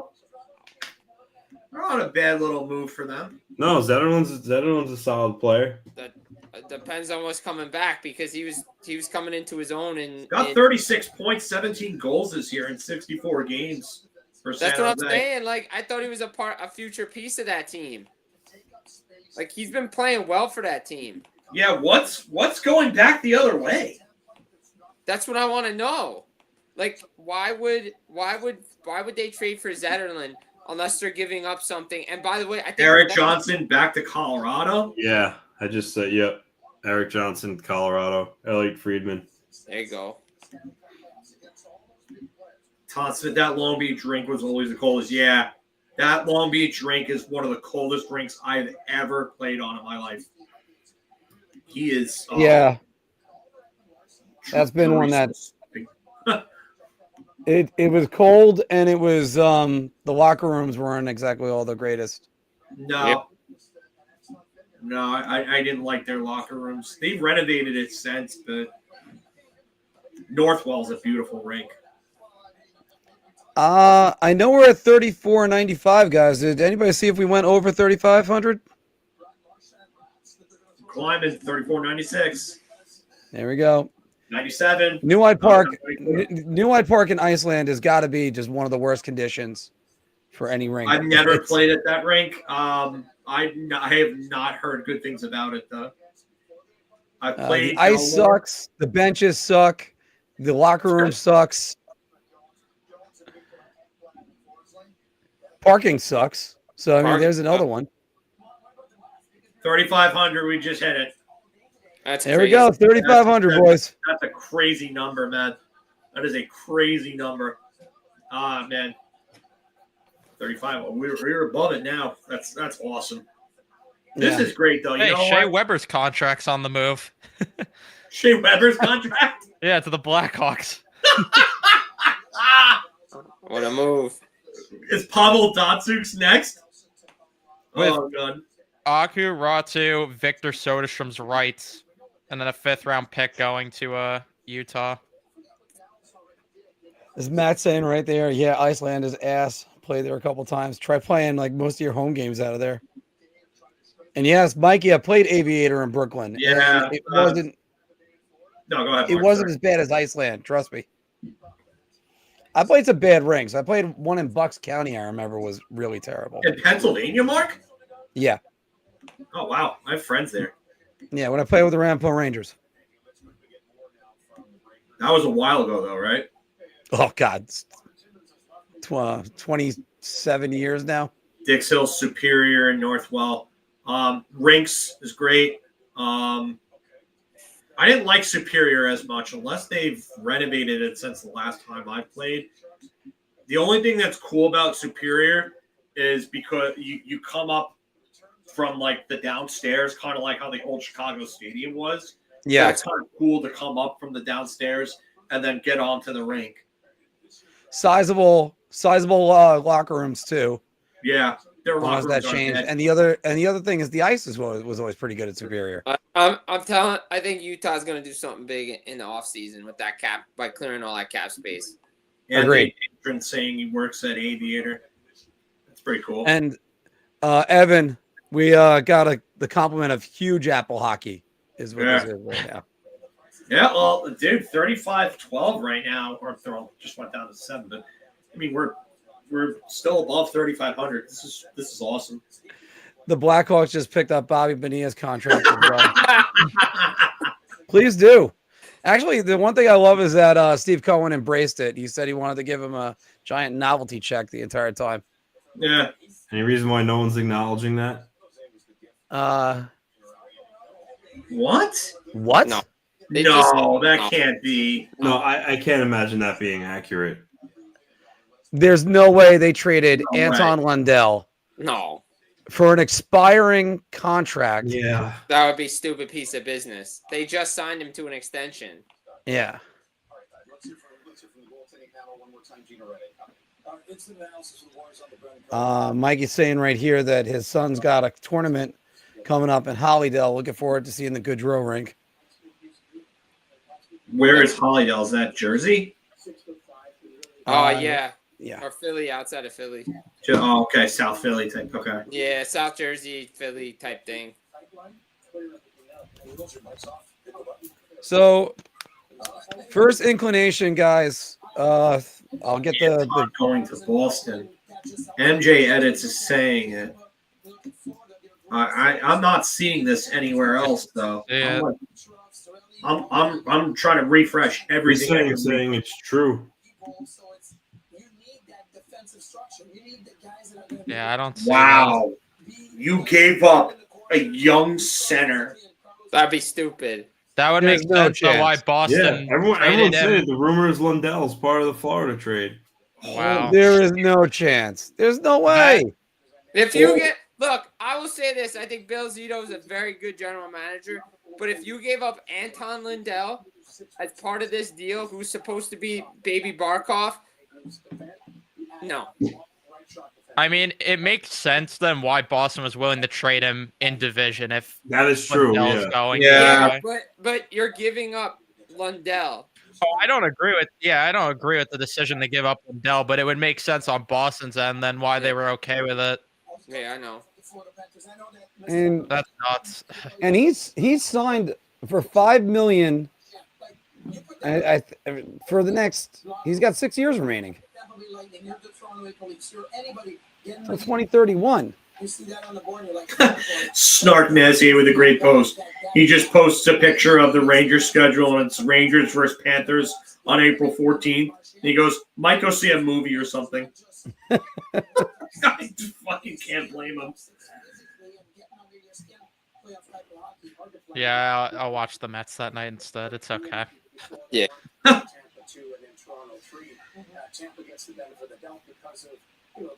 That's crazy.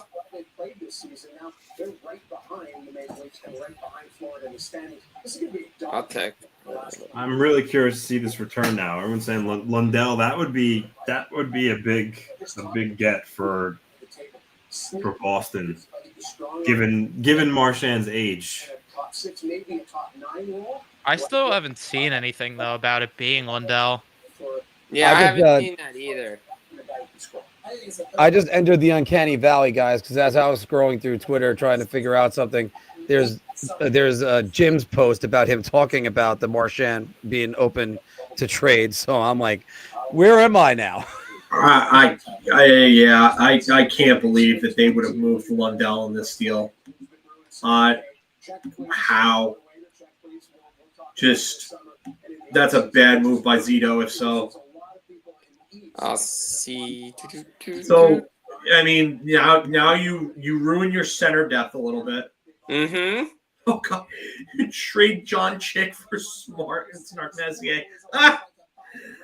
Oh, John Chick's a nice guy though. I like him.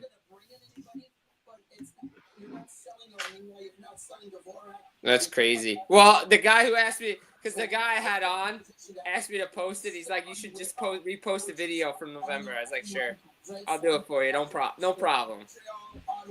Detroit, the Rangers, Columbus. Yoki Hart, you going to Boston? Yeah, I was about to say.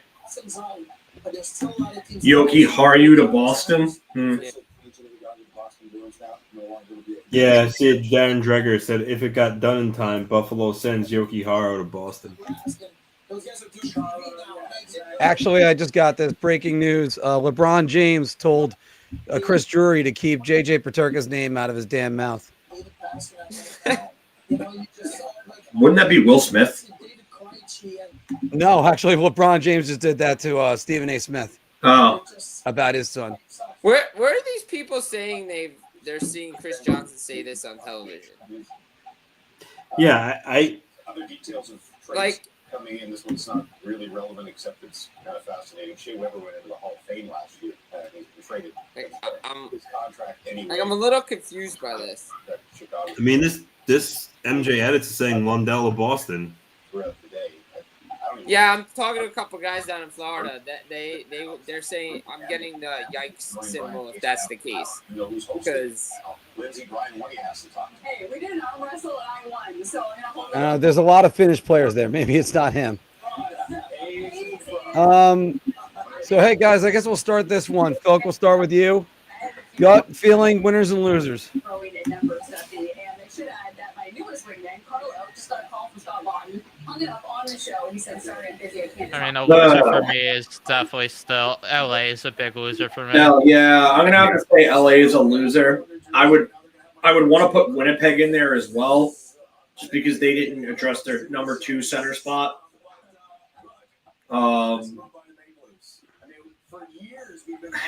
Toronto's a loser, not because of what they did, but because their division just got ridiculously tougher. Yeah, you could say that. You could definitely say that. I want to put Montreal as a loser too, because they had two pieces that they could have gotten some assets for, and they did nothing when they're not going to make the playoffs. Like I don't get why you needed to keep David Savard and Joel Armia. Yeah. For me, I just don't get it.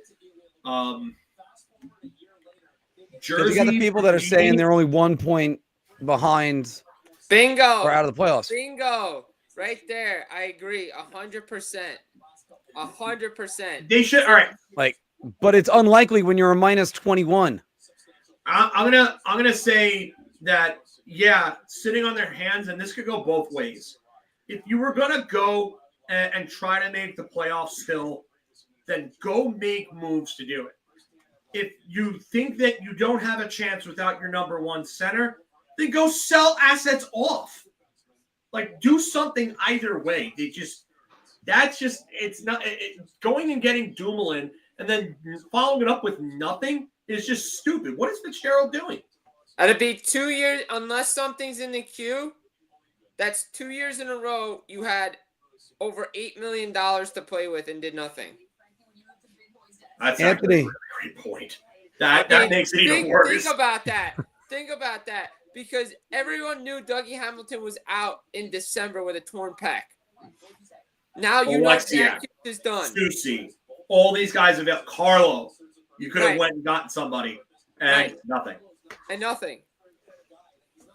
Anthony, give me a winner and a loser. I mean, loser is Scared money don't make money. I love the Wu-Tang reference there. Yeah. loser is LA. I don't think Kuzmenko is nearly enough for a team that has struggled against Edmonton and just in general in the playoffs. And then as far as a winner goes, I mean, I would. I gotta go Florida now.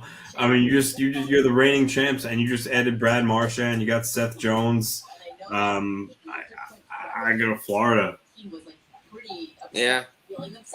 I can only imagine what it's It's when Brad Marchand, their heart and soul is not with the team. Before I declare Florida a winner, I want to know. Oh, Colorado too. Colorado is certainly. Oh yeah, What was Colorado had a great deadline. Yes. Colorado had a great deadline. Then you have. LA. I think we're going to feast on this for a while, guys. LA's got to be the big loser. Mm-hmm. Yeah. What did you do to really improve this team? And again, I'll point to every single team that's in the playoff position in the Pacific. I mean, Vegas really didn't improve. Edmonton really didn't improve. No. I mean, Well, Edmonton, I will say this. Edmonton semi-replaced Philip Broberg with Jake Woman. Well, that's the amazing thing, Emily. You and I, Carlo, we talked. I don't know. I mean, LA is probably the biggest loser for me. Winnipeg is probably number 2 for me. Montreal is right there because you had the assets. Jersey's another one for me. Blues, I didn't expect them to do too much because there's 2 players that I think that could be gone in the offseason in Kyrou and Braden Chen. Buffalo, I wouldn't call them a loser because they don't want futures. And I get that. I totally get that. But that Ottawa Sharks deal is a little bigger. It's Zetterlund, Robbins, and a 4th. Hold on. Apparently, where did you see this, Julian Silverstein? I would love to know where you're seeing this from, because if that's the case, then that's a major fail on Chris Drury's part, depending on what they wanted in whatever deal. I'm assuming this is Peterka. Snark Messier made a joke. I'm being told that the holdup on a potential trade to send JJ Peterka to the Rangers was actually Chris Drury himself. I hope that's not the one he's looking at. Kevin Weeks apparently said so. Hold on. It's crazy. Crazy what's happening, but I was trying to say that Ottawa Sharks deal Zetterlund, Robbins, and a 4th to San Jose for Ospachuk, Gregor, and Ottawa's 2025 second. And don't forget Zetterlund's a restricted too. Yeah. Julian saying Emily Kaplan said it, not Weeks. I'm trying to find. I gotta rewatch the broadcast. Oh, it had to be on the broadcast then. Okay. Yeah, probably was on a broadcast. Yeah, if anybody could find a clip of that, then yeah, that's bad. David Wood actually brings up a great point here, though. It doesn't surprise me. Drury doesn't want Euros, North Americans only, which, I mean, ever since he's taken over, he's gotten away from a lot of the European guys. Yep. Just waiting on what the return is. No. I mean, I keep refreshing, trying to look for it. Nothing I think yet. it's still in the queue. I think it's still a central registry. Yeah. Central registry sometimes takes a bit to go through these, so. Yeah. But let's see if like everybody's asking me, they're like, Sutherland was available. I'm like, you got to make a pitch and you got to ask. Yeah. Like, sometimes you gotta.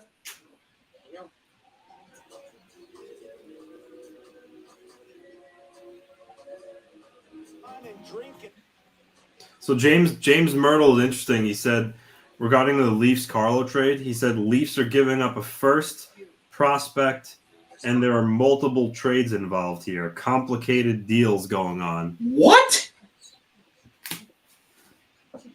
Well, I mean, Timmins has to be involved.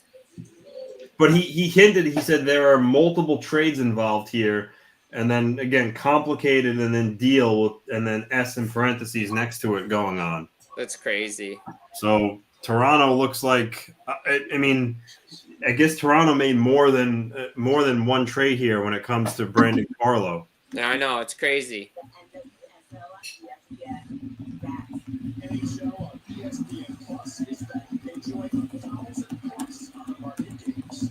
But right. Callum Ritchie's first. That's right. His only NHL goal, or his first NHL goal, was against the Islanders, right? What? Yeah. Callum Ritchie. Yep. Callum Ritchie. There's been a lot of that going around, Anthony. Yep. What? Where somebody scores their first NHL goal, and then like the Rangers had a guy that They Yeah. just acquired like that. And hell, Artemi Panarin, same thing. Yeah. Hey guys, I'm gonna jump off for a little bit. All right. For having me on. Always a pleasure to be here with you guys. If anything exciting breaks, I'll come back in. Absolutely. Yeah. Thanks a lot. Thanks, Jimmy. Talk to you soon, Jim. All right, Jim. Peace, You're guys. sweet, bud. Yeah, because I'm actually going to be breaking off soon too. But I would love to know what this Anton Lindell thing is. Yeah. I haven't. The thing is, I haven't heard anything about it. About like no one said anything. Got to go with that. If nobody's saying anything, it's either completely false or super true. And Yoda, Minton is going to Boston. I was just gonna say that. Yeah. All right. He's I was one of gonna say, He's one of Toronto's better prospects. Yeah. Well, you're going to have to give that up for a top 4 right shot defenseman. Ottawa just made a big move. Yeah, it's the Fabian Zetterlund trade. Oh, I thought he was talking about something bigger. Zetterlund's a decent move. It's not a massive move by any means, but it's a decent move for them. I just the whole Anton Lundell thing. I haven't seen any. I haven't seen anything about it. I haven't seen any of the insiders. Yeah, tweet nor have anything. I. But nobody's also confirmed what the return has been from Marchand. No. So that's what makes me think that there could be something to it. Sadorov breaking his stick, and then they lose with 18. That was probably what set Sweeney over the edge.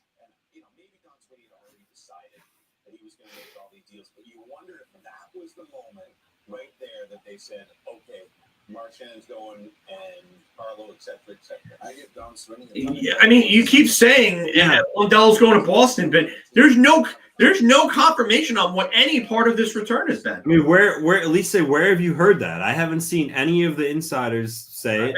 I almost feel like they're trolling us in the chat. I'm not gonna lie. It's Well, because it's a bad return if that's the case.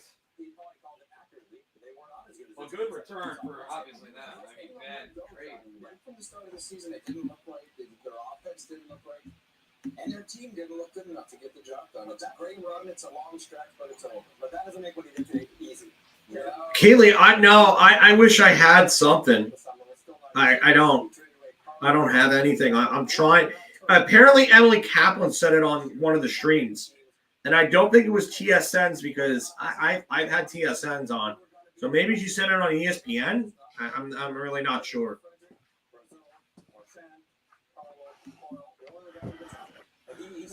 I will be right back in just a couple of minutes. All right, I'm back here, so I'll wait till you get back. You have I don't know. I can't. Again, I just keep reiterating it. I just can't see Lundell going to Boston. You're telling me that okay? I just want to make sure I have this right. Let's bring it up. Florida Panthers. So he'd still be under Boston. You're telling me a 23-year-old center who's excellent defensively, and he's going to be going for a pending free agent who's 36. That's not happening. Yeah. There is no way that happened. If that happened, then it's not Bill Zito over there, is it? What? In Florida? Forget who the GM is. Yeah, it's Bill Zito. It is Bill Zito. Okay. Bill Zito should be dragged through the street. Like, I mean, that's dumb. That's outright dumb, Anthony. Yeah. Now, are you disappointed that the Rangers didn't do anything else? You know what the funny thing is, Anthony? I said this earlier that I think that the best thing was that Drury couldn't do anything because he's got to figure out this team, and it's going to take an entire offseason. I know every single fan out there wanted Drury to make some magical trade, and now they're a Stanley Cup contender. They're not a Stanley Cup contender. No. And unfortunately, when your goalie is going to be making $6 million more next year, it's not going to help your salary cap either. Well, the cap's going up, Mark. Yeah. It means spend all of it on one person. Yeah, I don't know.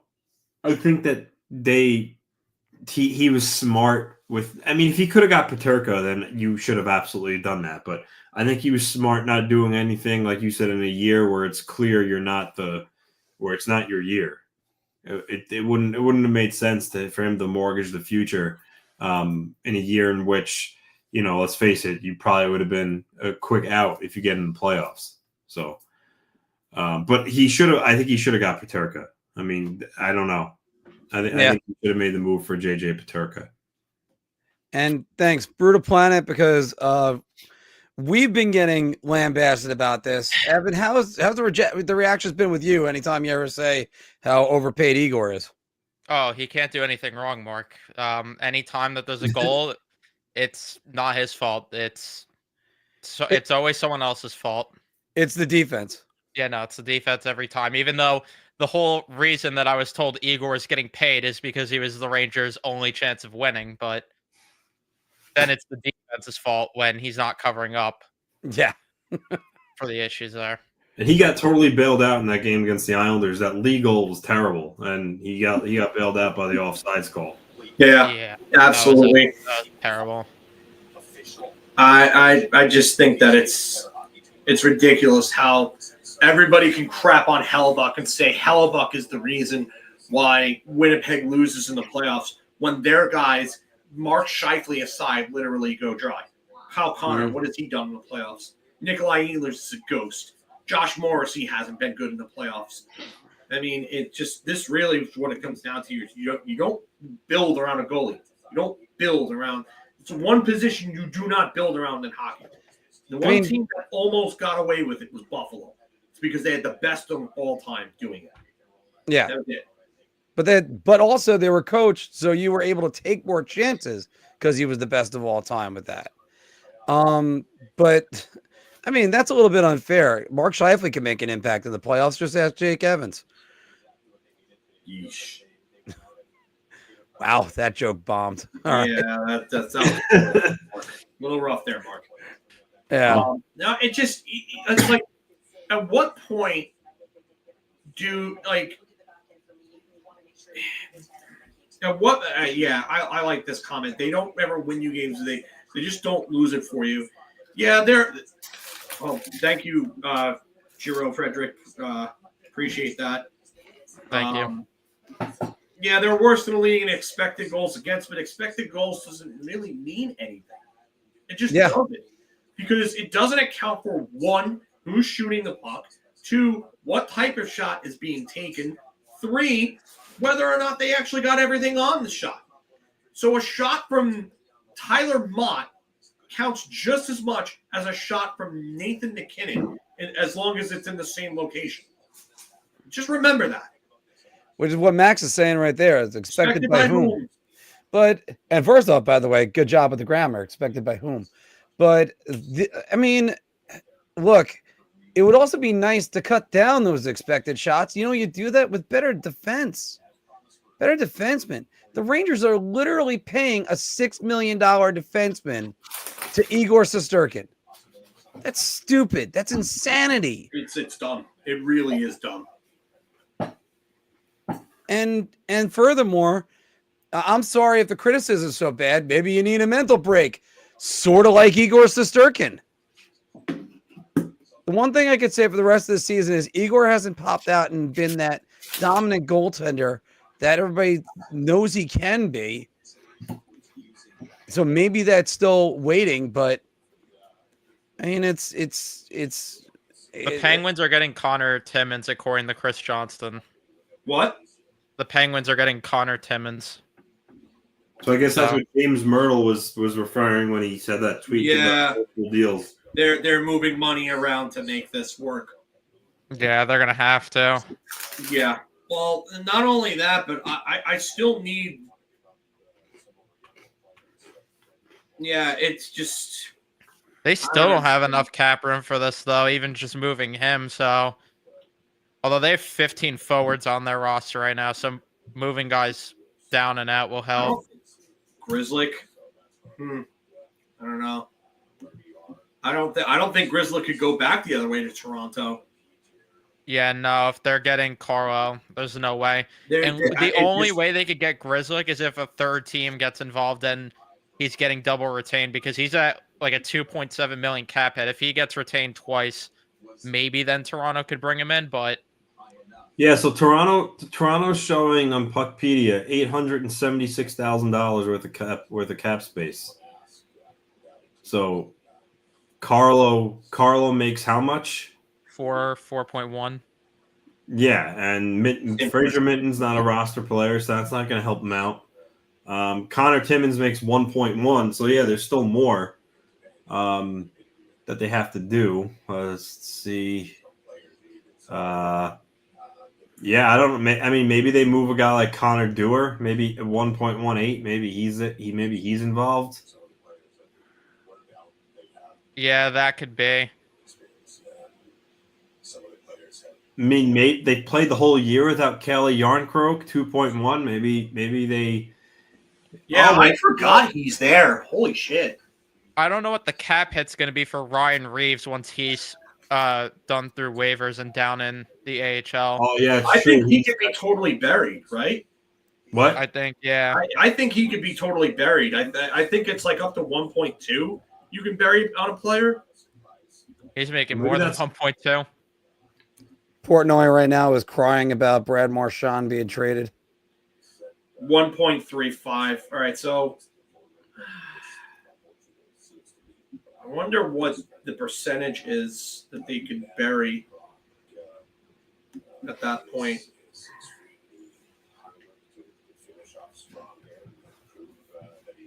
Plus 1. So Timmins and Reeves comes out to 2.45 million. So they essentially need another million and another like 1.4 in space to create.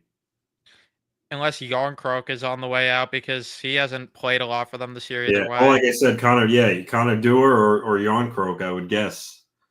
Yeah, because I can't envision them moving McMahon. No, I don't see them moving good. McMahon. Or same thing with Kampf. Yeah. The only other thing that could happen is if Tanev goes on LTIR for the rest of the year. There you go. Chris Johnson. Connor Dewar is also heading to Pittsburgh. Yeah, that makes sense. Yeah. Oh. So there you go. We still don't have a word on the Marchand. No. There's still no way it could be Lindell. There's no way. Oh, the Rangers made a trade. Nicholas Aube-Kubel for Eric Brandstrom. Blockbuster move. That's for depth. I was surprised because we still hadn't heard that any of the Ranger beat writers say they were done. They didn't make a trade. So, I mean, Aube-Kubel is just depth. Yeah.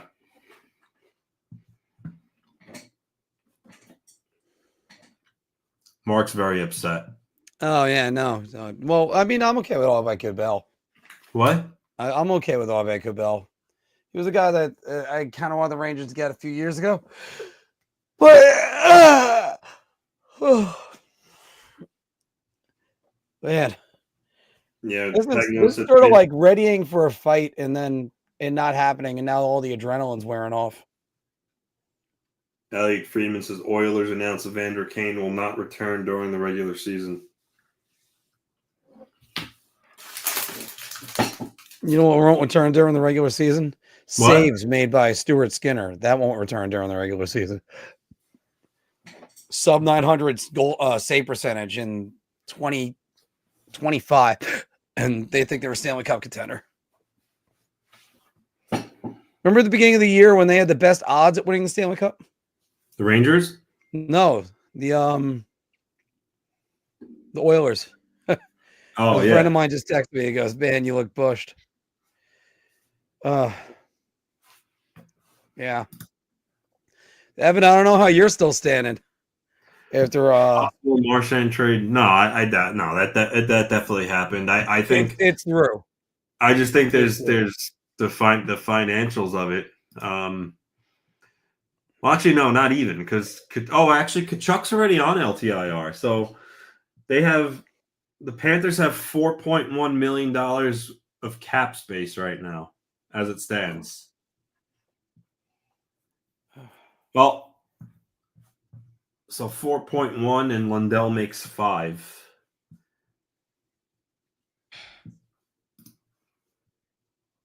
And Marchand is at 6. Yeah, no, that shouldn't be a problem. Yeah, Joe, Arbe Kubel is someone that I've wanted for a while too. He hasn't had a good year though at all. He's been in the AHL. This isn't exactly the Rangers Sabres trade I wanted, but yeah, I'll leave with something. Oh boy. So Frank Saravelli, the whole deal. So the Leafs get Carlo, the Bruins get Toronto's first round pick and Fraser Minton, and the Penguins get Connor Timmins and Connor Dewar, and said he believes there's retention involved as well.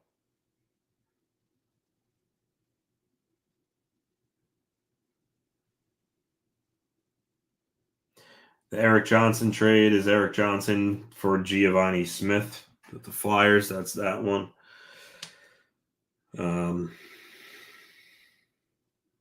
Yeah. So the full trade is Carlo a first and Minton going to Boston, and Timmins and Dewar to Pittsburgh. Yeah. Yeah, that's. I want to know what's insane. legitimately taking this long for the Panthers trade though with Marchand. I really want to see this return. Yeah, I don't get what that's about. They're saying retention on Carlo for 3 years. I wonder who's retaining that though, Boston or Pittsburgh, or a bit of both. Probably Pittsburgh. They help broker it. Yeah, I would think so. No, we cannot talk about Zach Jones becoming the next Brian Leach because he's not. Sorry about that one, Victor. It's still one way to go for anybody to be the next Brian Leach. I doubt it. I feel like that would have been a big one they would have reported yet. Yeah, Julian, so far still Ryan O'Reilly. Now, Evan, is that more of a shocker that ROR wasn't traded? Nah, I always felt it was a shot in the dark there, and I thought that it would be a surprise move. So I'm not too stunned that he didn't get moved at all. I'm a little stunned though that Winnipeg did nothing to address their second line center issue. But you know what though, they're such a good team. I think they're one of those teams where I don't think they needed to tinker much. I think they're going to be just fine. I mean, they have a lot of pieces there. Yeah, guys, unfortunately, I got to take the advice of both friends of mine and Bundy right here. I got to go take a quick nap for an hour. Can you guys take it home for me? Well, I got stuff to do around the house too. So I got to work tonight. Hey, Evan. So, I can run the stream for a bit here. Yeah, well, I guess we'll wrap it up right now, boys. Because, wow. If you want, I could keep going. Because I think Phil might come back, and I could just run it with him for a bit longer, just so we get the return on Marchand, hopefully. Yeah, I'm here. All right, Phil, take it away from me, buddy. I got a nap. All right. Tonight. All right. Yeah, Evan, last man standing. You and Phil. Yeah. Especially after you guys did. How many hours of coverage did you get yesterday? I added up. It had to be about like 5-6 hours between multiple streams there. Yeah. And who'd have thought that with Brock Nelson, you guys just got off and then you had to get on with mine. So, yeah. Yeah, just ranted and I even got dealt last night. I don't care about Brandstrom all that much. Yeah, no. 2017 round pick. not really too high on him.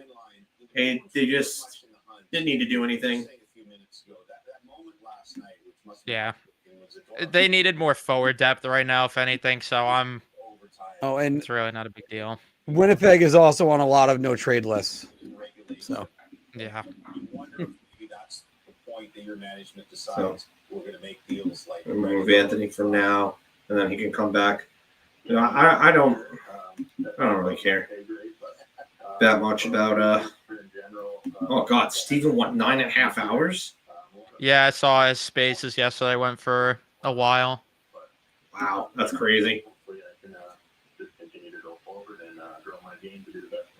Yeah, it's. I definitely want to see this Marchand return. I'm really curious about it.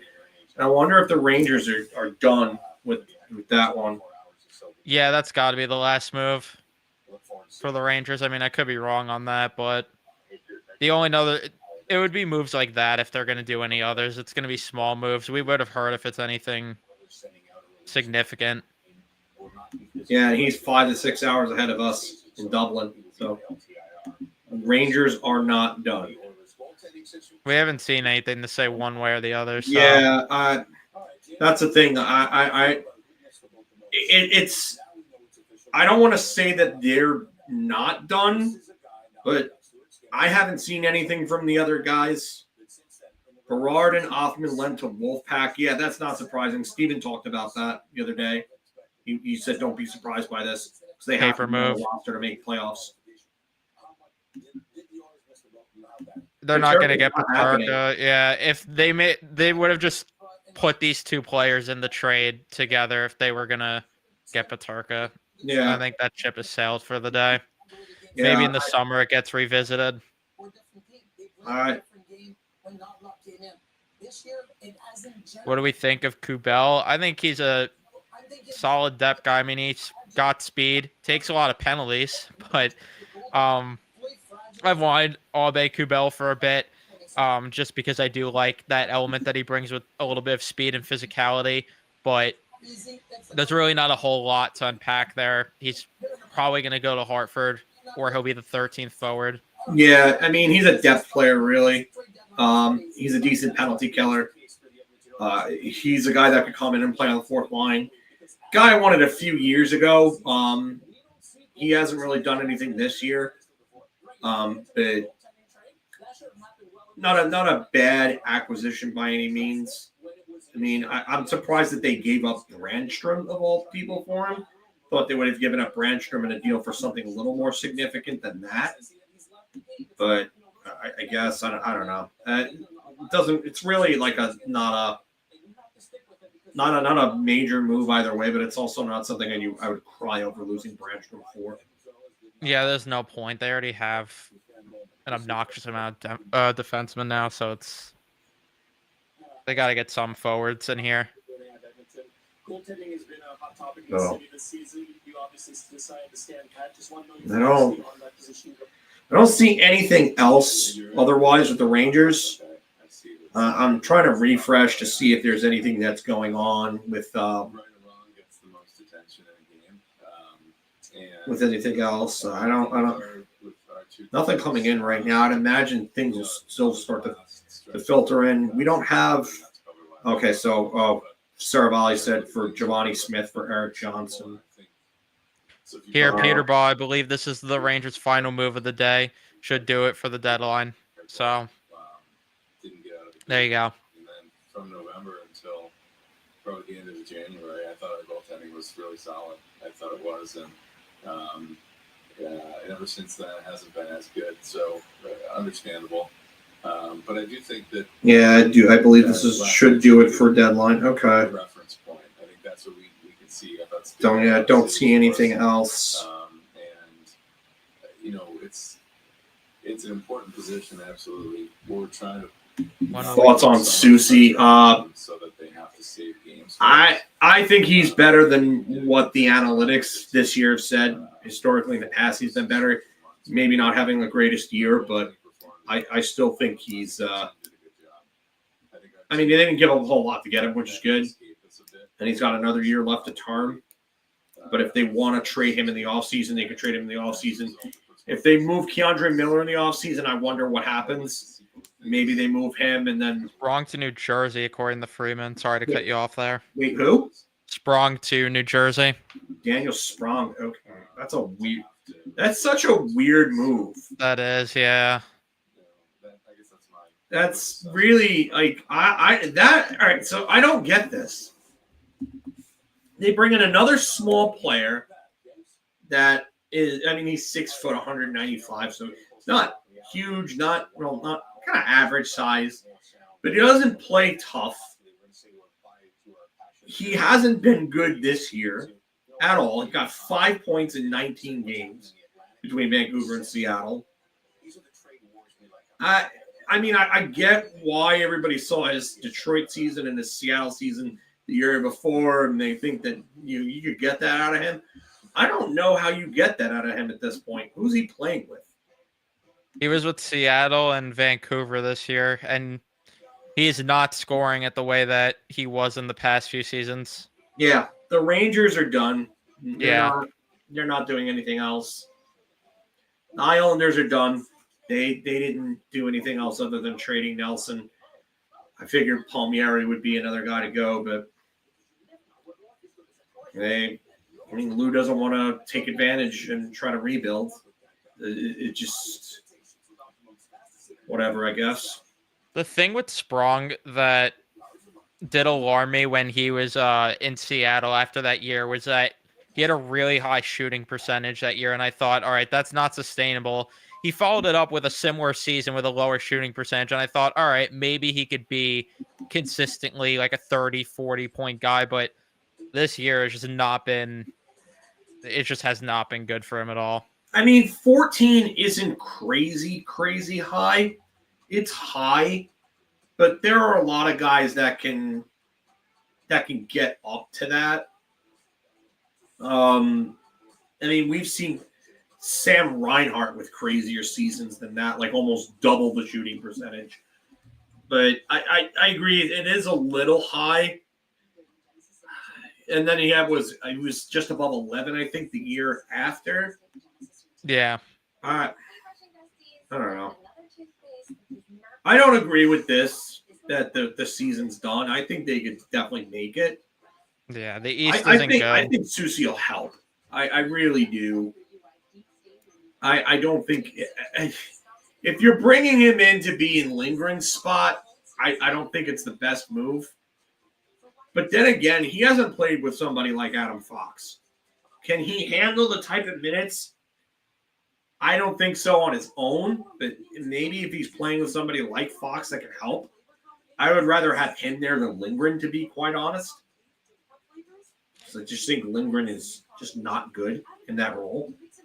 The Rangers also just were not in a spot to like do anything else. Like we agreed the entire time, you only buy on guys with term, and outside of Carlo, I mean, who was really, and Soucy, I guess, who was really moved with term today? That that you could look at and say the Rangers should have went after them, and even Carlo, it's like that with the price that Toronto paid to get him, you're probably looking at is a comparable of First and Offman, and do you do that for Carlo? No, not for Carlo. I would say no. So I would have dealt them Schneider and something else. Yeah. I mean, the only problem I would have had with moving Schneider, though, is that the Rangers didn't want to move him for Eichel. They didn't want to move him for Miller. So it would have been a tough sell to all of a sudden move him for Carlo. But yeah, they weren't in a. I can't look at anyone that went today and say the Rangers should have went out and got X player.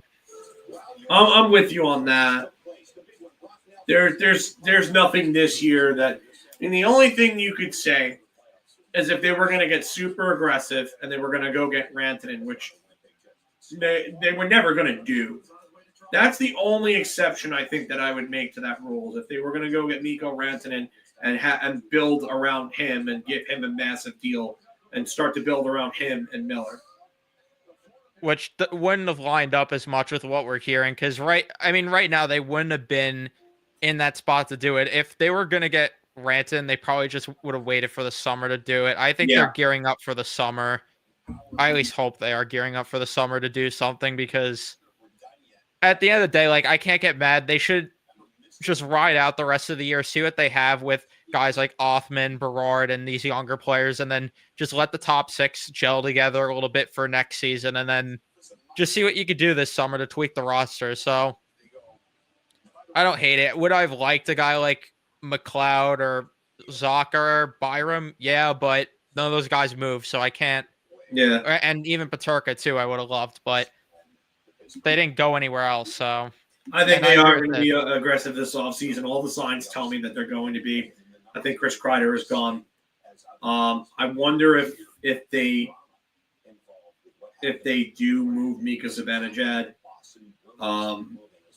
I know for a fact that I can't say I know for a fact. I'm sorry. I have a very, very, very strong feeling that some major changes are going to be made this offseason. Major changes. I mean, we've heard for the past few weeks that they're going to gear up apparently for something big this summer, so it would line up with that. I would agree with the comment that says Panarin is gone. I'm not 100% on it, but I feel like if they're truly gearing up for something big, that would be a pretty big move. And I've said it for the past few weeks. I think the best course of action for the Rangers is to try to just, let these young guys start to mesh into the fold and to gear themselves for the free agent class in 26 because it's a way deeper free agent class that year. Chad Ruedel assigned to Hartford. Yeah. I for everything I've heard, I think some things are going to happen. I think this is the time to move Panarin. I think Drury has another conversation with him, especially after the down year he's had this year, and says to him, "Hey, we're probably going in a different direction. We're probably not going to resign you." And then I think he gets moved at that point. If Panarin can, if he's moved in the summer, he can kind of figure everything out in the summer and be there for a team for a year. And if he likes the team that he's with, he can re-sign with them. Or maybe he doesn't approve and he ends up staying, and then the Rangers try to deal him at the deadline or something, or they use him as a rental, and then he has to find a whole new home the next year. But I mean, if that's second 20 conditional first for Marchand. I was about to say that's it. That's insane if that's it. Yeah, I don't know.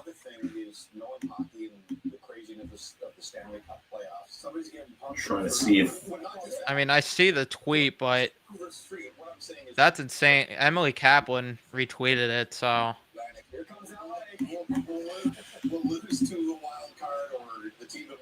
Where is the? I thought I just saw something on the trade tracker about it, but it's not showing up on the trade tracker. That's a really light return there for Marchand. Dallas, but guys want to play there, so I think they know that free agents are attracted to your team, and you can use those first round picks and second round picks, and I think there's been more activity because of that. I think the reality too, with the cap going up and maybe some of the just changing in philosophy, teams don't quite treasure their first round picks like they have in the past. I think they look at what Tampa's done. I don't see anything from Emily. She reposted Butcher Gross's. Hearing Bruins got a first. Ben Frazier, Minton for Carlo, and a second conditional. Okay, I see. I don't know where people saw the Lindell thing then, because that's not even close. Definitely not anything. Yeah, Lundell's wasn't going anywhere. I just never believed that.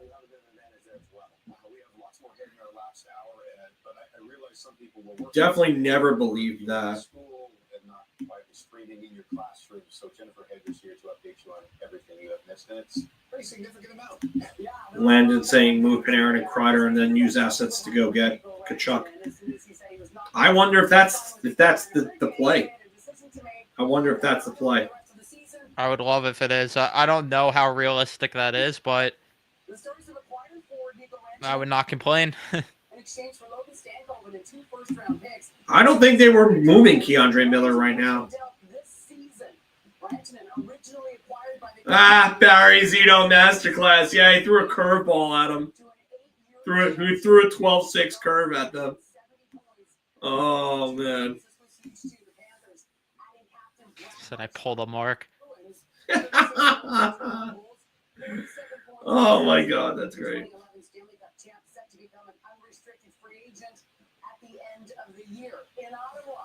The Senators acquired Dylan Cousins, Dennis Gilbert, and a second-round pick from the Sabres for Josh. I wonder if daily face-off. No, they didn't update the lineup with Martian in it. Pasternak is probably not getting moved, so I would no. He's under contract long-term with them, and he's still young enough that they could build around him.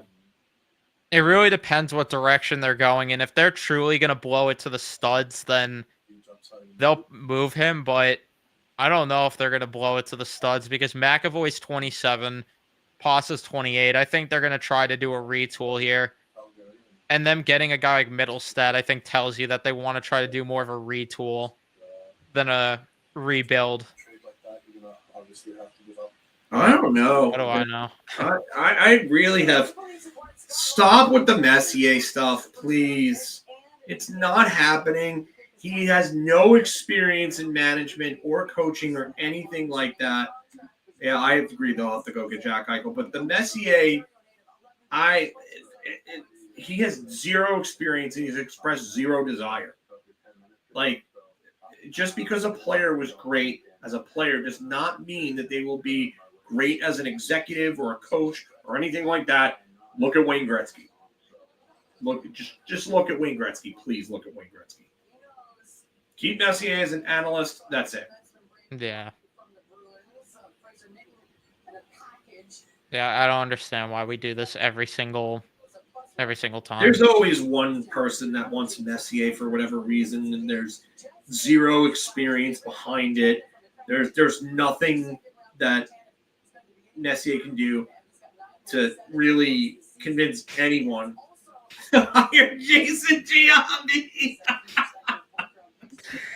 Oh, God. Can we get friggin' the Francesca clip where he says, I never, ever said that. Oh, my God. That's amazing.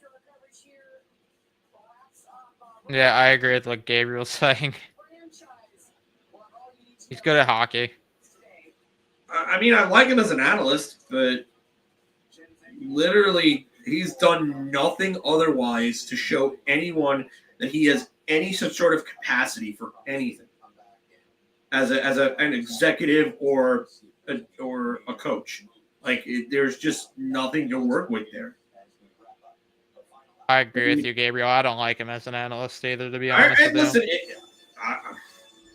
All right. If you think if you think Messier is terrible, that's one thing. But I cannot agree with this at all. Yeah, that I don't agree with. Yeah, PK. I just think ESPN is so boring in general, their coverage compared to TNT. Yeah. TNT just wipes the floor with them. I agree.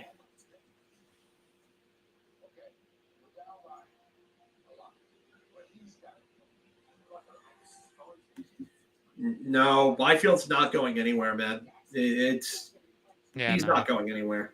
This is another player that there's no real talk about him going anywhere. If he was to be moved, I would love him, but yeah, no, not happening though. And I'm not right now. His contract is not great for what he is right now. Like, he had a nice year last year, but he has not had a great year this year. Yeah, it's similar to Lafreniere. Yeah, pretty much. I don't think PK even entertains. I just don't think he's good at all in any capacity. He just kind of runs off on tangents at times, and I mean, he's a personality, but that's really it. Maybe he would click better with the TNT crew, but I don't know. Carolina Hurricanes and the Dallas Mavericks of the NHL. Deal away Rantanen like that.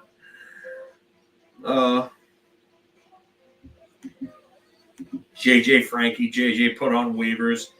He said he'd sign for a Baconator and a slice. Yeah, go have another Baconator, you fucking walrus. Oh, my God. I agree with what Matt said, though, before that ESPN needs a biz. Yeah, I like Butcher Gross in studio. I don't like him in, like, doing the play-by-play for the games. Its sticks are unbelievable. That's the line you're looking for there from Shorzy.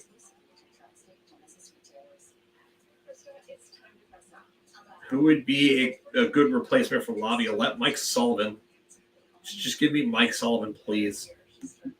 I've said this for the past few weeks. If the Rangers are keeping Laviolette because they're trying to hold out in the event that Sean Cooper hits the market since his contract's up after next season, then hey, I'll take one more year of Laviolette if it means they get a chance to get John Cooper. Oh, yeah. But I don't think he's going anywhere, though. He could want the money for so long. He could want the money. Why? He's got everything. He gets paid decent. He lives in a nice area of the United States. Warm weather. Doesn't have to worry about anything like that.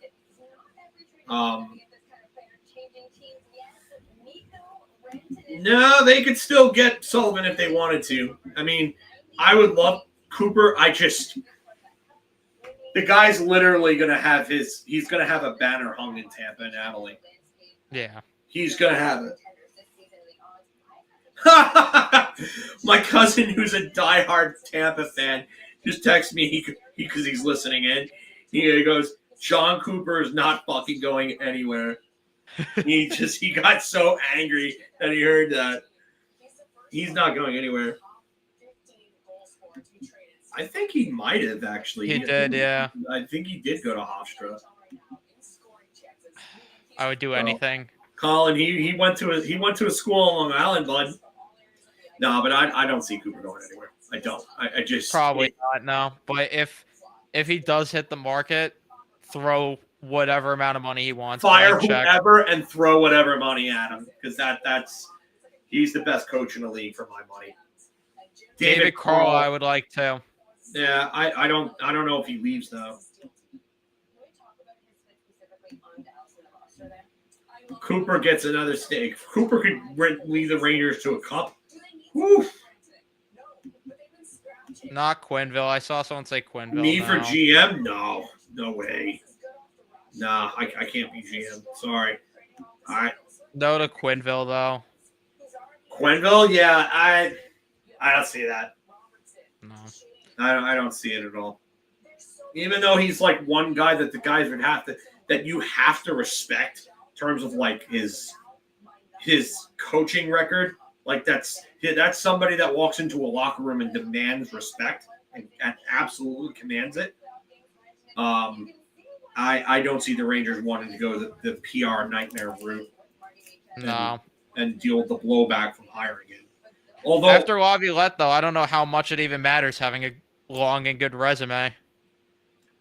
Well, I'll tell you right now, by the time that would happen, a lot of the guys from the core that were really cancerous have been gone or already will be gone. That's true. Dennis Cholowski to the Devils. Stanley Cup won for New Jersey right there with that one. There's that Islanders Devils move that we all expected. Oh my God, Lou Lamoriello dealing with his old team. For Adam Beckman. Oh man. No, Peter Bow already said they were done. Yeah, it's they're not making any more moves, I bet.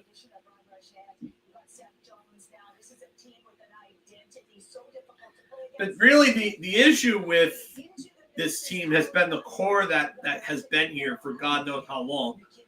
Laviolette, just it seems like the inmates are running the asylum right now for me. And like Chris Kreider is somebody who has to go because he has a letter on his jersey and he's not. His relationship with the front office is not good right now. You got to get rid of that. John Radigan, good question.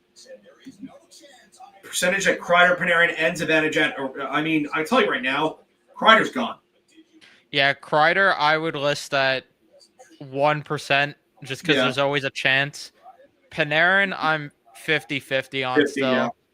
Mika, I'm going to say 60-40, closer to him staying. I'm going to say 70-30 for Zibanejad.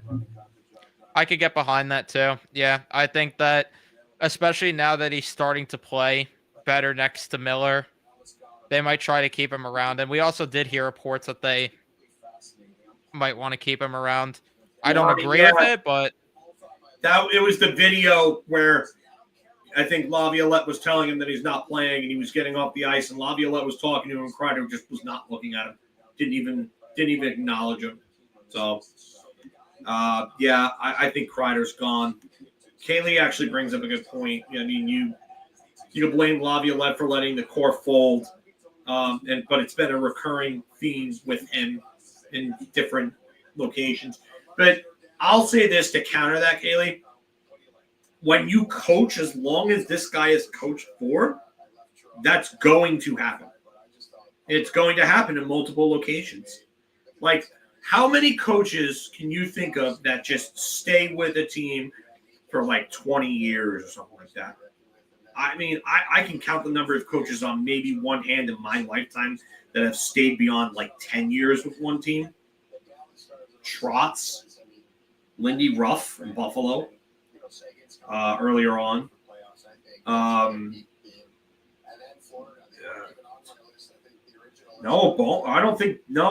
came in 94, 5, 6, 7, 8, 9, 2000, 2001, 2000. No, Bowman only had 9 years in Detroit. So I can't even say Bowman in Detroit. No, I'm talking about like my lifetime. I'm not going back to Al Arbor or anybody like that. Different times back then. Cooper.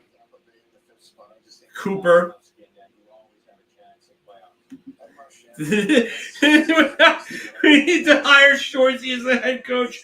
Give him, Colin, Cooper. We mentioned Cooper. Sully too, right? What? Sully too, right? Who? Sully. Sullivan. Oh, Sullivan.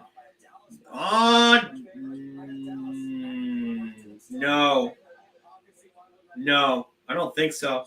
Sullivan's first year was the first Cup year, I think, because they got rid of Johnston. Oh yeah, no, I forgot. Yeah, they went from Bilesma to Johnston to Sullivan. Yeah. Oh yeah. He coached the 2015 Pens. Yes.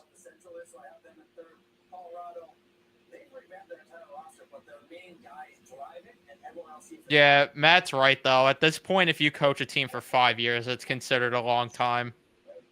1, 2, 3, 4, 5, 6, 7, 8, 9. This is his 10th year. So if he makes it through his 10th year, then Sullivan, would be it. He would be one. But I agree with Matt's comment. Paul Maurice actually is one in my lifetime, actually, now that I think about it. Oh, yeah. Because he was with Carolina for a very long time. Carolina and Hartford. Yeah, 95, 96 through 2011, 2012. Oh, no, sorry. Hold on. No. Hold on. 1, 2, 3, 4, 5, 6, 7, 8 years, 9 years in. Oh, no, he didn't make it through his full 9th year. And then he went back to Carolina in 2008, 2009 for 4 years. Actually, for For parts of 4 seasons. How long was he in Winnipeg for? That's half a season. 35 games. 1, 2, 3, 4, 5, 6, 7. No, Maurice has never been. Sorry. Take care, Leo. Trotz was the second one I think I named. Yeah. Quenneville was with St. Louis for a while, but I don't think it was 10 years. He joined them in the late 90s, and then I think 05, 06, he was his first year in Colorado.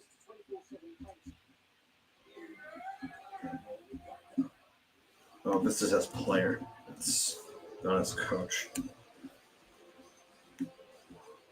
So, yeah, he didn't make it in St. Louis 10 years. 1, 2, 3, 4, 5.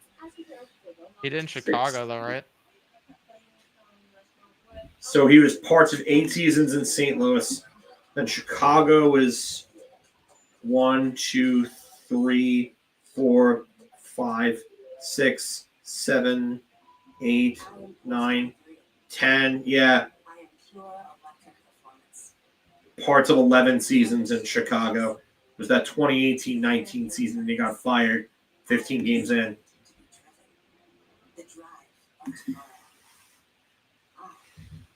Yeah, so it's like really to get back to the point, not go off on a complete tangent, just to respond to Kaylee, you could say that. You could point to Laviolette and that happening in multiple locations, but when you coach for over 20 years, you're going to be in different locations, and eventually you are going to lose a room. It happens with just about everybody. The only teams that I could think of that the coach didn't lose the room and didn't have to get fired for were guys like Bowman, who were just so universally respected that you were never going to fire him. Al Arbor, another one. He won 4 Stanley Cups in a row, 19 consecutive playoff years. You're never going to fire Al Arbor. Al Arbor was going to walk on his own terms, and that's how it was always going to be. There was nothing you were going to do about that. And then, Lindy Ruff got fired by Buffalo. So, otherwise, yeah. And Bowman left the game on his own terms after a Stanley Cup win. So, I agree with what Killjoy is saying, though, just to get back to the root of the conversation, that the problem is all 3. Yeah. Core, coach, and GM. It's all 3 because you have the GM that set this toxic culture up in the first place because he went into the season with Trouba with the cloud hanging over him after not, pushing the trade to happen over the summer, which caused this whole spiral effect. You have the core that has quit on multiple coaches and clearly isn't good enough to get done. And Laviolette, like I said, like we're saying here, I don't know if the message is just worn out with him or what, but he's got to go after this season. But I feel like I think they're going to run with him into next season. So I wouldn't be surprised because I could tell you right now, when Dolan has a certain level of respect for a coach or a general manager like that, he kind of tends to lean towards them. It's like Sather. Like Sather gave him an ultimatum back in 2004 that they needed to rebuild and that he needed to take his hands off the team. And Dolan actually listened. And that was when the Rangers were finally able to stop spending picks and stuff, I also think just the optics of firing 2 coaches in a row after 2 straight seasons is just, I think they don't want that look on them also. Yeah, I don't know if it's about the look. I really don't.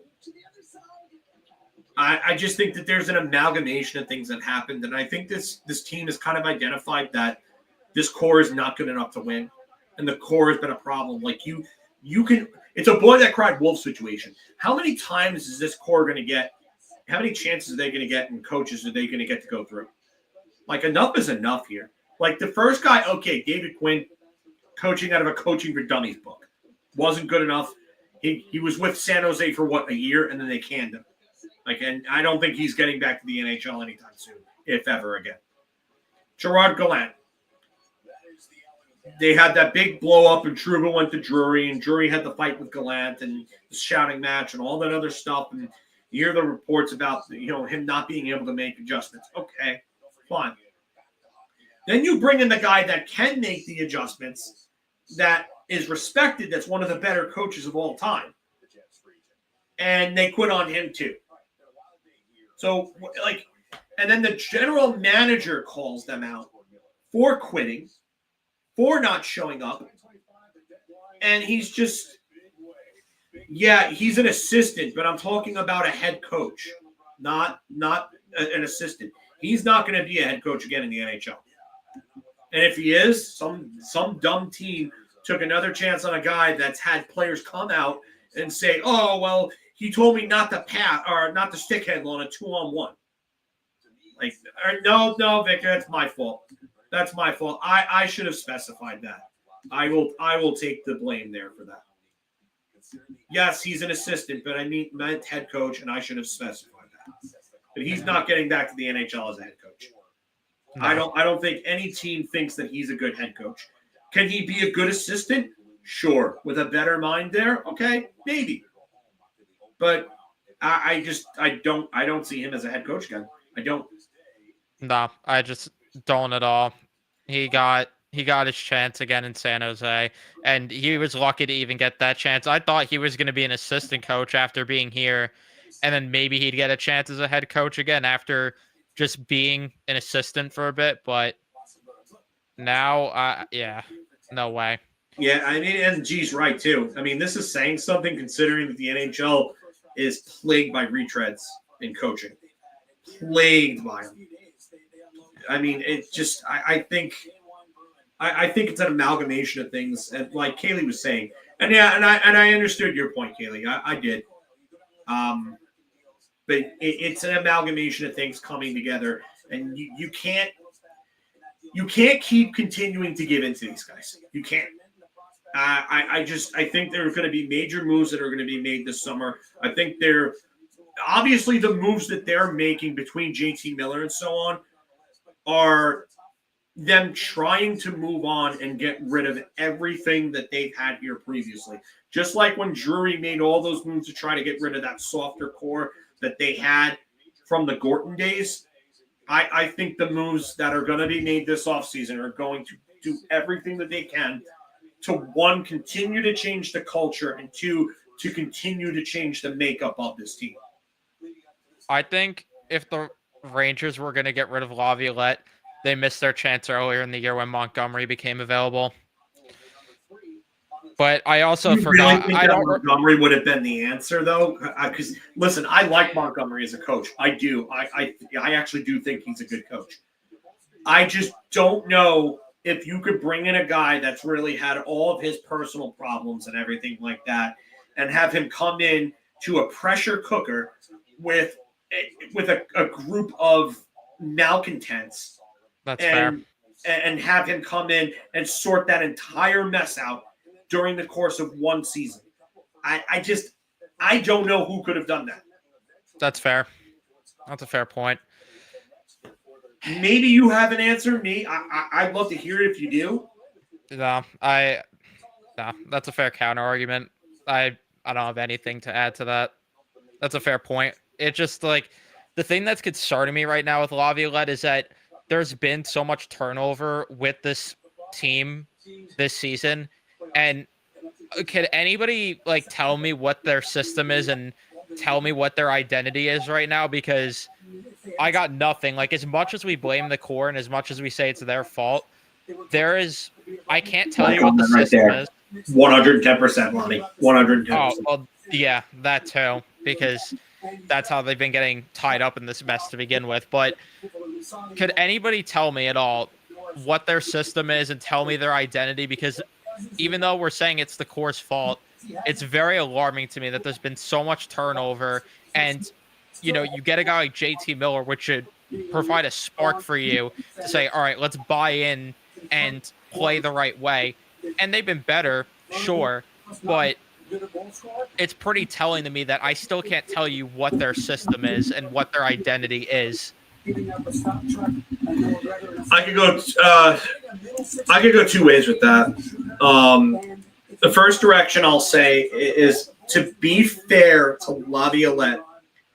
Remember last year, and I've said this earlier on the stream. Remember last year where they had that month and a half span from like mid-December until February where they were just completely inconsistent because they abandoned Laviolette's system. They abandoned the 1-2-2. They didn't want to play that style of game. And they were, trading off wins and losses. And then, they were playing that inconsistent hockey that they just weren't winning enough games with. They were potentially going to lose that number one spot.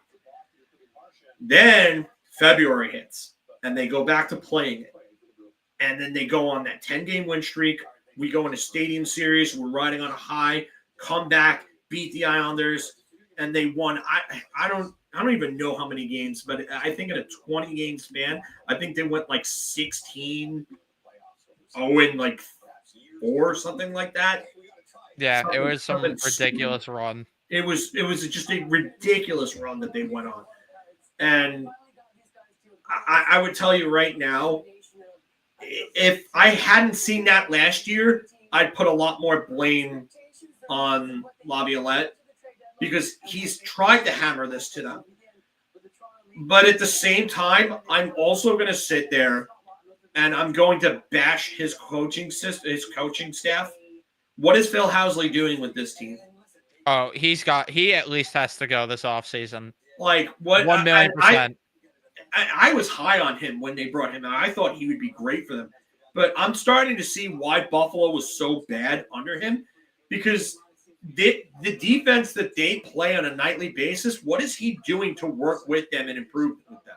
Because they continue to give these inconsistent efforts where they come out flat. They've allowed the most opening 2-minute goals in the NHL this year. I think it's 14 games in which they've allowed an opening 2-minute goal. Why is this continuing to happen? Why is this? And Chris, 110%. Why were these guys not benched earlier on in the year? Wait.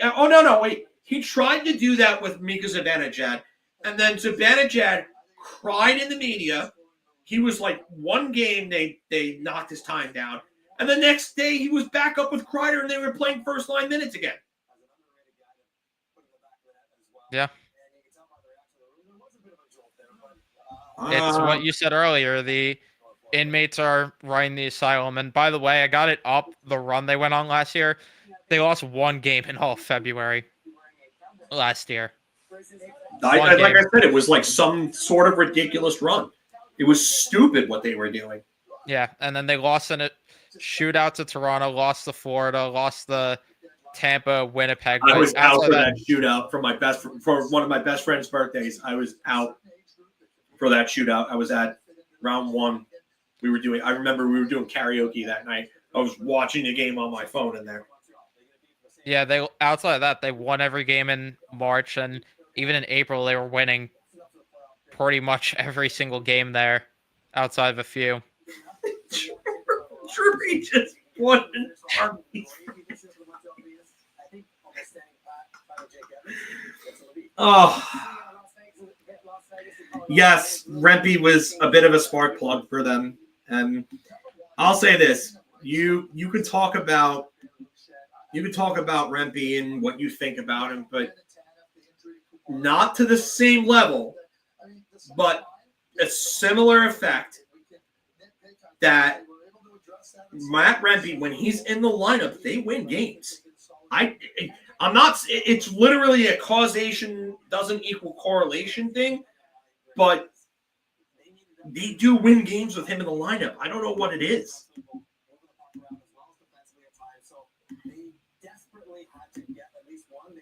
Hold on, let's see. Drury speaking to the media right now. I was trying to thread the needle. Okay. That tells me that he was trying to get something done with Buffalo. He asked if he had trade talks involving Chris Kreider. Drury said, I'm certainly not going to get into private talks I have with teams. Added, but I'm excited that Chris is here. Said he'll almost be like a trade deadline acquisition when he returns from IR. That's the Mets school of excuses there. Will Pod Mets, that is. Yeah, Keenan benched Leach, Messi, and Richter in Game 5 against the Devils. Yeah, sometimes you have to send messages. But if you watch the Road to Victory documentary on that, Messier went to him and said, "You got to stop doing that. We gotta let the team work through it too. Like there's only so much that you can do, and only so many times you can go to the well, and then that just stops working. Like you've got to push the buttons, and Laviolette pushed a lot of the right buttons last year, which is why I'm hesitant to completely blame everything on him and say that he needs to go. But at what point does it get? At what point do we sit there and draw the line and say, "Hey, Laviolette has done this, this, and this," and they're still not responding? Like it's a fine line to walk.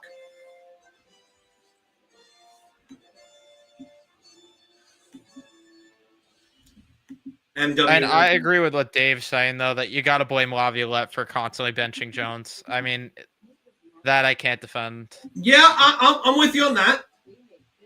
You have a young player that has played well when he's in the lineup. And I listen, I've been very, very vocal about some of Laviolette's decisions with the lineup. Like, I really tell you right now, I don't like what he's done with Jones. And especially with the fact that this team lacks real good puck movers. Like, you want to talk about Keandre Miller? Okay, Keandre Miller can skate and move the puck. But is he really the smartest with it? Like, I don't think so. I think Jones is better with the puck than he is. He should have been playing last year over Gustafsson. I'll tell you that, too.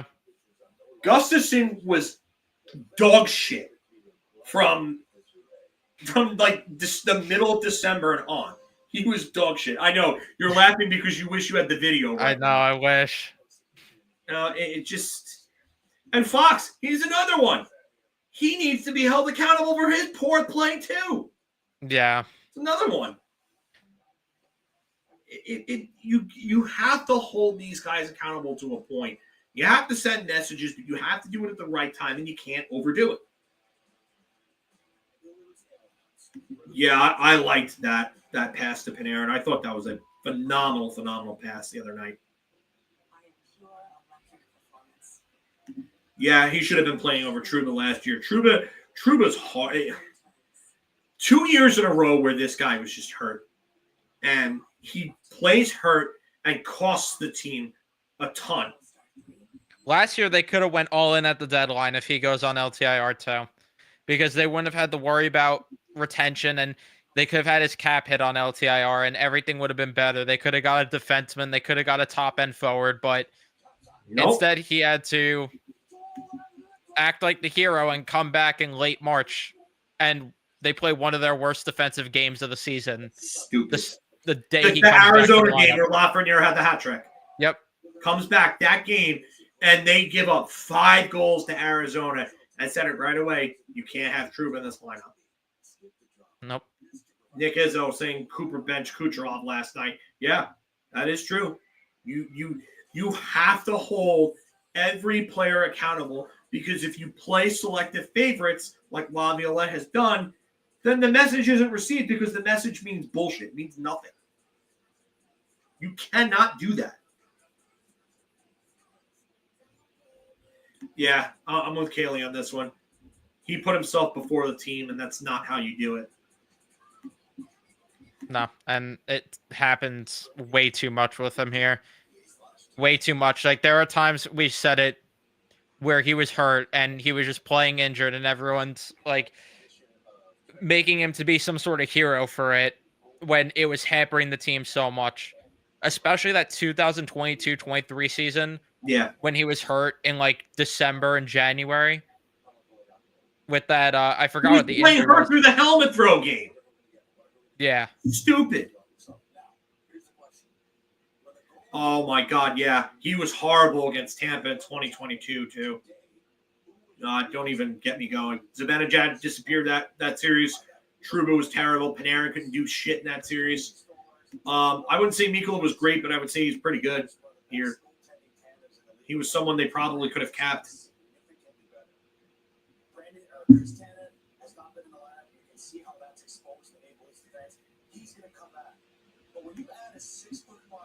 Yeah,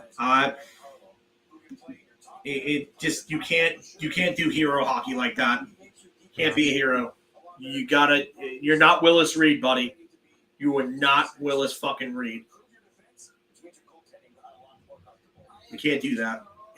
There's a lot to go over with that, but I don't want to beat the dead horse on Trouba anymore. It's stupid. Thank God he's gone.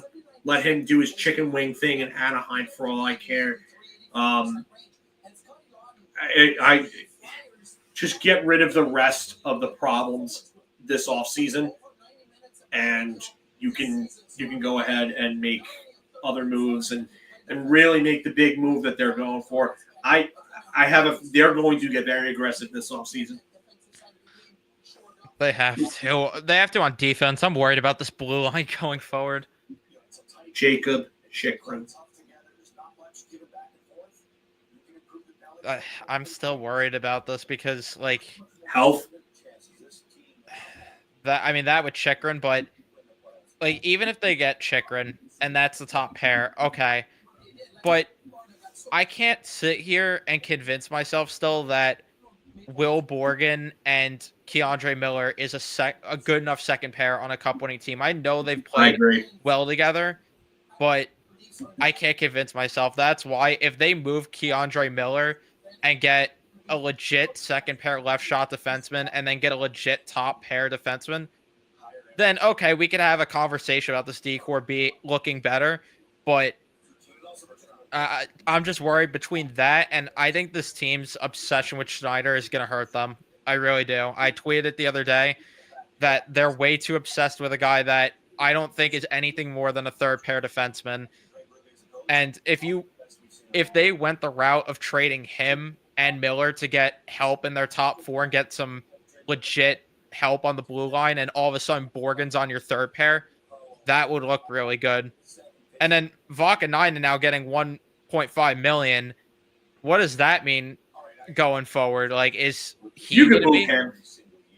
I hope that they move him or he's the seventh defenseman, because if it's what Vince was tweeting, that the six defensemen are pretty much the same as we have right now, you're not winning a cup with those six. No.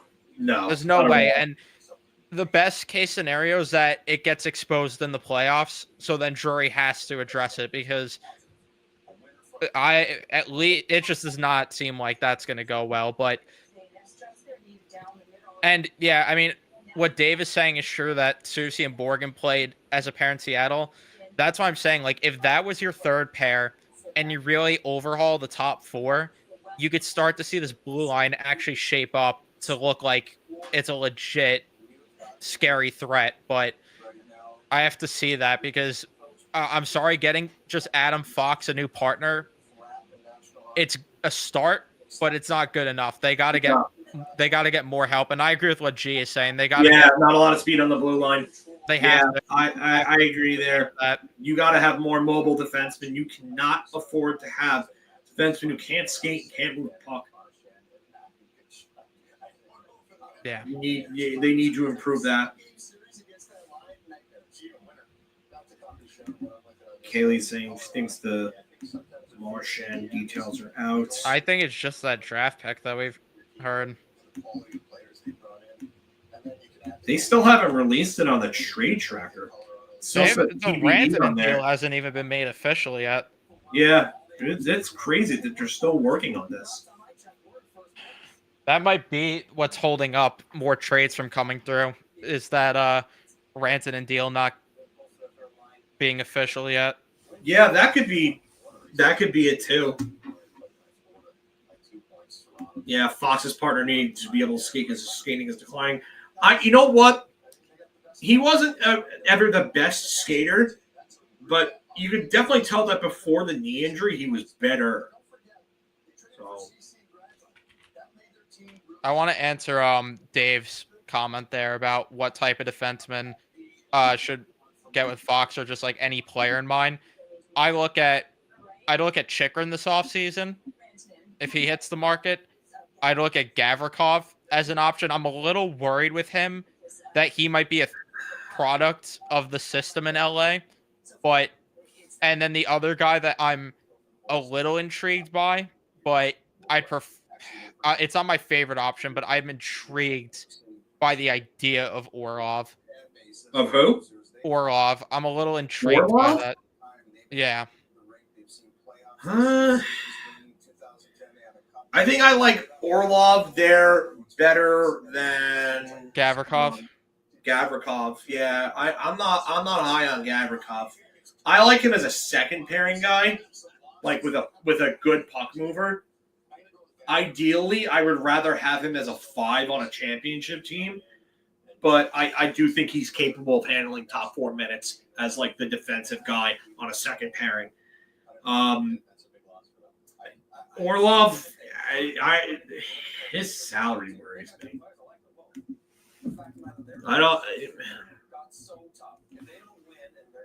He's getting up there in age too. I mean, he can skate and move a puck. He's not terrible defensively. I wouldn't pay him anywhere near the $7 million he's making. No, if he wants a pay raise, then no, that's not a conversation. Then he's 33, Matthew. I think he's going to get less though than what he's making right now. Yeah, I think he's going to be in the 6 ballpark.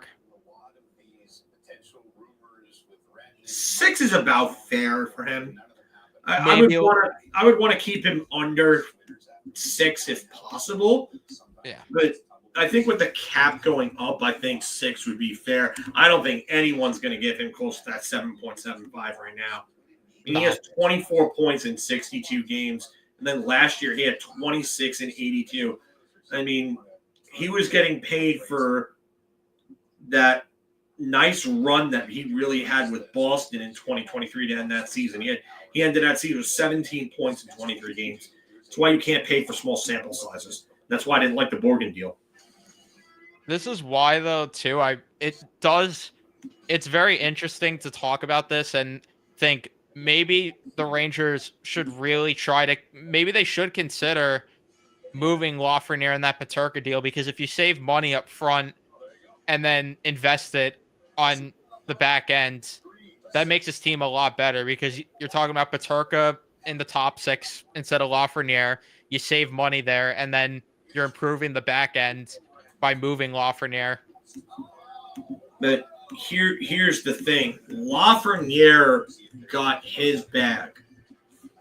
Like, now if you go and you trade him for Peterka, he's on the last deal last year of an entry-level deal, an entry-level deal that's going to go into RFA status. So he's going to get a raise. And does he get 5? Does he get 6? I mean, you can. Would you be able to bridge him for 2 more years and he'd still be an RFA, or would that have to be a 1-year bridge with him? I think you could bridge him for 2 years. Because that would make the most sense, because then as the salary opens up and the cap rises, you could play the long game there and then sign into a big deal then. I believe it's 27 or 7 service years. His first year was a slide year. Ooh, that changes things. I think you could get another 3 years. 3 years out of it, and then you could go, because he's 23 right now. He'll be 24 in January. No wonder why it's a slide year. He's young. Laz? I don't know what Dave's saying about Laz. Yeah, I don't know. I mean, Kaylee said before Adam Fox had his baby, and he was wondering Evan, guess who tweeted it? I'm guessing The Dee's great Vince talking about that. Mercogliano, probably. But yeah, I mean, if you bridge Peterka to save some cap in the short term, and then you give him the long-term deal, that could make some sense there. Okay, Vince from Jury on the state of the remodeled D Corps and whether they were emphasizing any particular traits. We're just looking for the best players we could. We knew we wanted to make some changes as the season got underway. Just the best pieces we could possibly find. There's certainly some size back there now, which is always nice, but you've got to be able to move. You've got to be able to move the puck. You've got to be able to play in a lot of different scenarios over the course of the NHL season. We think we have a lot of D back there that can do that. I don't know how to tell him. We know the Stanley Cup will be handed out sometime in June. But Jim Nill, Oh, this one comment from this Danny Bloom, Danny B. Should have never let Nico Mikkola go. Been trying to find that big body guy since. He ain't wrong. He ain't wrong. It is a glorious trophy, and Jim Nill wins for the first time. Yeah. They offer games, the only two-time winner of the award. Listen, I'm not going to sit there and kill Susie as of yet. I'm really not. I'm really not. I'm going to give this guy a chance and see what happens. And if he's good and he surprises people. All right. So who thought we were getting? All right. I want people to answer me honestly here with this. Who actually thought we were getting this level of play out of Vakanainen when that trade was made back in December? Target rate up and up for you. No one did. Exactly. Vakanainen wasn't even really on an NHL roster for the most part back then. It's the guy that was in and out of the lineup. He wasn't anybody that was anybody thought about him as like a legitimate NHL defenseman. He's played 35 games this season. He played 5 games in Anaheim before that deal was made. He played 68 the year before for Anaheim, 23 the year before. And between Boston and Anaheim in 21-22, he played 29 games. This guy had never established himself as a real NHL defenseman. So, I mean, Jay, I won't argue this. I won't argue that at all. And I don't think anyone will. Yeah, that's an understanding. No. Not for that deal, no. If he wanted 5 years by $4.25 million, okay, but no. Yeah, no. No. I mean, listen, I'm not going to say anybody's a liar. They thought they were getting that out of Vakanainen, but I mean, maybe, I don't know, maybe you guys didn't watch him enough. I'm not sure. Because this guy hasn't really not played a lot of games. But from what I saw from him, he was bordering on bust status for a first rounder. So, yeah, I'm with you on the Zadorov and Lindholm contracts were not good. I didn't like those when they were signed.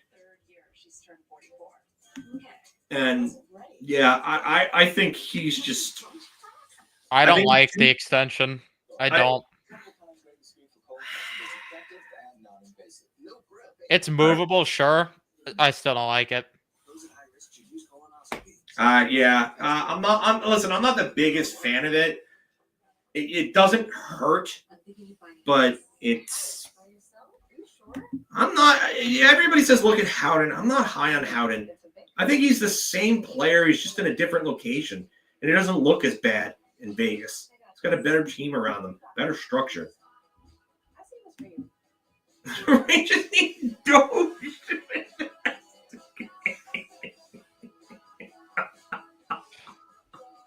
Oh my God, that's hilarious. Yeah, that's too. First for Wallman's too steep for me. I know that people will point to, Sider played so much better when Wallman came in.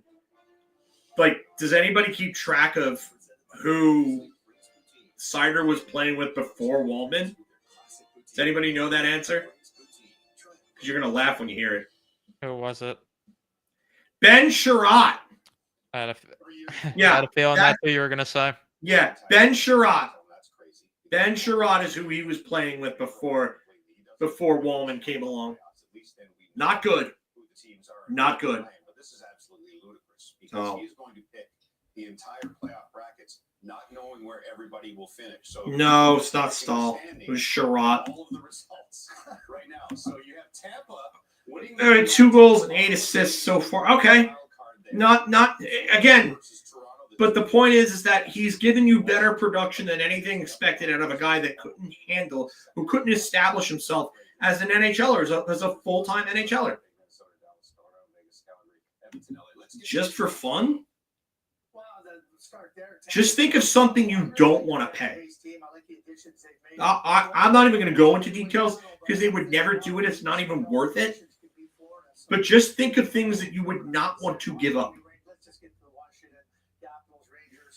And leave it at that. Unfortunate, because he would be the perfect partner for Fox. He would be. So it's unfortunate. He was the best defenseman in the entire 4 nations, and it's not even close. I don't care about what anybody says about Kelmakar's skating and his puck handling or anything like that. Slavin was by far the best and most effective defenseman, and if the U.S. would have won it, they would have held on in that game. You should have given the MVP to him because he was that damn good. So you mix up the wild cards, but it doesn't matter because you had them both losing anyway. I don't know if he's a glorified forward, but he's not good defensively by any means. I really don't think he's all that great in his own zone. And the best part about that is that he gets to play with Devon Taves, who's one of the best two-way defensemen in the entire NHL. That's a guy that could give you 50 to 60 points a year, and he plays great defense. Yeah, that's why they need a Rod Langway award. Because guys like Slavin will never get that recognition. Just like a Selke trophy. It's something that probably goes on reputation. You can use analytics to a point. You can use counting stats like plus minus to a certain point, although I don't think it's great. They need something. And they need a Bobby Orr award to stop giving guys like Erik Karlsson 100 points but plays shit defense and is probably almost on for 100 goals against.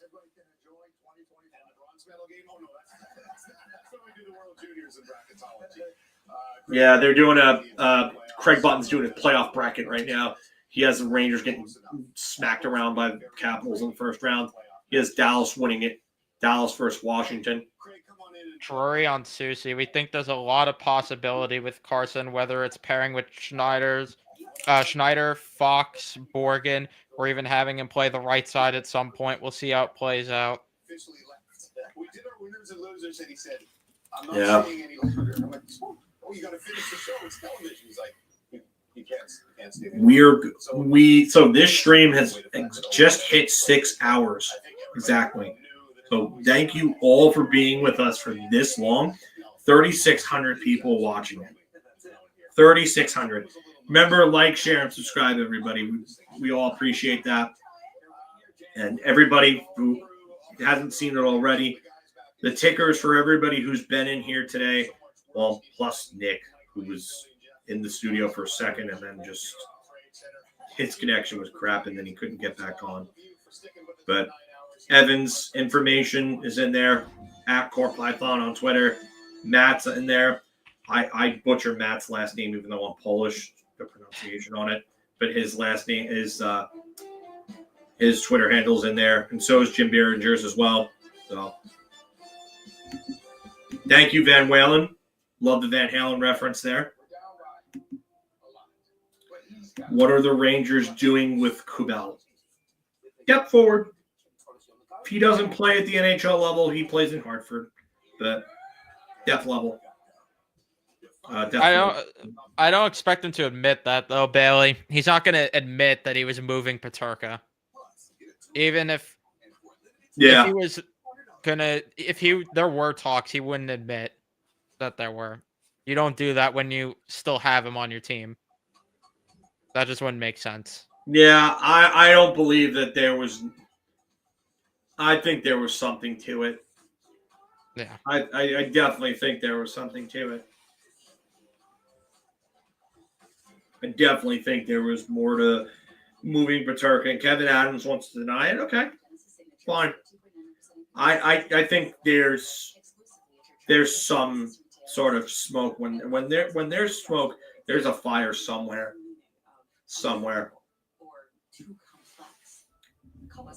Yeah, it's not Fox's or Bread's job to be physical, but it is as a defenseman, you have to be better than what Fox has been at points this year. And I'll give him that he's been playing with an anchor in Lindgren.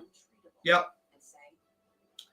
Yeah, I think if anything, there's going to be an overhaul. And JT Miller was the first in the line of moves that I think they're going to make to change, one, the culture, and two, the makeup. So I think you're going to see more of that this summer. I think Chris Kreider going is part of that as well. Drury won't admit it, but they're definitely going to move Kreider this summer. Yeah. Kreider's gone this summer. Oh, he's definitely gone.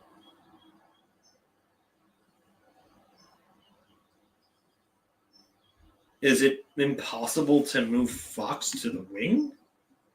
I mean, if you wanted to talk about Keandre Miller about that, I would entertain that maybe. But I again, you couldn't give Keandre Miller a new contract for that. How can I don't think you could do that. No, Fox is not a right winger. He has not played wing in any level of significance. And he was playing defense back on the goals when he played with Charlie McAvoy here on Long Island. So, no, I don't think, if anything, he was ever a winger or anything like that. Yeah, Kreider caught in 4K, basically ignoring Laviolette. All right, so the TSN stream ended. We're going to do another 5 minutes, and then we're probably going to sign off here because we haven't gotten any updates on any of the other deals, and I don't know if we're going to get them for a while. The Rantanen deal just became official, so that's really all we got right now. Okay, so it's Logan Stankoven, conditional 2026 first, conditional 2028 first. Both first round picks are top 10 protected. 2026 third round pick, 2027 third round pick. Okay. I wouldn't rush Perreault, John. I really wouldn't. No. I wouldn't. Even if he needs time in Hartford next year, I'd rather just let him over marinate in Hartford. Yeah. I just let him play. Let him develop at his own rate. Oh. Yeah, I don't agree with this at all. I don't think Fox is horrible at defense. I think he's been hurt. I think he's been playing with a bad partner. And I think that they finally moved on from him. I think there'll be better partners eventually for him. So it's like what Matt and I say all the time with Fox is this fan base either is way too high and just is Fox is above criticism, or everyone wants him traded. There's just no in between when there's clearly an in between that needs to be met here. Yeah, I agree with that. Definitely agree with that. He's always vacating the point on the power play going down the right side. I don't see that as much. I mean, there are times where he'll do that, but when the power play, you can't be stationary. Got to move around.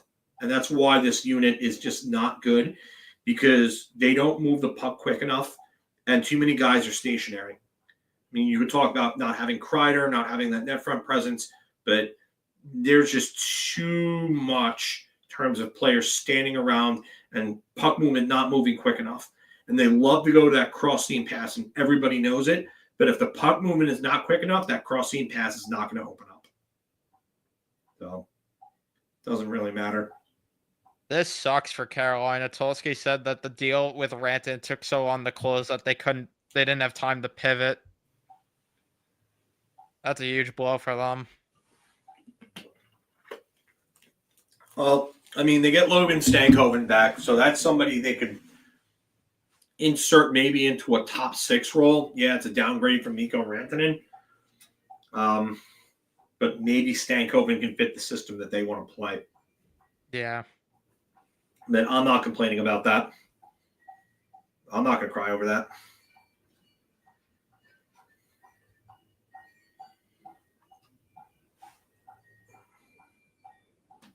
No, but any more questions or comments, get them in because we're only going to go a few more minutes. So I've got some stuff I'm going to have to take care of tonight.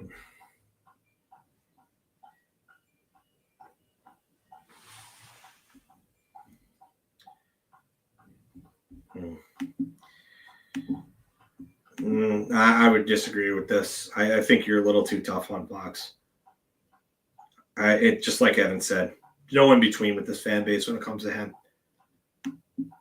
I think there are definitely points where he can improve his game. I think a better partner would help. I would love to see him healthy and work on his skating a little bit too. Yeah. I agree that he needs to be better on the power play, but I'm not going to sit here and say trade him because there's a slight improvement that he can make on the power play to make himself more of a threat. He could just make the improvement. Supposedly, Miller was looking for like a 6x6. I want nothing to do with that deal. Yeah, no. I think that the best course of action is if the Rangers could just revamp the top 4 as much as possible, excluding Fox, obviously. Get a good partner for him, get a better left shot defenseman for that second pair, and then I don't like Borgen or Schneider on the second pair, but the situation is what it is. You put one of those two there and Susie on that third pair and then, see how it does. I will say this, though. If they go that direction, the bar is low, obviously, with this, but it's definitely an upgrade over what they had in their 2 conference finals runs. Yeah, I think you can upgrade there. I definitely think you can. I think once you start making the moves, the only problem is that you can't be too aggressive at some points because you got to make sure that you have players there, because if you make too many moves and let too many guys go and you don't replace them, and like the market kind of dries up on you or something like that, then you're kind of screwed. Because Fortescue really isn't ready yet. He's going to have to spend some time in the AHL. I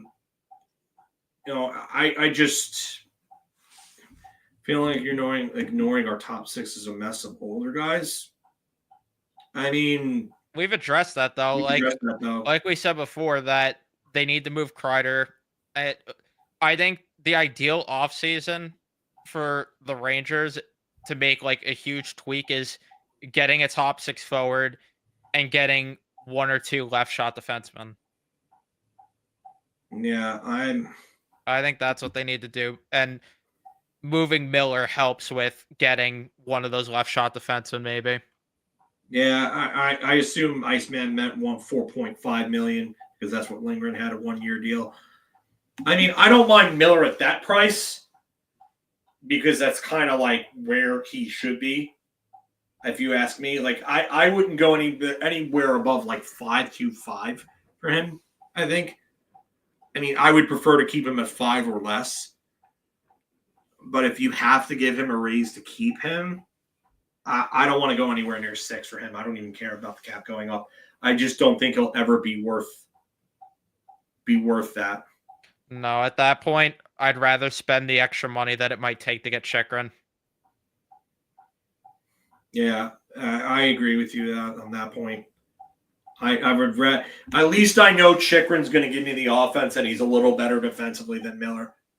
Yeah. And at least he could play top pairing minutes Miller, I don't think can really play top pairing minutes.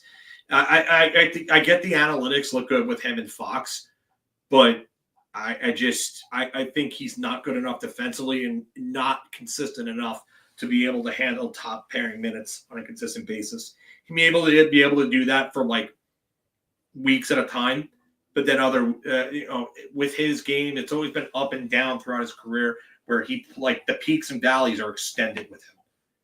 So I don't want him anywhere near a top pairing, to be honest with you. No. But we are going to wrap things up here. Thank you all for joining. We appreciate you all.